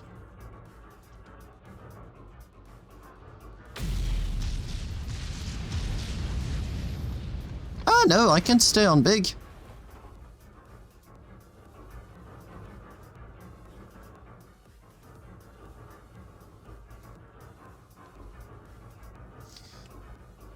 You can survive 1 critical hit on this ship.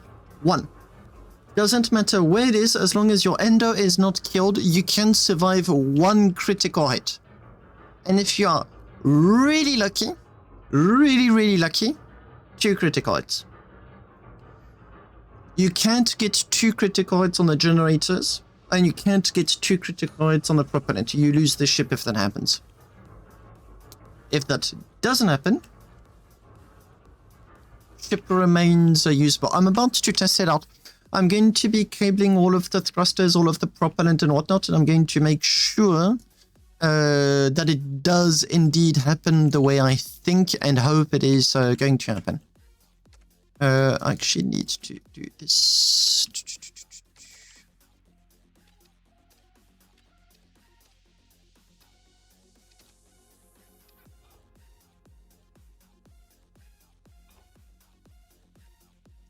Admittedly, putting these also could potentially be a good idea.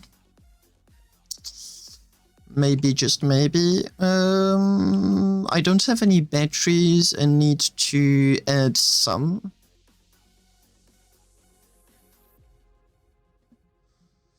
Although I think I'm going to do 2 modules placed in a way that allows them to be destroyed without without being an issue for the rest of the ship. So I'm probably going to be doing something like this. Battery, da da da da da da.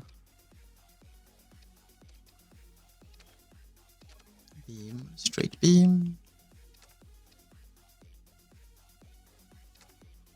I can go like that. So I've got a 12 centimeter gap, which is not big.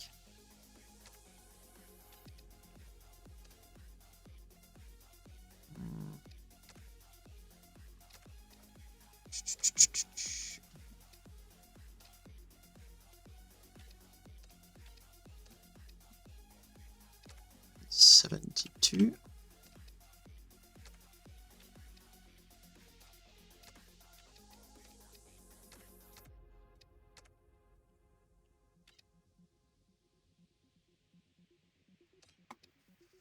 Um, mm, mm, mm, mm, mm.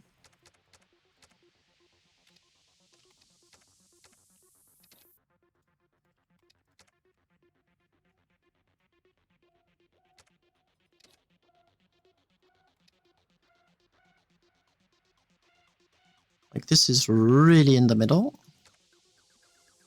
I'm going to offset. So just one of them. So as you can see, I can still play. And that's because there's a few, I don't know how many, there's a few connection servers and each player is assigned a few of them.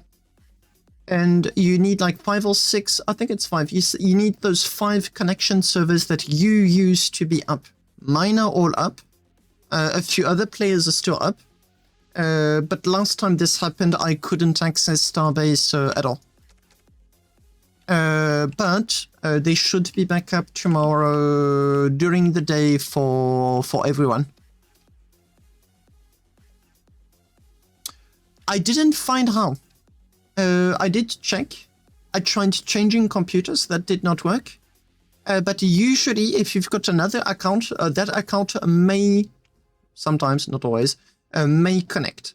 Because you and that other account will not be using the same connection servers. This whole area is non-critical in a huge radius. So actually, it's no problem damage. But yeah, thank you for the reminder. I do remember that very important detail.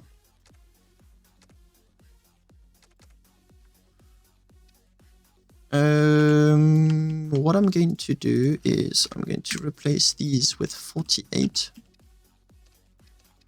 And I'm going to be placing you down, you back here. Duct 96. Is this a 144? It is.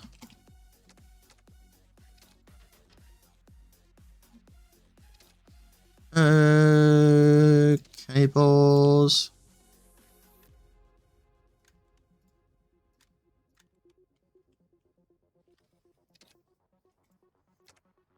All of this can be removed.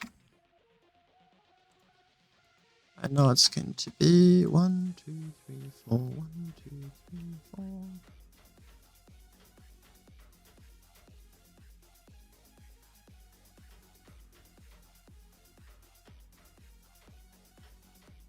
And I'm probably going to be doing the same thing with the YOLO, hang it down in some kind of basket in order to allow it to just not be bothered by what's around it.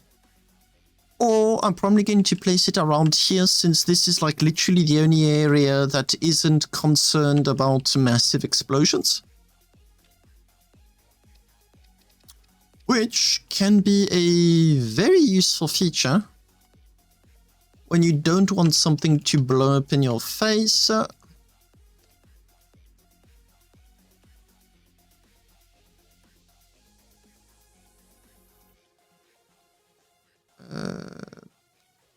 suppose I can place one here.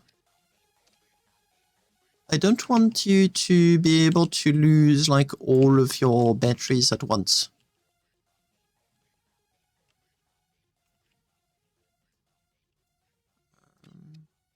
Nope.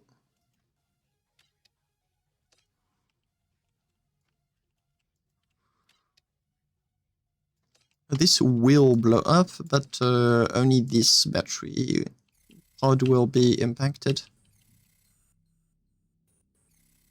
I suppose I can place the last one at the back.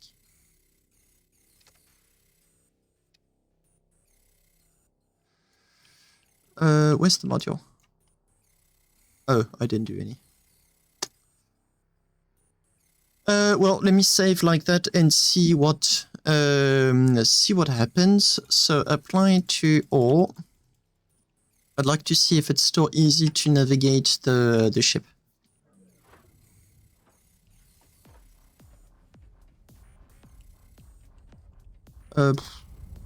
Fairly easy, like not to the point where I'm concerned.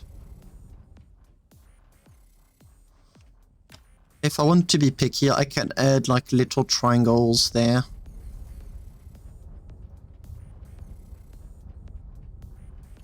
Let me add triangles there.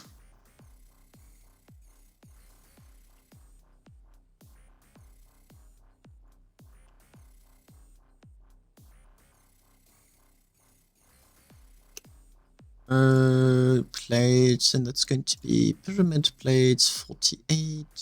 This one maybe. No. What about you? No.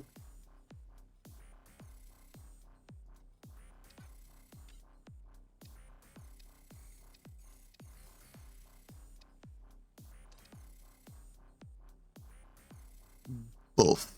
Buff.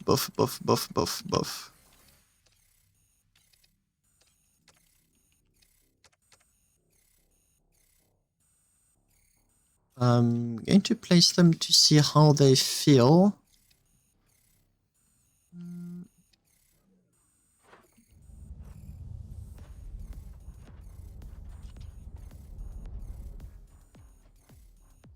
Okay, I'll let them. Feels loads better.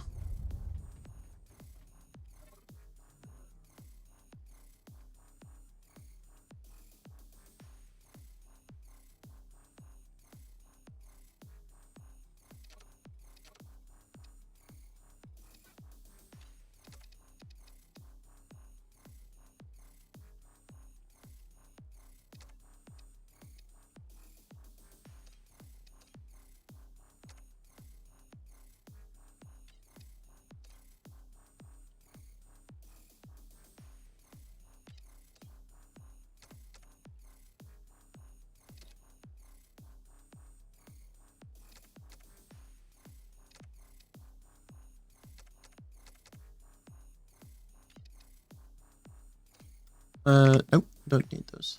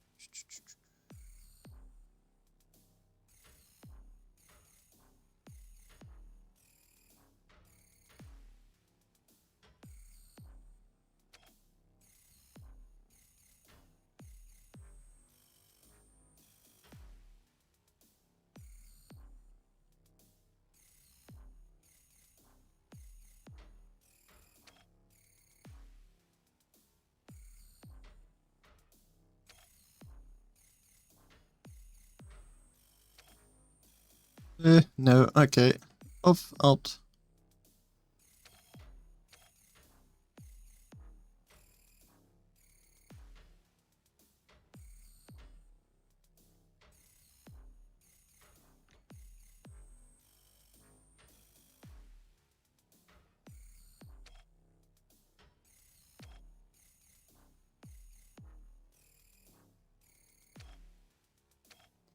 Yo, these are such a pain to bolt, like, seriously.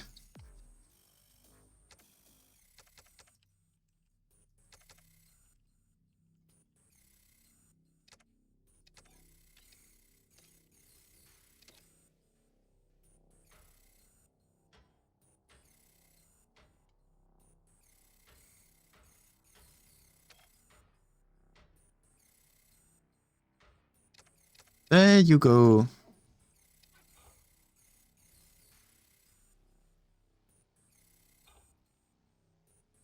What does Alt to the Z do?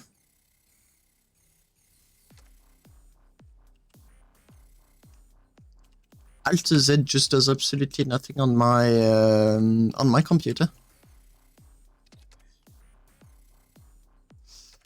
Do I have still... Oh, okay, no worries. I was wondering if there was a keybind I wasn't aware of. This is 2.0. It is not satisfying. What went wrong? Who is the reason? You are, probably. Okay, I would like a small world block, and I'm going to be going down here and add 1, 2, 3. Then I'm going to do there. 2 and 3. There you go. Same durability as before.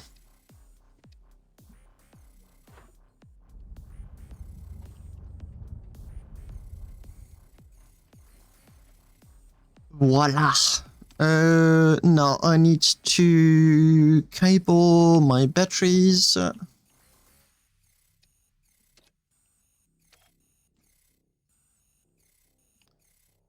are my ducts? Oh, there they are.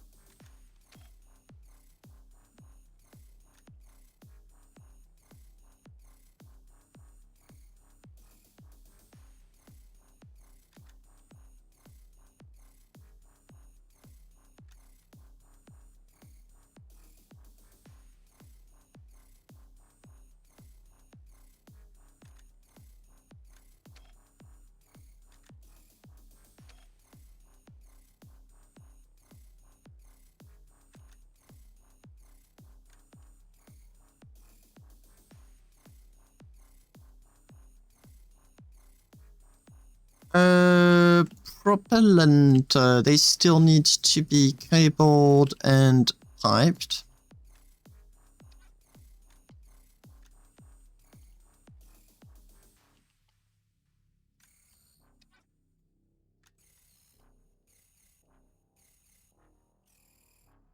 But that's because I locked everything. Damn it. Ah.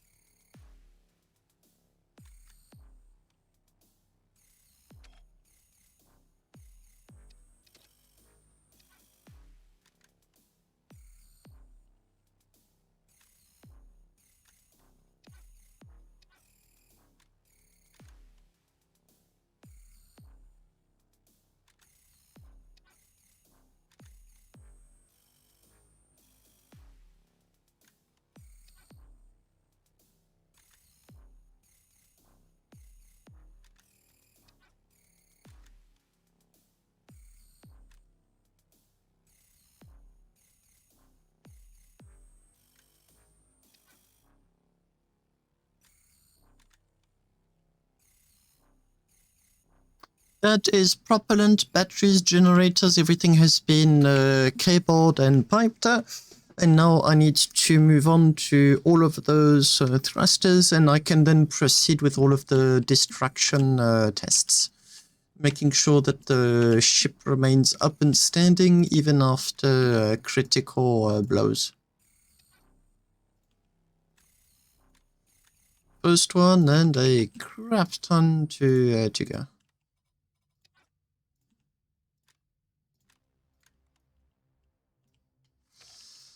Did I? No, I put no redundancy on those ones because I just couldn't feel bothered to do so.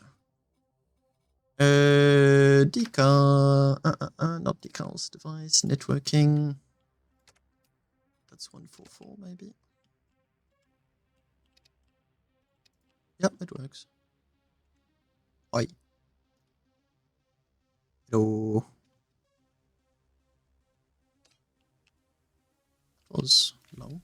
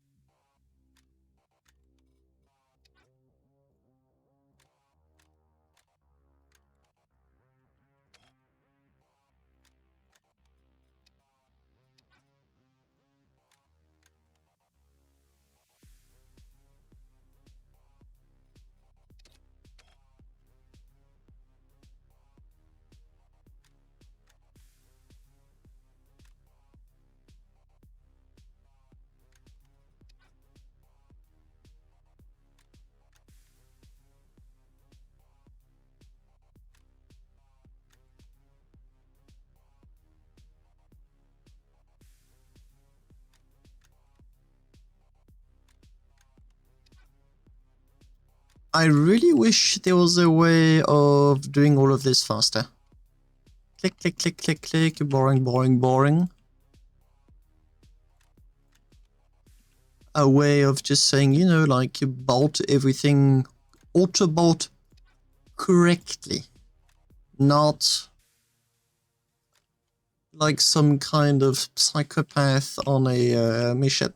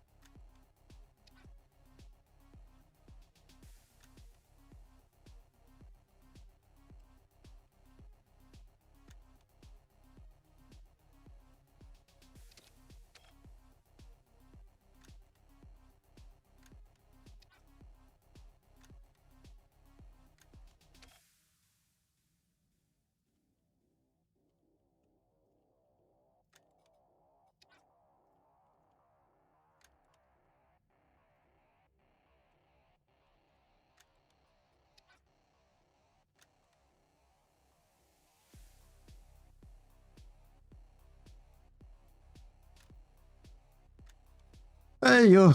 If not for the fact that the ship afterwards is hopefully going to be interesting to look at, this would just not be something I'd be willing to do at all.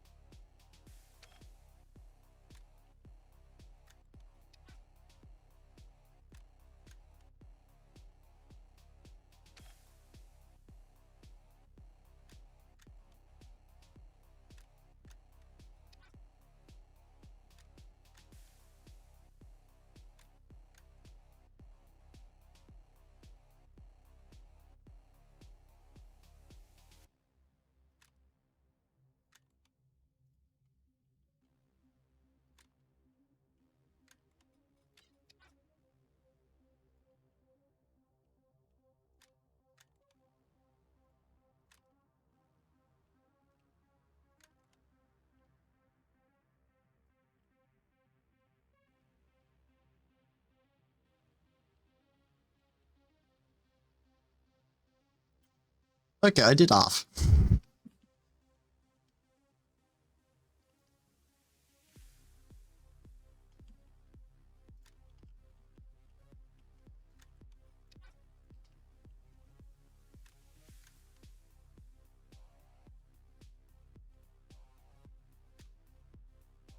A very cool thing about this ship is that I can auto-name the thrusters without it being a bad idea. Because I'm using triangles and there just is not that many groups. But if not for that, I wouldn't do so.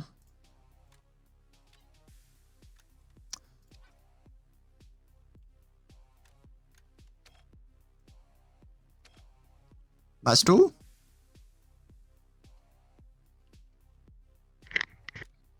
Oui. Tu vas l'améliorer ton 1500 crêtes ou pas? Un jour peut-être. Subtil. Pour l'instant, c'est un échec total parce qu'il a pas 1500. Il a combien? 1476. Ça va. Oui, mais bon, c'est plutôt un numéro symbolique. Ben oui, j'avais déjà commencé à améliorer une version au début, mais bon. La deuxième version, on va dire qu'elle va jamais voir le jour. Et la troisième, il va falloir que je refasse à partir de zéro. Bon courage. Blazing, what is auto-venting? You mean auto-networking? Or ducting?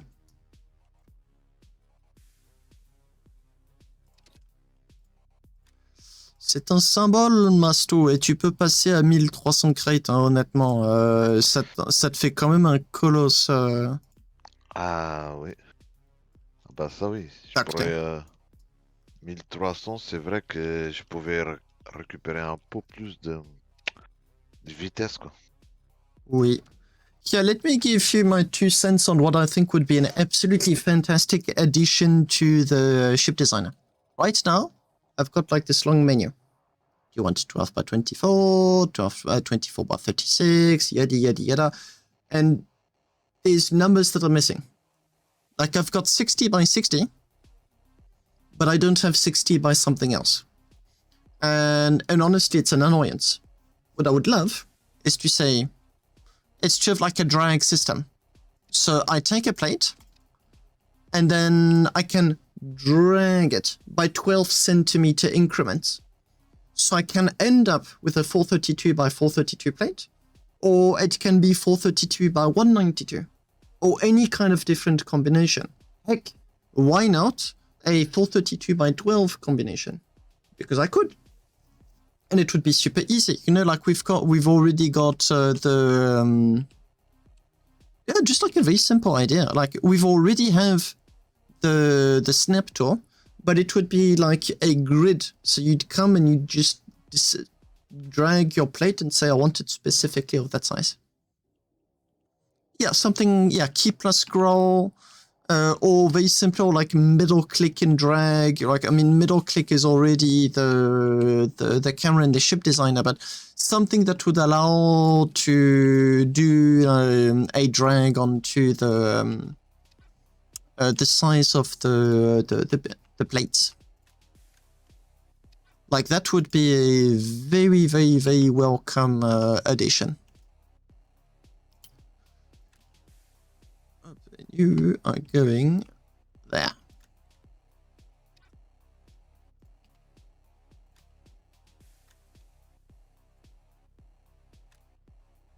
But also just like quality of life stuff in the ship designer, because when you do enough ship designer, you notice very quickly that there are plenty of things that are so repetitive.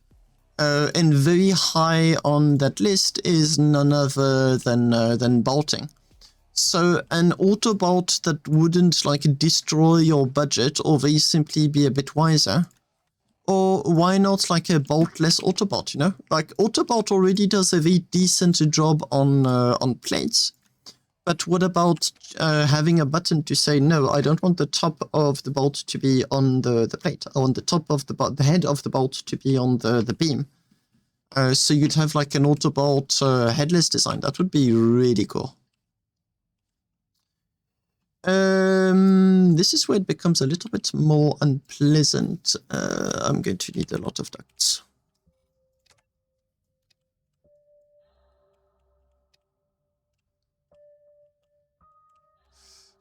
I'm going to place that, and I'm going to have to hide and lock the bolts.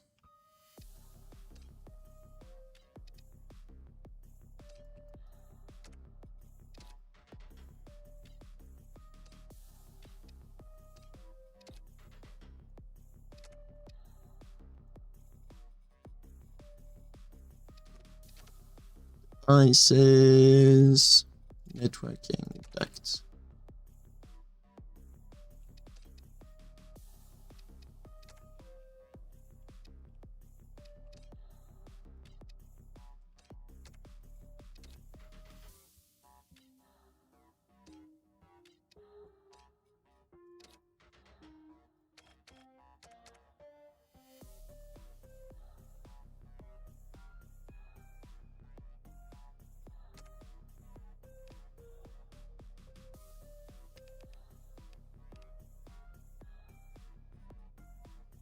Yeah, I see what you mean. I very rarely used that tool. I find it easier to directly navigate to what I want to get than to use it, as it can be a bit on the tedious side.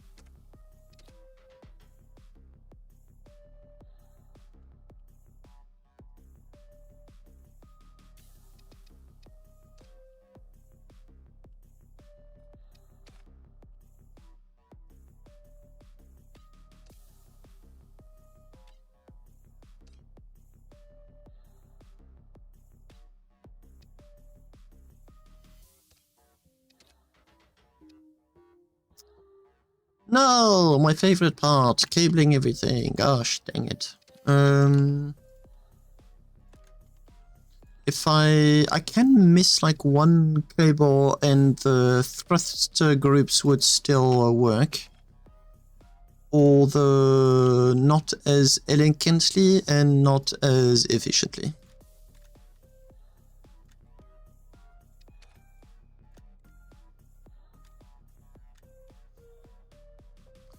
Yeah, I completely understand, and I fully agree with that. Sad truth is that cable and pipes are considerably easier to use, and I do want like to get going with my designs. Hence me choosing to do so. Given the opportunity, though, I don't use them. Simple as that. I do not like using them.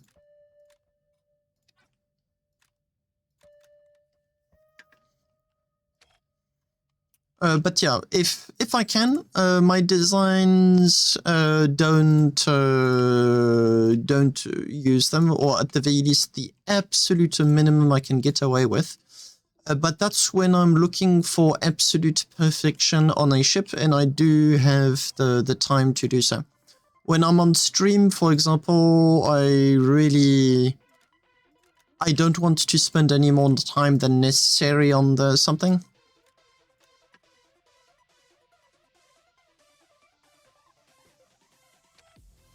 Some people do it, and the output is amazing. Like the Angel Wings car is a very good example of that. There has been so much work, so much love going into that design. The KE one, please do tell me which ship that is. It doesn't ring any bells.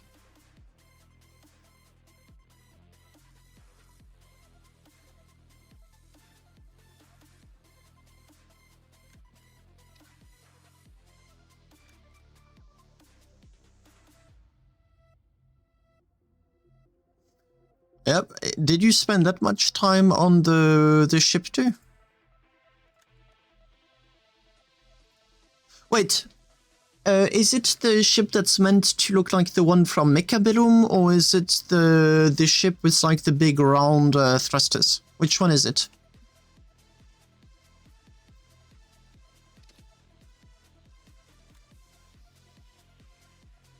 The ring thrusters.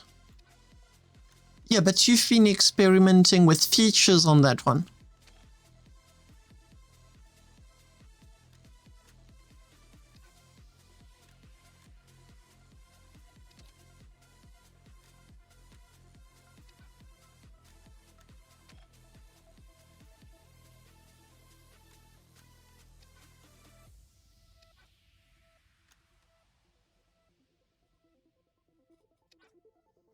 Yeah, but I've seen some players spend up to 1 year on one ship, just like a labor of love, like really, really intense work. You've got progress bars, I think it's the worm something, you know, like the multicolor oval ship, which is absolutely stunning to look at. But must have been one of the greatest pains to build I could possibly imagine. Slug, thank you. An amazing looking ship, but he spent a lot of time on that ship.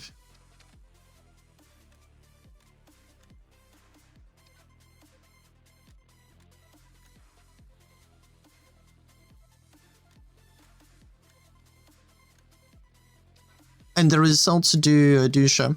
On my part, I do prefer having many ships. I like to experiment with different things. I don't want to stay stuck for too long on one design. But I have mad respect for those that do, and especially for those where the results do show. I'm going to alternate my thrusters. What could possibly go wrong with doing such a thing? Especially when you forget to count how many thruster groups there is while doing so.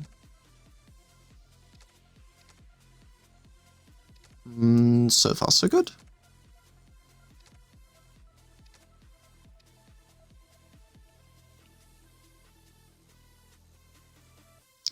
Best of luck. Okay, I'm going to be able to test like speed, destructibility, and whatnot. Now we're talking. Now it's going to go bang bang, and we're going to see some stuff. Let me just very simply put some beams to attach that.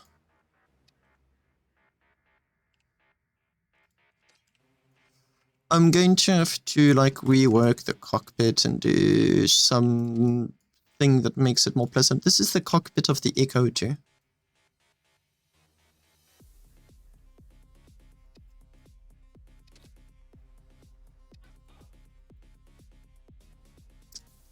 But I really, really, really need to see how the ship handles. Does it reverse well? Does it turn well? Or do I need to start redesigning stuff now? It's just going to be one vase, and this is not the permanent position. Okay. Let's see how heavy it is.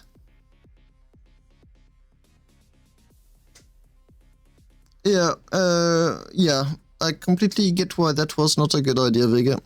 My game pros.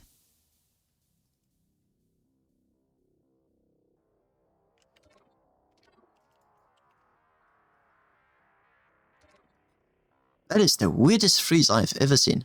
It's not a freeze. A derp, I suppose. Je crois que Colt, tu peux ressentir ton freeze. Oh, the main menu is not working. Ah, exit? Yes. F5 twice. F1 once, F1 twice. Nope. But maybe because I did... how about F3? No, F3 is not working. U. No, tab. Oh, the mouse is free now. So that was tab. Dum-dum-dum. Starbase! Woohoo!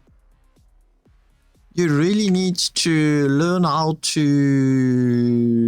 enjoy it even with... Oh, there you go. At least they get the info.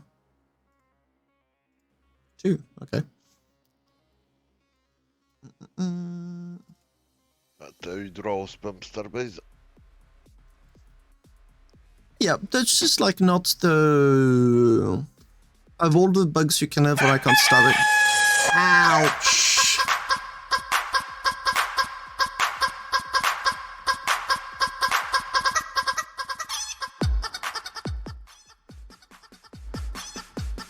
I really need to change my sounds.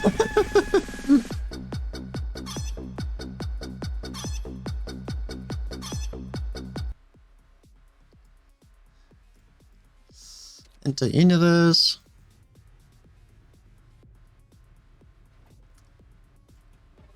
Open SSE.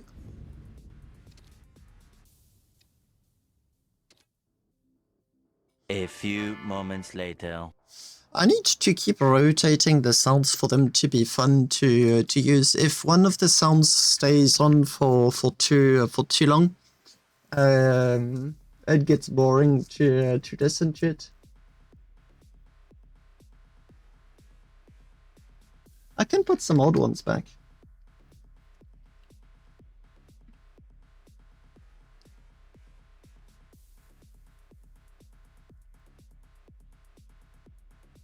There we go, when the game decides, oh, come on.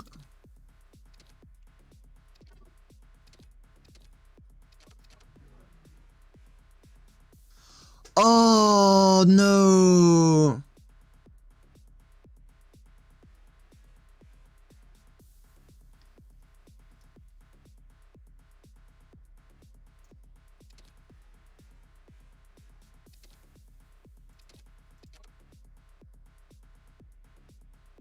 Oh, F off. Come on, mate. Oh, I recognize that bug.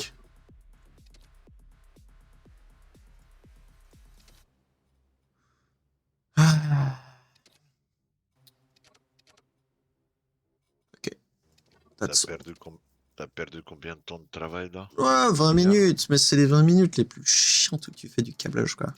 Out of all of the guys, I've got an emote for that. Especially you, the old subscribers. I've got this one and I've got that one.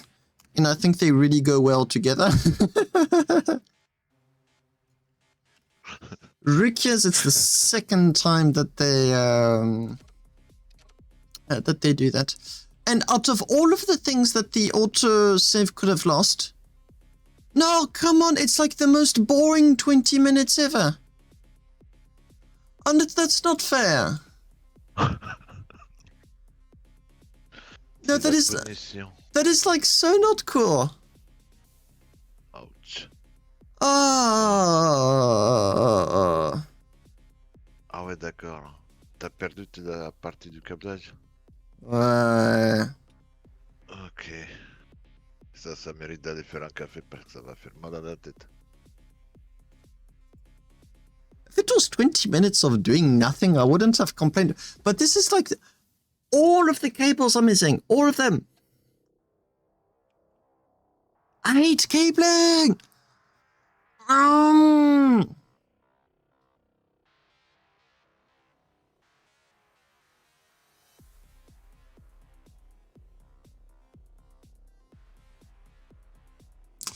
And I was about to, literally, like, I was about to test the ship. I was pressing F5 to test the ship. It's like... Yeah, but that's like, it's only 20 minutes. Like, it's not that much of a big deal, but dang.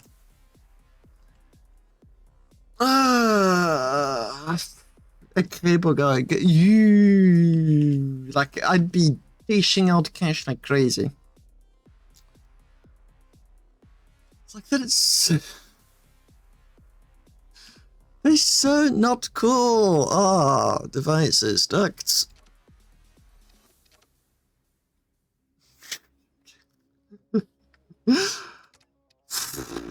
I'll get over it. I'm just a little bit upset.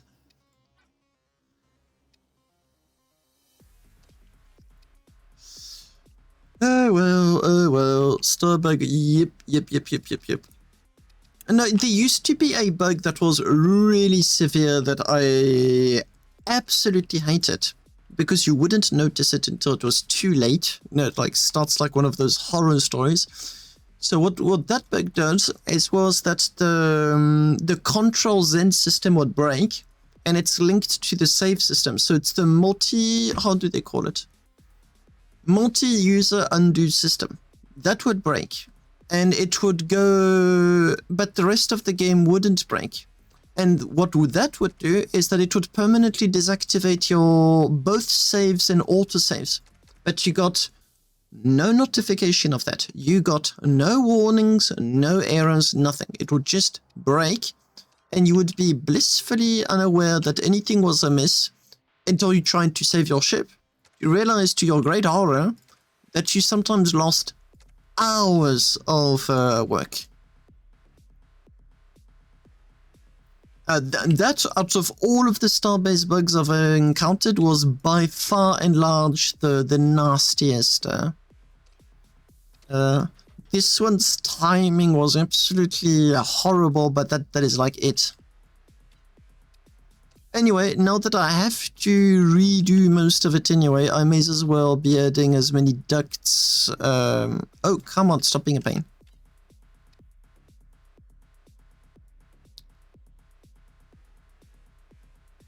There you go.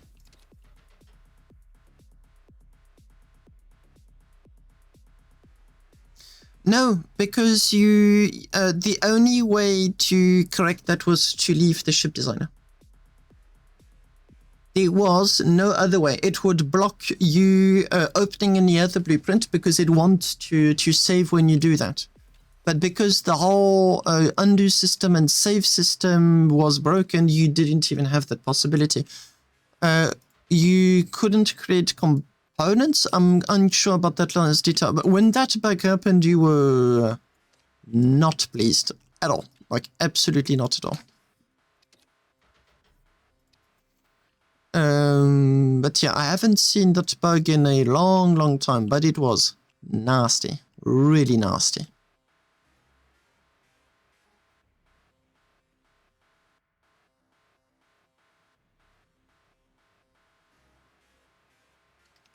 For real?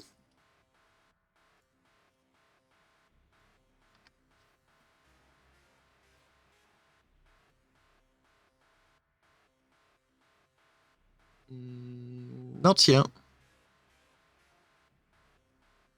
I didn't have that one happen to me, but I had to Alt F-Cant, so I didn't have time to do anything. I'm going to complain a little bit more about those beams. Those scraps and payable. The cabling. 4896.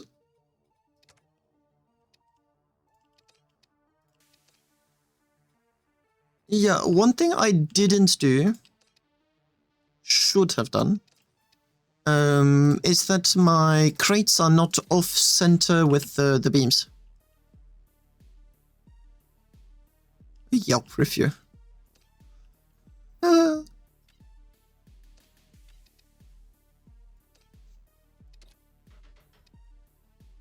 Been to the ship designer, 0 out of 10, would not recommend. It steals your blueprints. It steals your dreams.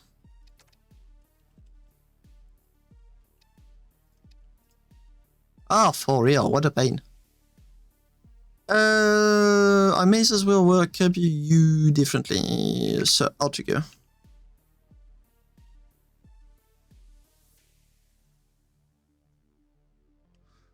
Okay, that one would have been infuriating. I didn't have that one. No, there have been some fun bugs though. Like bugs where I just stopped and wondered what the heck was going on because I couldn't make head or tails. I've already told this story a few times on the stream already, but the weirdest bug I had was Origin.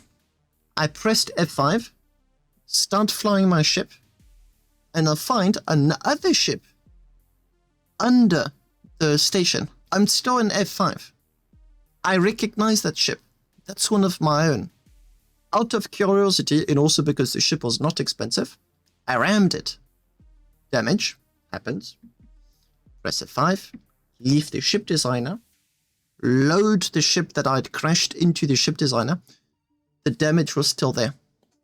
I had successfully obliterated one of my ships and the ship designer before there were any like possible fixes or whatnot. It's like the drive-in ship designer we've all been waiting, but I had it as a bug and it destroyed one of my ships.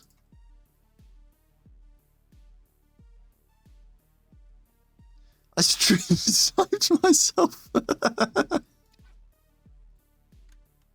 Yeah, there's also a few that are like borderline exploit. Yeah, I'm a bit reluctant to share those because I'm pretty certain they're still in the game. But that one with where I destroyed one of my own ships was really fun. Hey, coucou Barouf. Hello, hello. Tu peux pas miner du coup? Non, je peux pas faire les trucs que je fais là. T'es en dèche de ta dose de crédit? C'est ça. Il y a pas assez d'écus dans ton escarcelle? Exactement, il me faut des crédits en plus là, je suis en manque. Ah mon pauvre. Je compatis. Ouais, je sais que tu comprends. Avec le designer, tu comprends. Salut Barf. Bah oui, là pour le coup... Bon. Mais si t'as regardé mon stream, je pense que ce chip va peut-être t'intéresser. Il a eu l'attention de Colt en tout cas. Et Cocat là? Ouais, 1024 crate, il est rapide le bougre, hein. Il est full speed à vide. Ouais. Et à plein, il fait quand même 134 mètres secondes, ce qui m'a vraiment surpris. Plein quoi? Quel max? Lucium, 26 tonnes par crate. 135. Non mais t'as... Je suis d'accord. T'as overclock les thrusters là? Non, je suis d'accord avec toi qu'il y a un truc qui... il y a une anguille là sous roche, et c'est pour ça que je suis en train de... Je veux tester. Mais une chose qui est très apparente avec ce chip, c'est que il est extraordinairement résilient. Il est très difficile à buter. Oublie pas de faire une sauvegarde entre temps, Happy. Hein. Ah bah là, ouais. C'est pas une mauvaise idée. 135 avec du Lucium. Bah regarde, j'ai fait les calculs. Non mais... T'as combien de thrusters là? De poussée, j'en ai 468 en triangle full T2. C'est pas une petite quantité, quoi. Il y a un sacré volume. The specs of the ship are a little bit weird. Like there's something that's going on. The fact that it's empty and that it goes like 150 is perfectly normal. The fact that it's filled with Lucium and goes 134 meters per second, something's really off. And my guess is that I inputted the wrong number for the triangle thrusters. Et tu les as cachés où les plasmas là? Il y en a pas? Mais je sais, non mais pour aller à cette vitesse là. Mais T'as beaucoup d'objets ou pas? non, même pas. Je suis à 6000. Ouais. En fait, quand tu regardes, j'ai 580 thrusters triangle en tout. Là, ça inclut la manœuvre et le recul, et il y en a 460 qui servent à la poussée.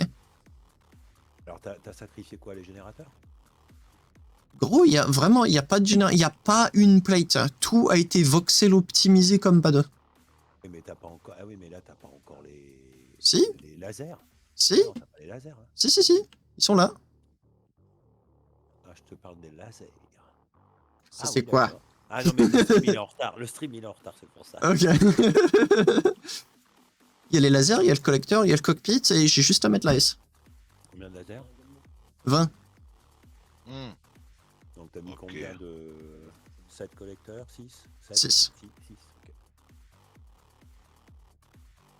Il va avoir une sacrée puissance de feu sur le minage. Et il a été mais voxel optimisé, mais comme pas deux. Là, chaque Ouais, crate Sebim Didier. Ah oui, t'as fait un module. Et t'as combien de générateurs actuels? 96 générateurs en full T2. 96? Bah, 9-6. Ça fait 32 FL, quoi. Ouais.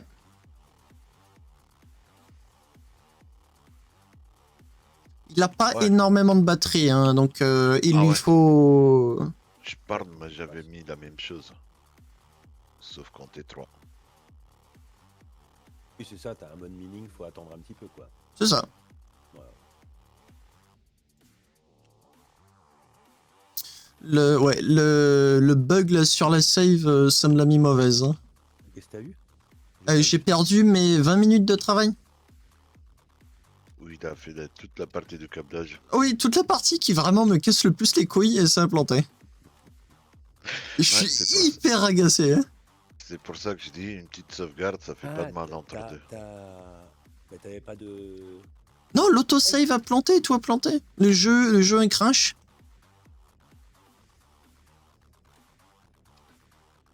Hyper agacé. Ah bah ça...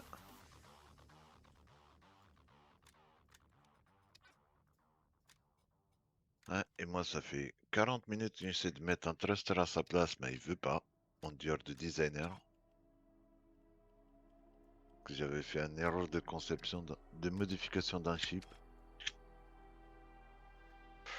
Okay, I would like to be done in 20 minutes max because I do need to go to bed. I've got work tomorrow and I need to get to work, which means getting up not too late or I'll be late.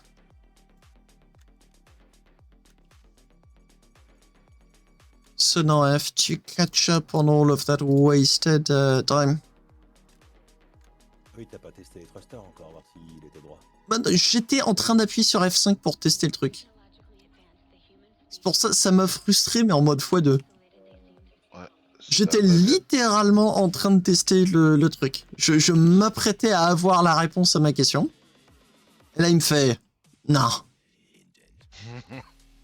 Starbase a dit nope.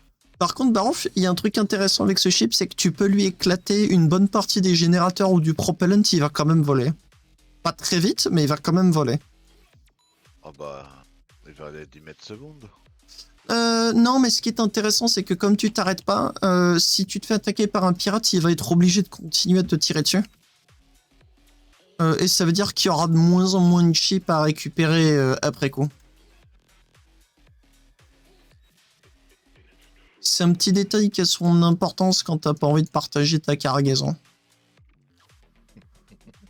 Ça te donne aussi la possibilité d'avoir du renfort ou un petit extra pour essayer d'atteindre ta destination tant bien que mal. Bref, le chip se laisse pas faire. Et je vais lui rajouter des plateformes pour tripod pour ce que ça vaut. T'as pas mis d'armes dessus? Non, je les ai retirés.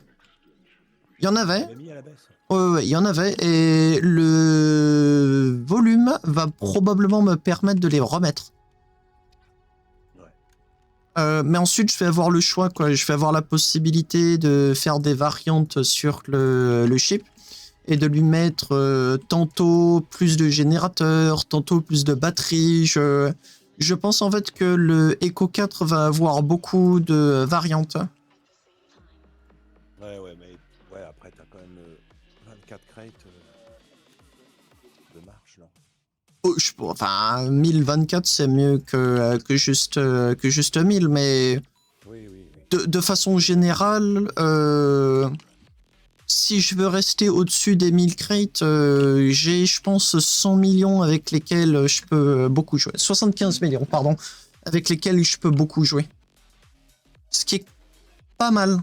75, je peux faire rentrer une rangée de thrusters supplémentaires. Je peux faire rentrer des armes. Je peux faire rentrer du propellant en plus. Genre... Je ne sais pas, mais a priori, il devrait avoir 1000 km à vide. Et c'est là que ça va devenir intéressant, c'est que je pense que je vais pouvoir faire des modules et ensuite c'est toi qui décides. Qu'est-ce qui, selon tes besoins, te convient le plus? C'est équilibré propellant rod ou pas?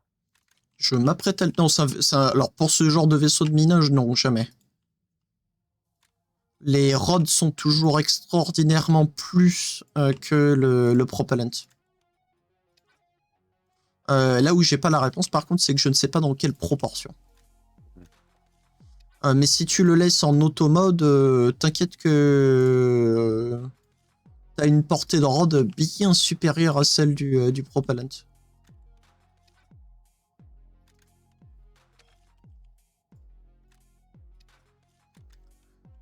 I was saying, or in French, but I was saying that this ship is probably, if it is as good as I'm hoping it is, it's probably going to have quite a few variants where I start adding, removing, and changing stuff to fit a very specific needs.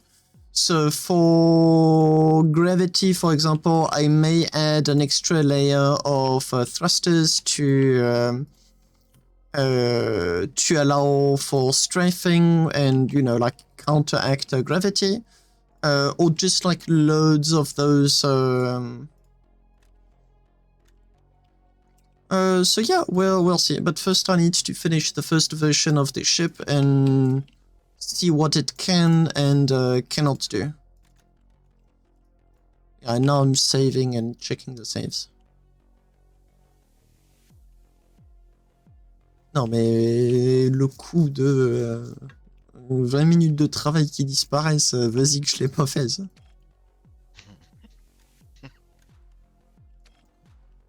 Là, c'est le cas de dire que ça te rend trigger, ça. Oui. Et pas du tout happy. Ouais.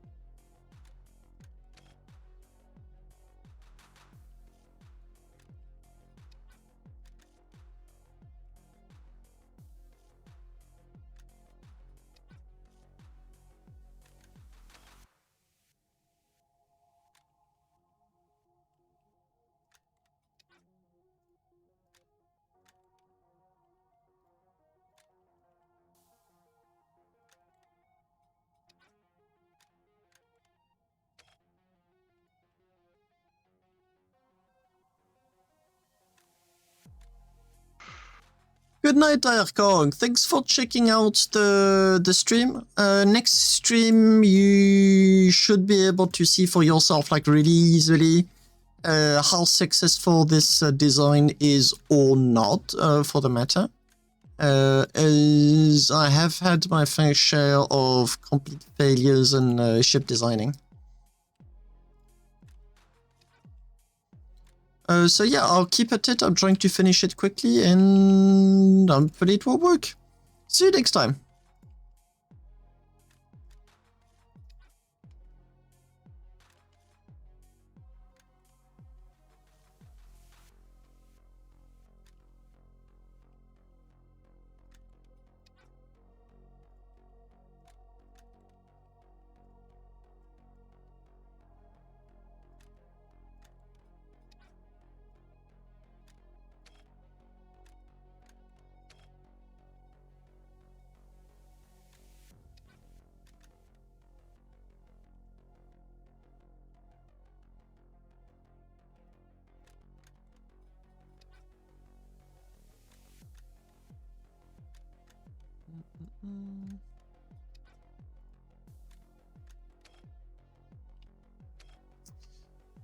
So, let's talk expectations. Object in the morning, I have to drive from work. Oh, that you can do. You can skip right to the end of the stream replay on Twitch. For the YouTube replay, that's probably going to be more like tomorrow night. And my room is going to be very toasty because I've been tinkering with quite a few settings on the stream to improve the quality of the rediffusion. but it means that I now need to render the videos in advance. But it means that when you look at it on YouTube, it's nicer to look at.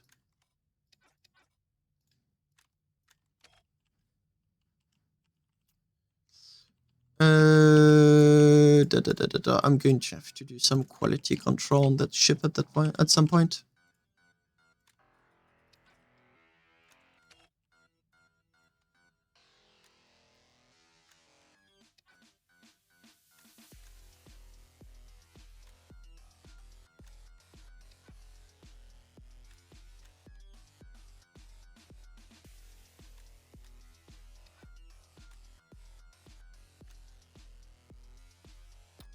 Bye-bye, Aircock. See you next time.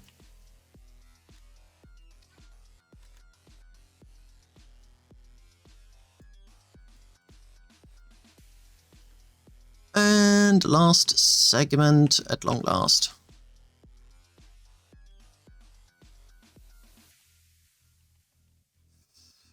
I need a duct.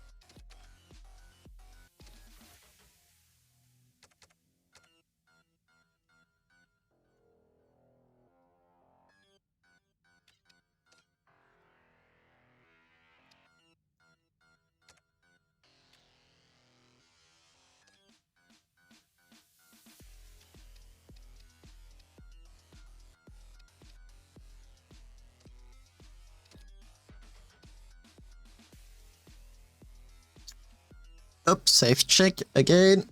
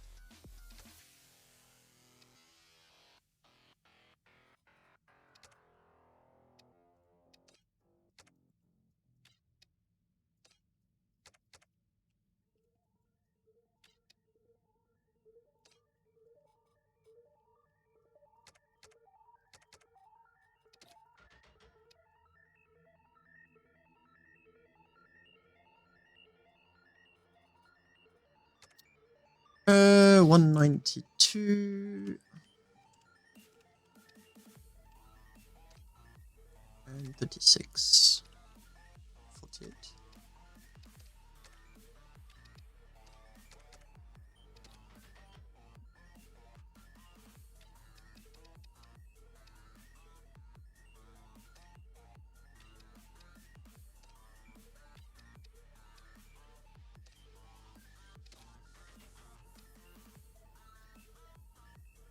Hey, let's get back to cabling.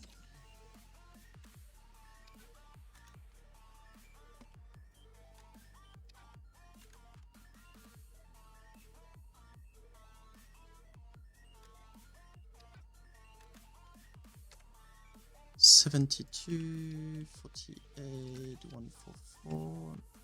Nope. 96. Beyond All Reason. I have seen videos about it. So it's most definitely on my radar. So if I'm correct, if it's the game I'm thinking about, it should be a real-time strategy game with absolutely insane numbers. Like when it comes to unit count, when it comes to amount of stuff going on into the game. Better than Planetary Annihilation. Planetary Annihilation is on like a very high standard for me. Is it the free game, or am I thinking of the wrong one?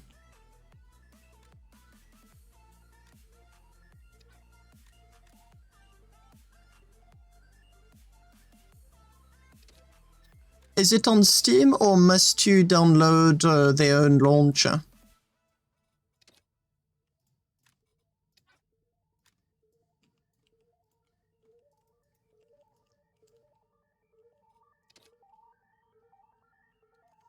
Let me check if it... my money is it's not on Steam. Those like free games are usually not. But I can maybe... Nah. No, that's the wrong game. Beyond All. No, they're not on Steam. I wonder why. Like, do you need to pay money or something to be on stream? Steam?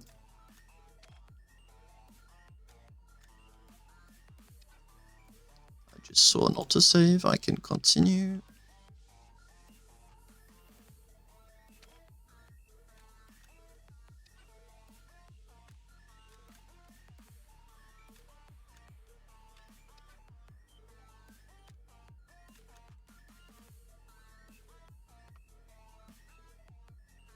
I've got, sorry, Blazing Wolf, I've got like an automated like URL remover due to spams, but you can, like, everyone can find the game really easily based on the name.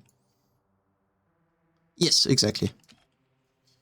I sadly on the stream have got my fair share of bots that are, hey, would you like to buy some viewers? It's not like it's again the terms of service of Twitch or anything, but would you like to buy some and get yourself into trouble? Super annoying, and the problem is because each time it's a new account that obviously immediately gets banned, I have to disable links. So at the very least that doesn't get shown. Yeah, okay, that's like a whole other level of it's annoying.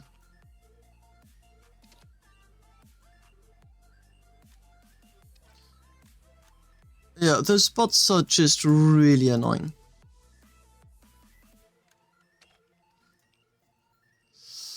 Okay, next test is soon. How soon? I don't know. But I hope it's a close rather than later soon.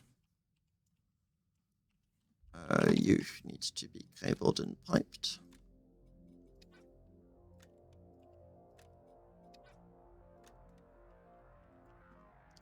You too.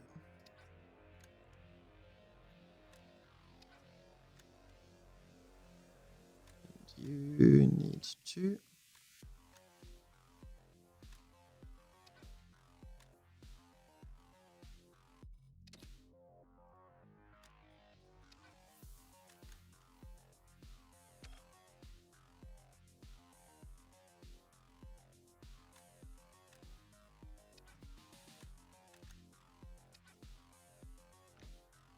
What are you doing?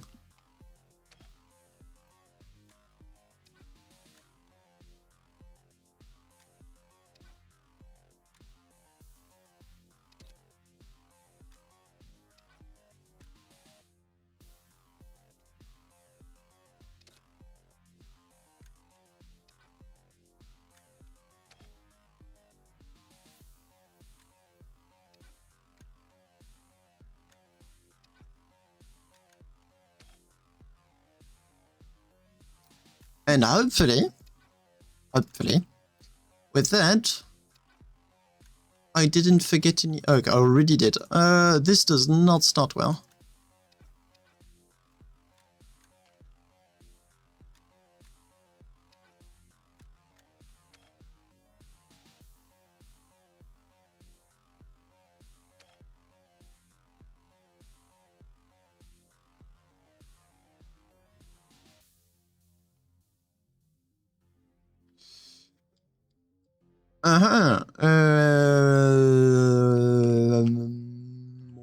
Why do I have those?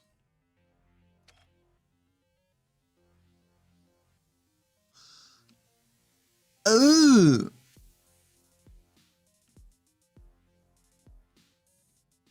Oops. Okay, I need to correct that.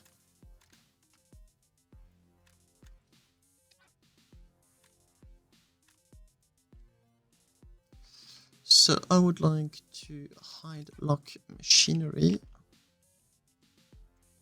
Take these guys. Show machinery again.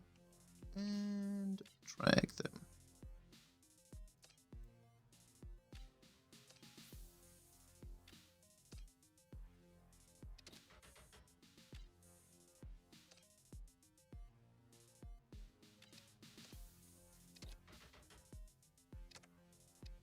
Except that you and you are not needed, and neither are you and you. You, and you. I would have been attempting to use very few thrusters if I hadn't noticed that.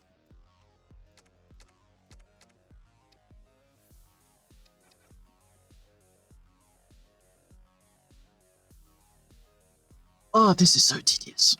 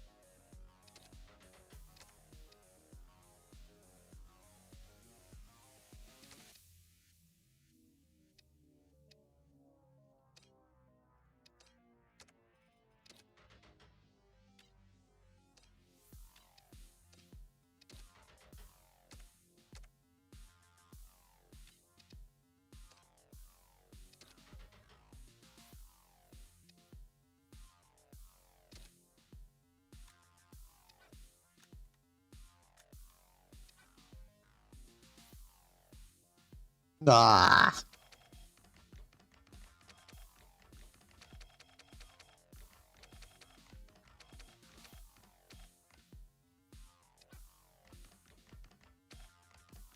Up.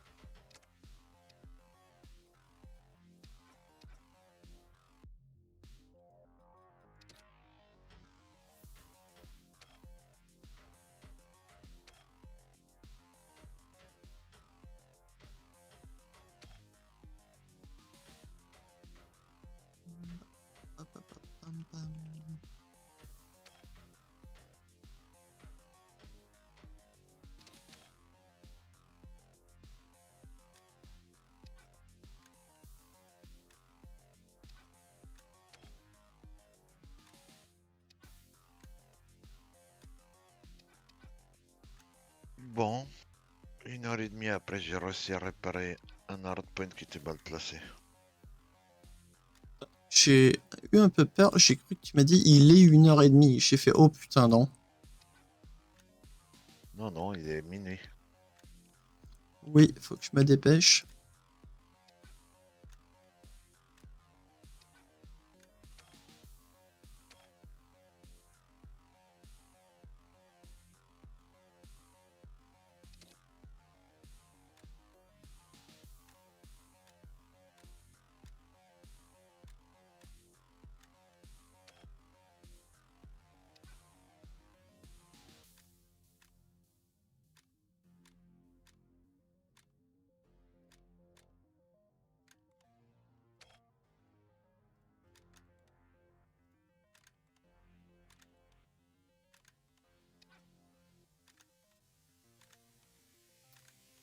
Did I mention enough times on this stream how much I don't like cabling, piping, bolting?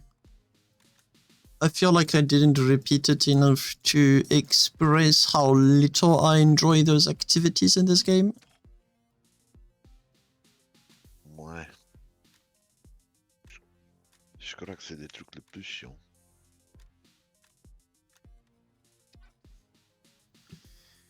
Ah.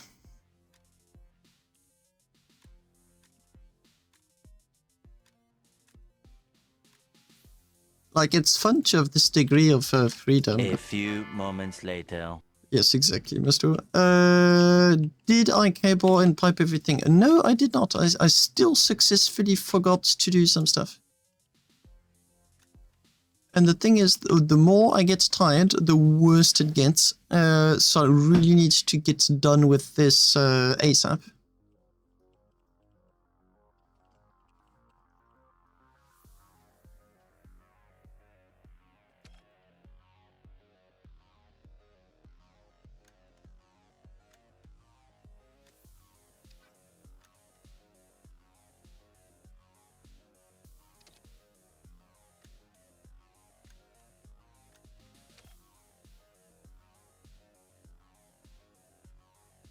No, I'm continuously pressing the save button.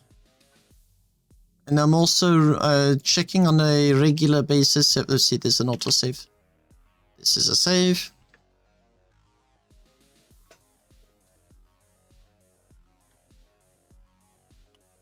Was that Mamba or was that Buddy?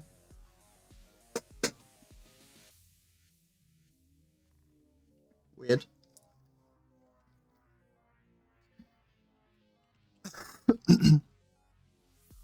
Oh, right, the cockpit isn't linked yet. Small detail. Straight beams, 192.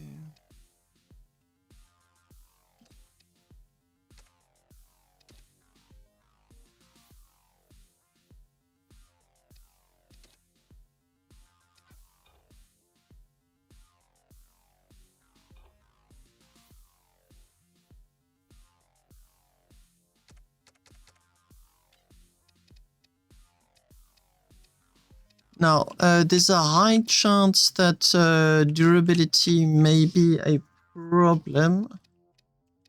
I'm just going to put that there for now.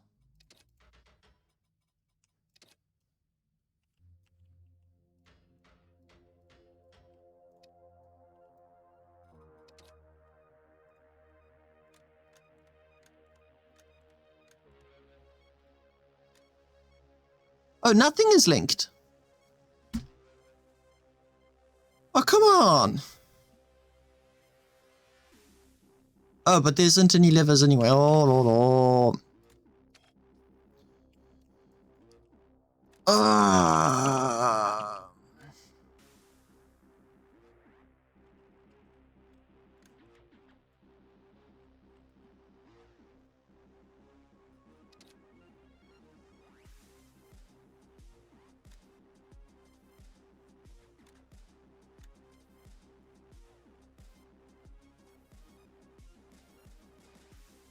Okay, I'll have the speed, the rest is honestly not important, but I don't have the levers, which I'm going to be adding just now.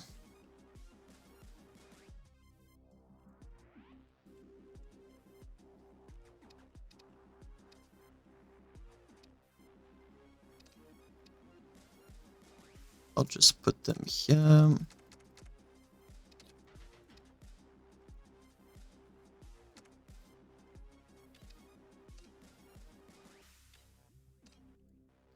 It's not like if so rotational pitch is important or anything.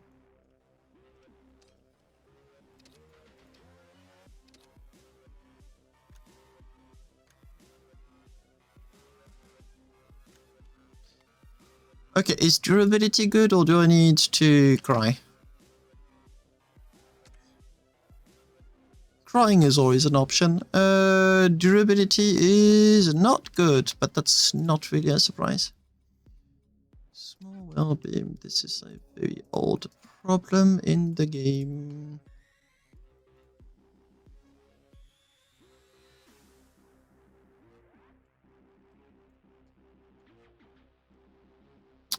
Okay.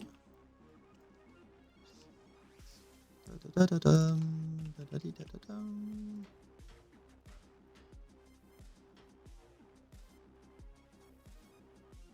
Oh, there you go. 2.2 due to the cockpit.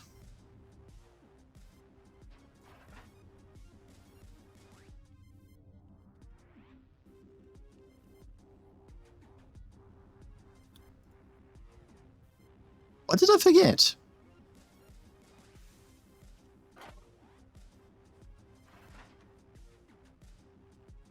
Yes, damn it, you may. I'm about to cry for a different reason. Because I think more of my cabling and piping disappeared.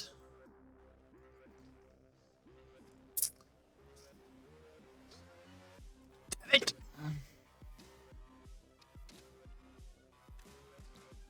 Yeah, just as you think you finished new...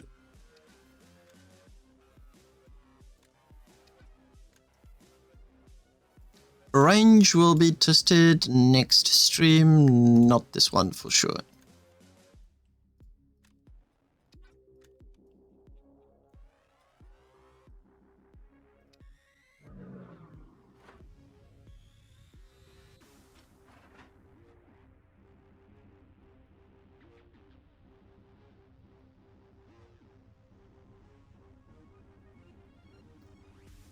I want to test it. It does not want to be tested. Why?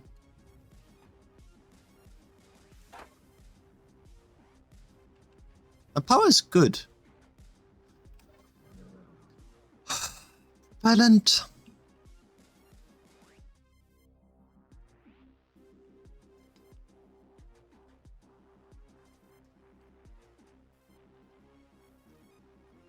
Oh la la.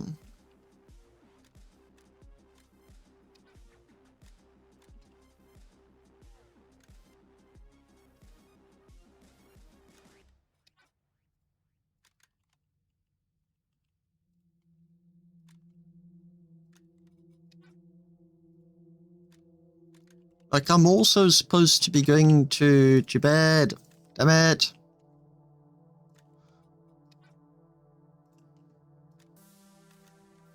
I'll blame it on Starbase rather than my poor life choices. Sounds more reasonable. Pipes.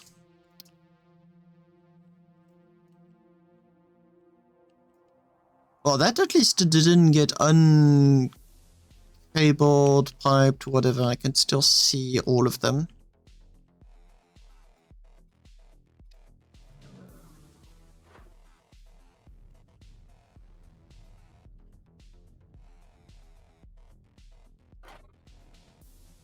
Looks good. Looks good. I don't even know where he's pointing.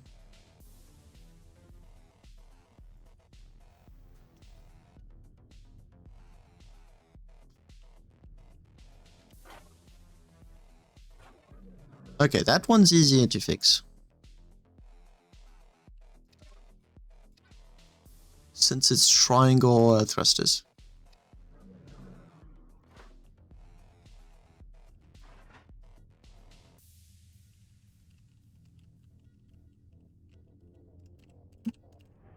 Ah!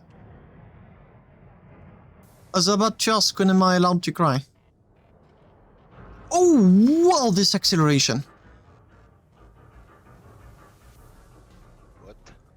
Whoa! Oh, wow! Oh, shit, what is going crank?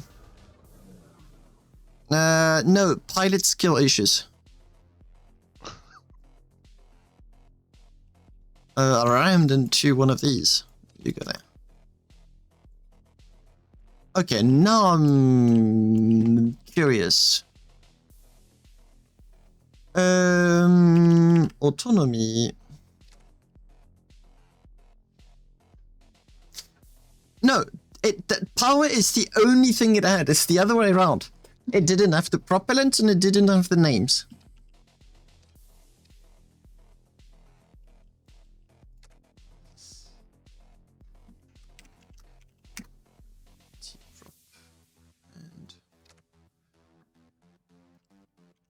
What if?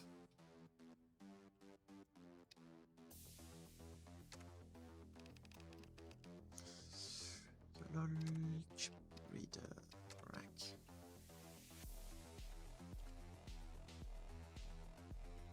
Stop being a pain. Thank you.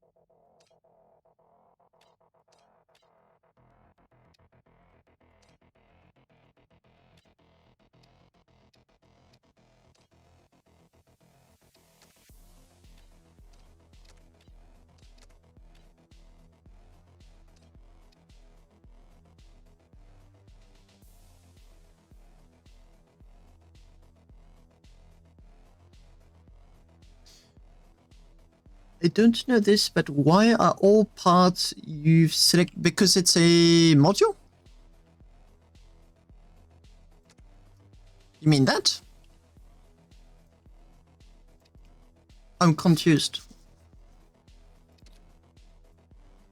Plus there's the stream delay, so I don't even know if what you ask is still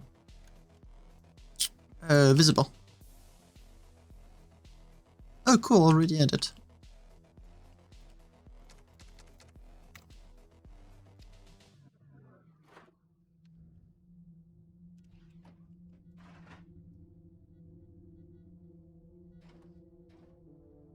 Nope, that is not keyboard.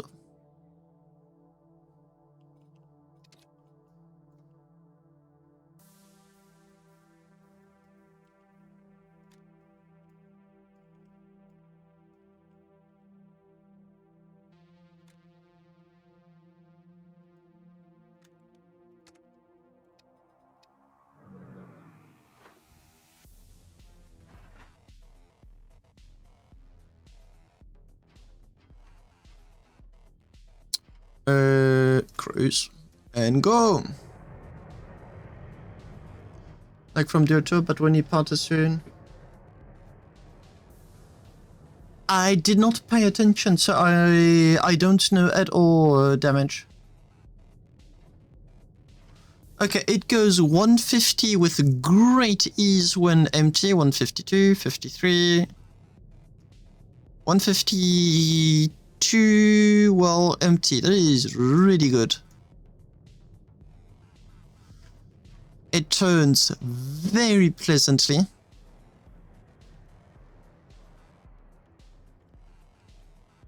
Roll. I'll give it points for being there. That's pretty much all it gets. No, not 70 FPS. I think I've got more FPS than that, but I don't know how many I've got.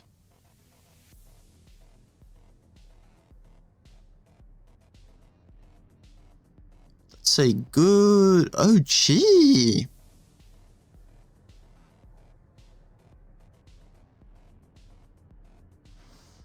Dang, that's some good reverse speed.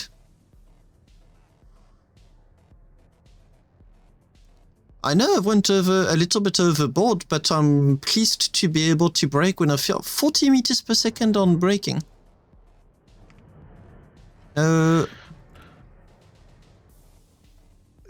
C'est là que tu me rends ridicule, Happy. Comment ça?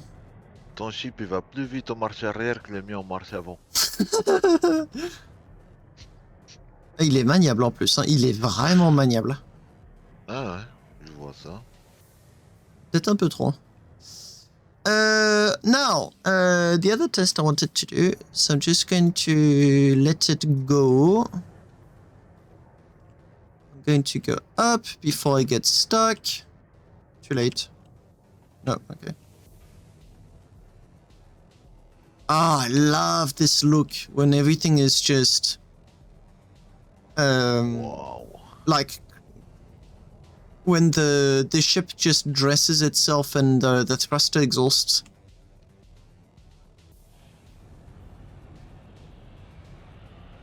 Ah, I love the look of it.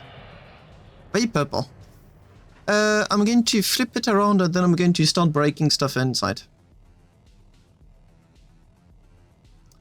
That's a lot damage. Thanks, Nathan. This blueprint is going to be given for free once I'm done with it. Okay, let's break stuff. First.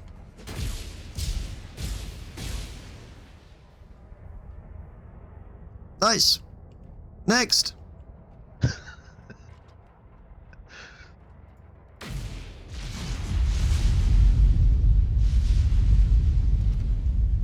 It's still going! The ship is cut in half, but it is still going. This is awesome. It's still going 100 meters per second, although slowing down a bit. 70 meters per second. With that. Oh, this is so cool. Ah, bien joué, c'est beau. Damage, Nice, yes. pas mal. This is a 1000 crate eco mining ship. And it goes 150 when empty. And as you can see, the resiliency is top notch. You can give it a few hits. It doesn't break immediately. I can even break it some more, and it will still fly. Check that out.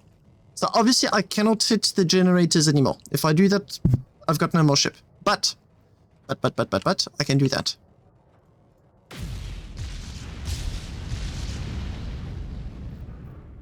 Still flying! Oh, wow! Ah, that killed it. I don't know what.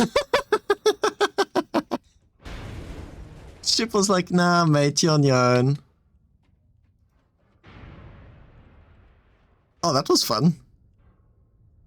Yes, damage. This is my biggest eco. This is my biggest eco mining ship. Do you have no more data? What is going on?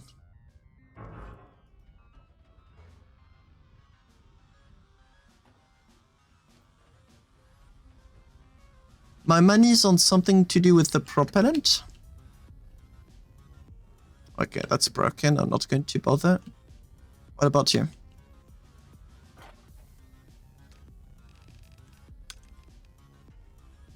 That looks like a propellant issue.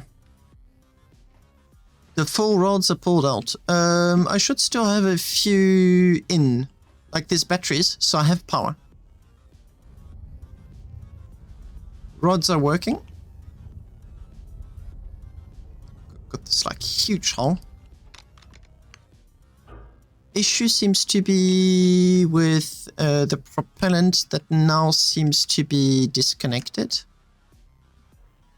Why are you disconnected? I can see the fuel rods.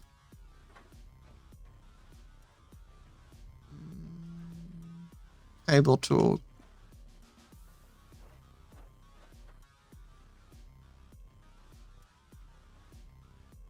Ah, that's where he's supposed to be connected, but he no longer is. He seems connected. Cable is fine. It's pipe. I've got data flowing through.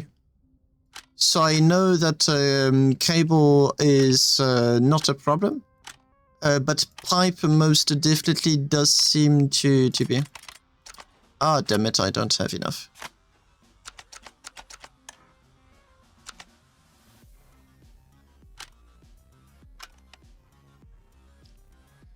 No, you piped.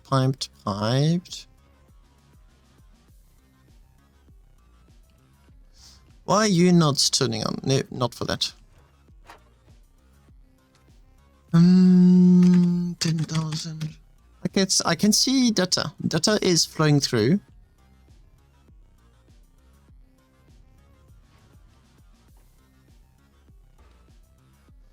I'll be doing more tests like that later. For now, I want to test lithium. Lithium is 26 tons per crate, if I recall correctly. C'est bien ça, Barouf? Lithium, c'est... C'est 26 ou c'est 24? Attends, je te dis. J'en ai là. Non, c'est 26, hein, mais après te dire combien exactement. 26, ça me va, j'ai mis 26,3. Hardpoint.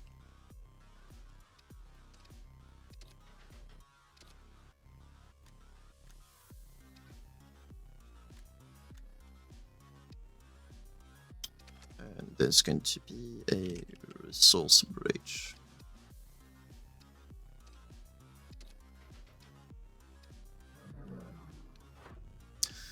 Dragging parts can destroy cables and pipes, so creates disconnection issue. Yeah, but both of them are like on the side.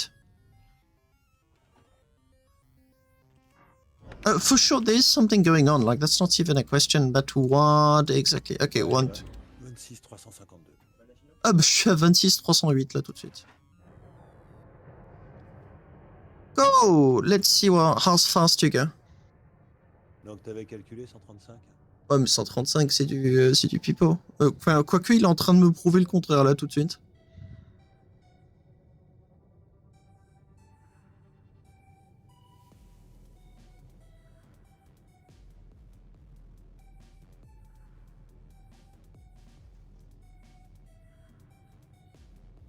Ouais, 110, c'est pas mal.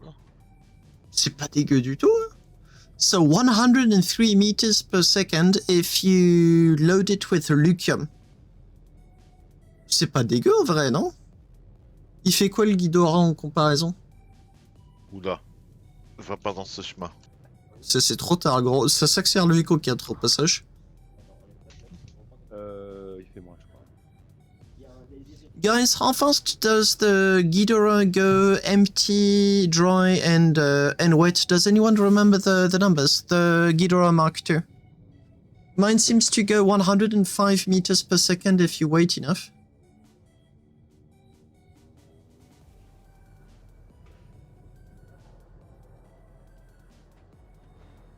And I think I may be able to add a few more thrusters.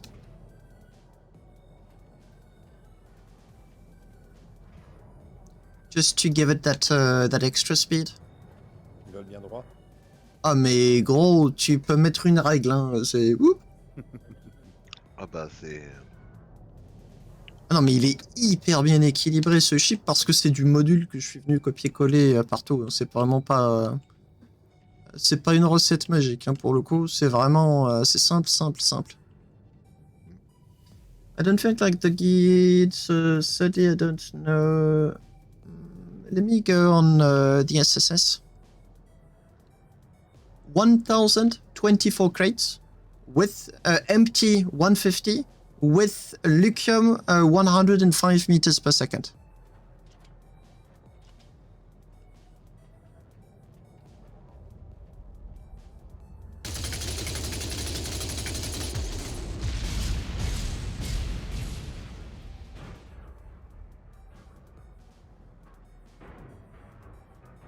Ouch. Yeah, something's not right with my propellant tanks. There's stuff that's disconnecting that shouldn't be allowed to disconnect. And I think it's got to do with the beaming at the front that's not quite finished yet.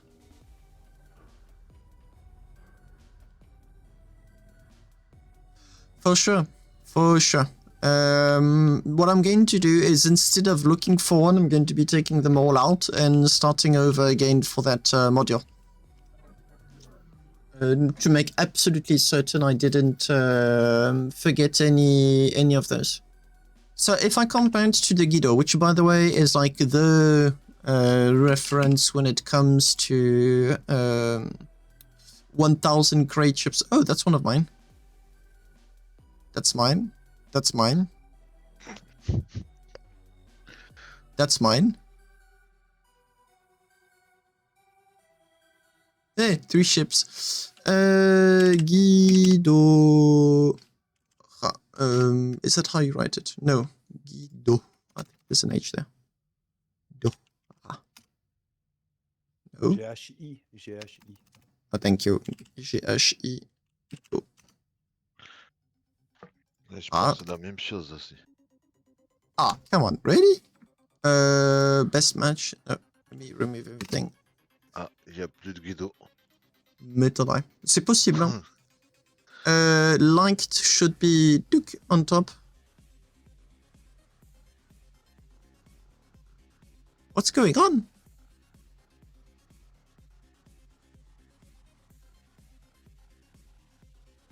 There is no ways the Ghidorah Mark 1 isn't there. I remember there was drama at some point. But I'm now discovering that it extended to the ship designer. To the, Starbase ship designer website.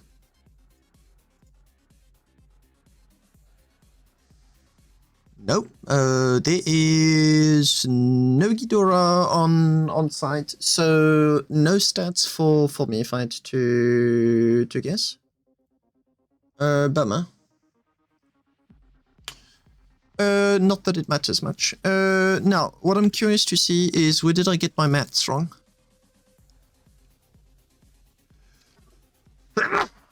Sorry.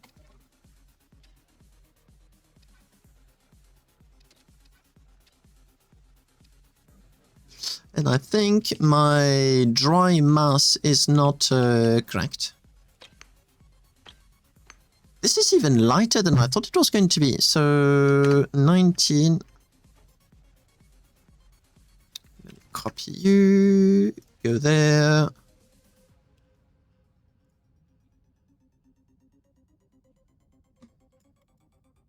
So this is wrong.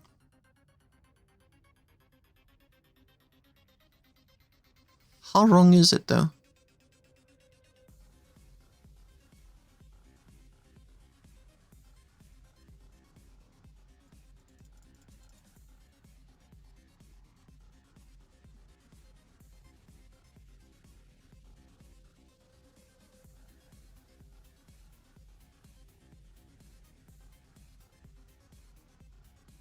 Oh.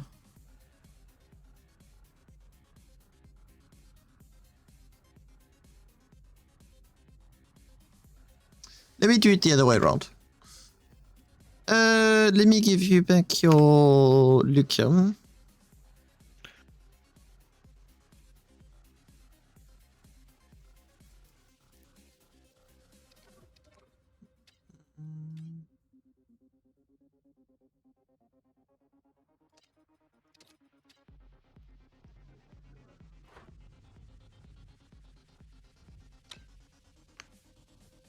$46 kilotons, which is huge.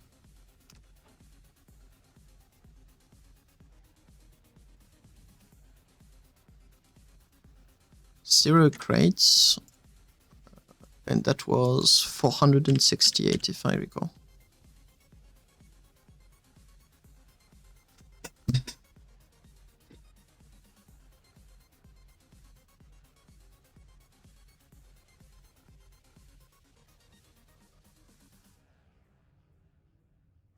It's my first time seeing it this wrong. I can't understand what it's not computing correctly. Calculator. I have got.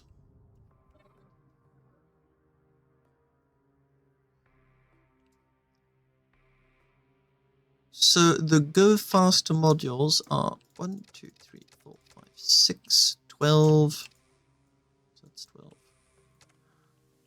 3, 4, 5, 6, 7, 8, 16. So 16 plus 12. now times 2. So this, like, each segment is 56 thrusters. So 1, 2, 3, 4, 5. So 56 times 5. That's 280 thrusters.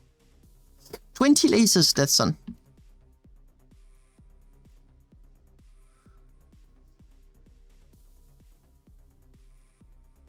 Yeah, mine won't have an autopilot. So okay, so that's interesting. That means like the thrust to weight ratio is the same, although I do remember the Ghidorah Mark II. Oh, but you're on the Ghidorah Mark I, which is also for tier 2. So that means very similar specs. Interesting. So here I have got a blob of... Yo, shit. Well, this time it worked. And I think you just woke up all of my viewers. 6 times 1, 2, 3, 4, 5. 10 times 6, 60. 120, 240. This time the delay worked. 240 plus 240.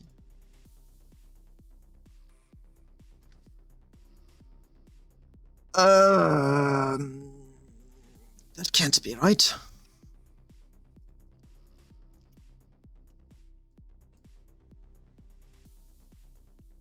No worries, damage. 1, 2, 3, 4, 5, 6, 7, 8, 9, 10. That's 10, 11, 12, 13, 14, 15, 16, 17, 18, 19, 20, 21, 22. 22 times 6. 132 plus 280. 412. Okay, I was way off on the first calculations. So this is 412. Which is still way too much.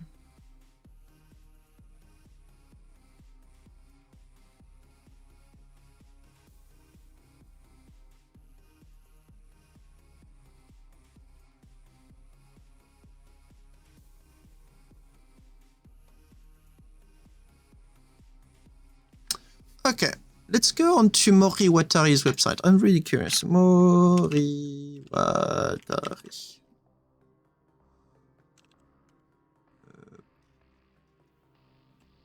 Speed. There you go. This one.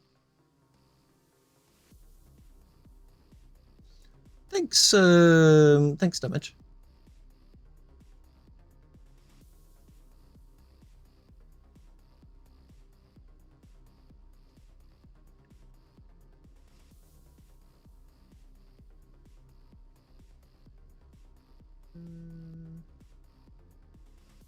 Okay, you didn't do it yet.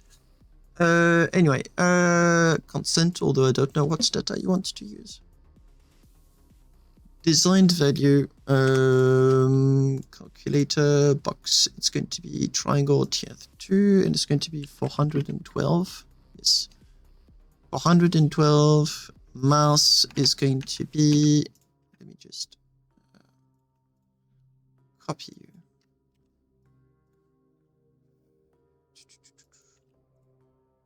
104 meters per second. She's on spot. So the algorithm I'm using is the one from Starbase tools. No, not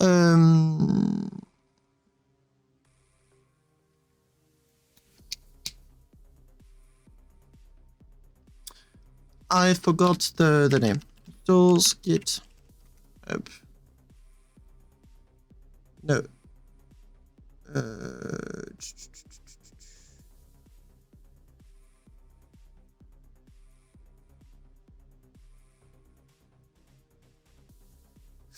Poly, that's what I want. Starter. No.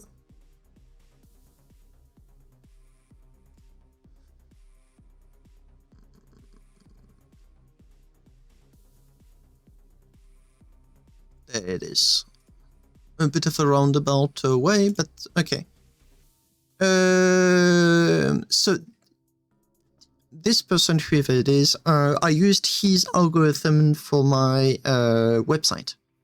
I've always wanted to use Mori Watari's algorithm, but although she provides loads of explanations, I couldn't understand anything. Like, you get all of these graphs, these curves, and it's just not straightforward to implement at all. It's not like plug in a data and get it on the other side. I even tried to reverse engineer her website and wasn't successful. 412. So if my hunch is right, I should be getting the exact same value. Where's the mouse? There it is. So this is kilograms. This is completely different. Oh, what about 100? Why am I getting 3 different values? I should only be getting 2.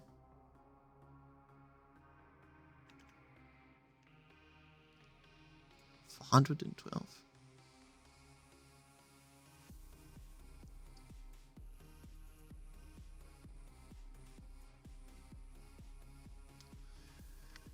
Yo, the values are all over the place.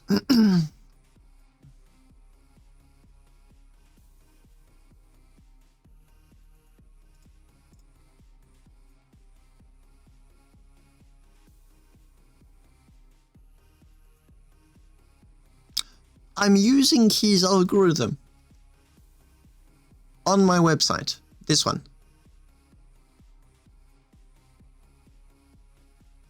Why are the results so different? Thank you, freelancer. No.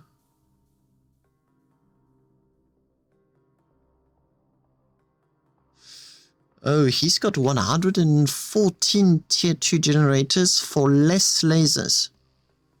So the Ghidorah would be more pleasant to use because it's very snappy. Whereas 224 triangle thrusters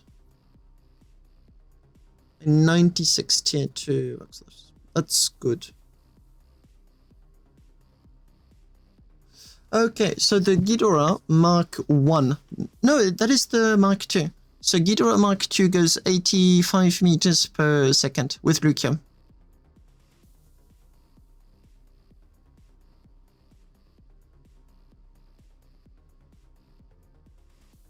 Huh.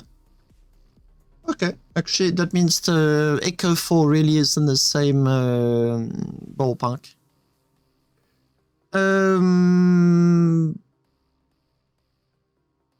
Fair.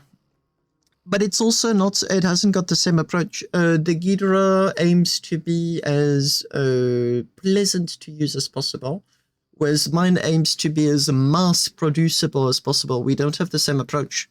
So Ghidorah would suit single players, whereas mine would suit corporations, which can just start printing them and then distributing them to players. Whereas the Ghidorah would be like the fancy ship that you specifically own. That's my take on the subject. I mean, obviously nothing prevents anyone from swapping and having the Ghidorah as a corp ship and the Echo 4 as a single player ship. It's up to anyone. But in the meantime, what on earth is happening here? Let me reset everything. Triangle 412. Tier 2. Mass of the ship in kilograms.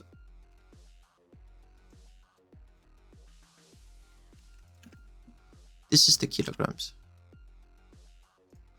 Okay, and now I'm getting the... What on earth happened? Did this happen? No. Okay, I'm getting tired and I most definitely gave it a wrong input. Damn boxes.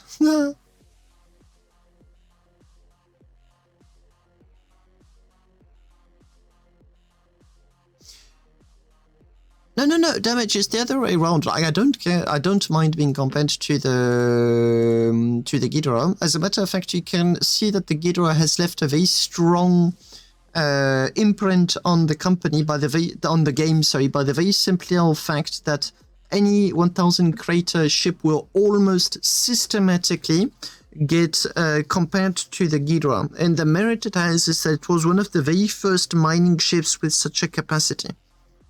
But I should say, like, one of the first good ones, at the very least. No, that's like full. But I mean, I can. So if everything works, nothing is working. Oh, my mouse broke, and now my key. Oh, yo.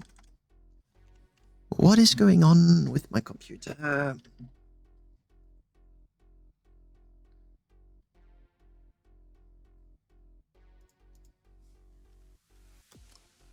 No, 1000. And now it's going to be... It's 126308. And...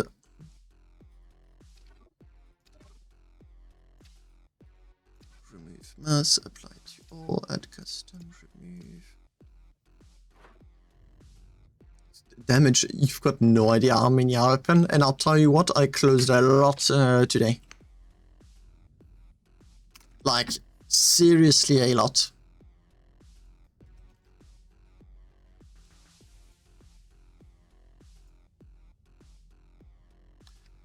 Now we're getting somewhere. So, what I think happened is I didn't copy a value correctly. Which one? No idea. If I rewatched my own stream, I'd be able to tell for sure.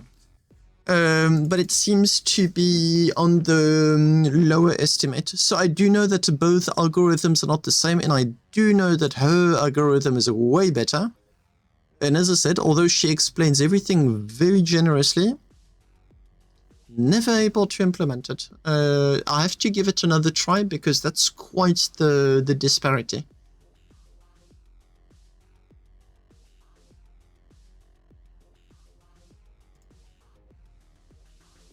Nice.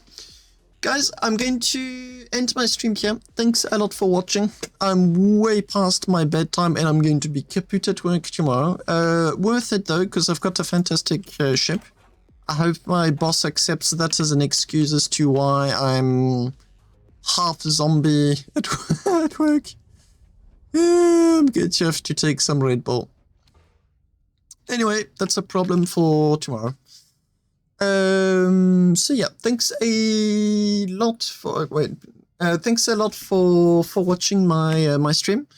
Next week, this ship is probably going to be distributed for free. I need its asteroid avoidance system. It needs the lasers collectors. It needs the yellow. So that's probably going to be like most of next week's stream. But at the end of the stream, it's probably going to be put up on my Discord for free, and then whoever wants it can grab it. It looks like it's going to be a fun ship to use. Thanks, Damage, and thanks, Desson. See you, and see you too, Ricky. I'm glad you had your fun. Bye bye.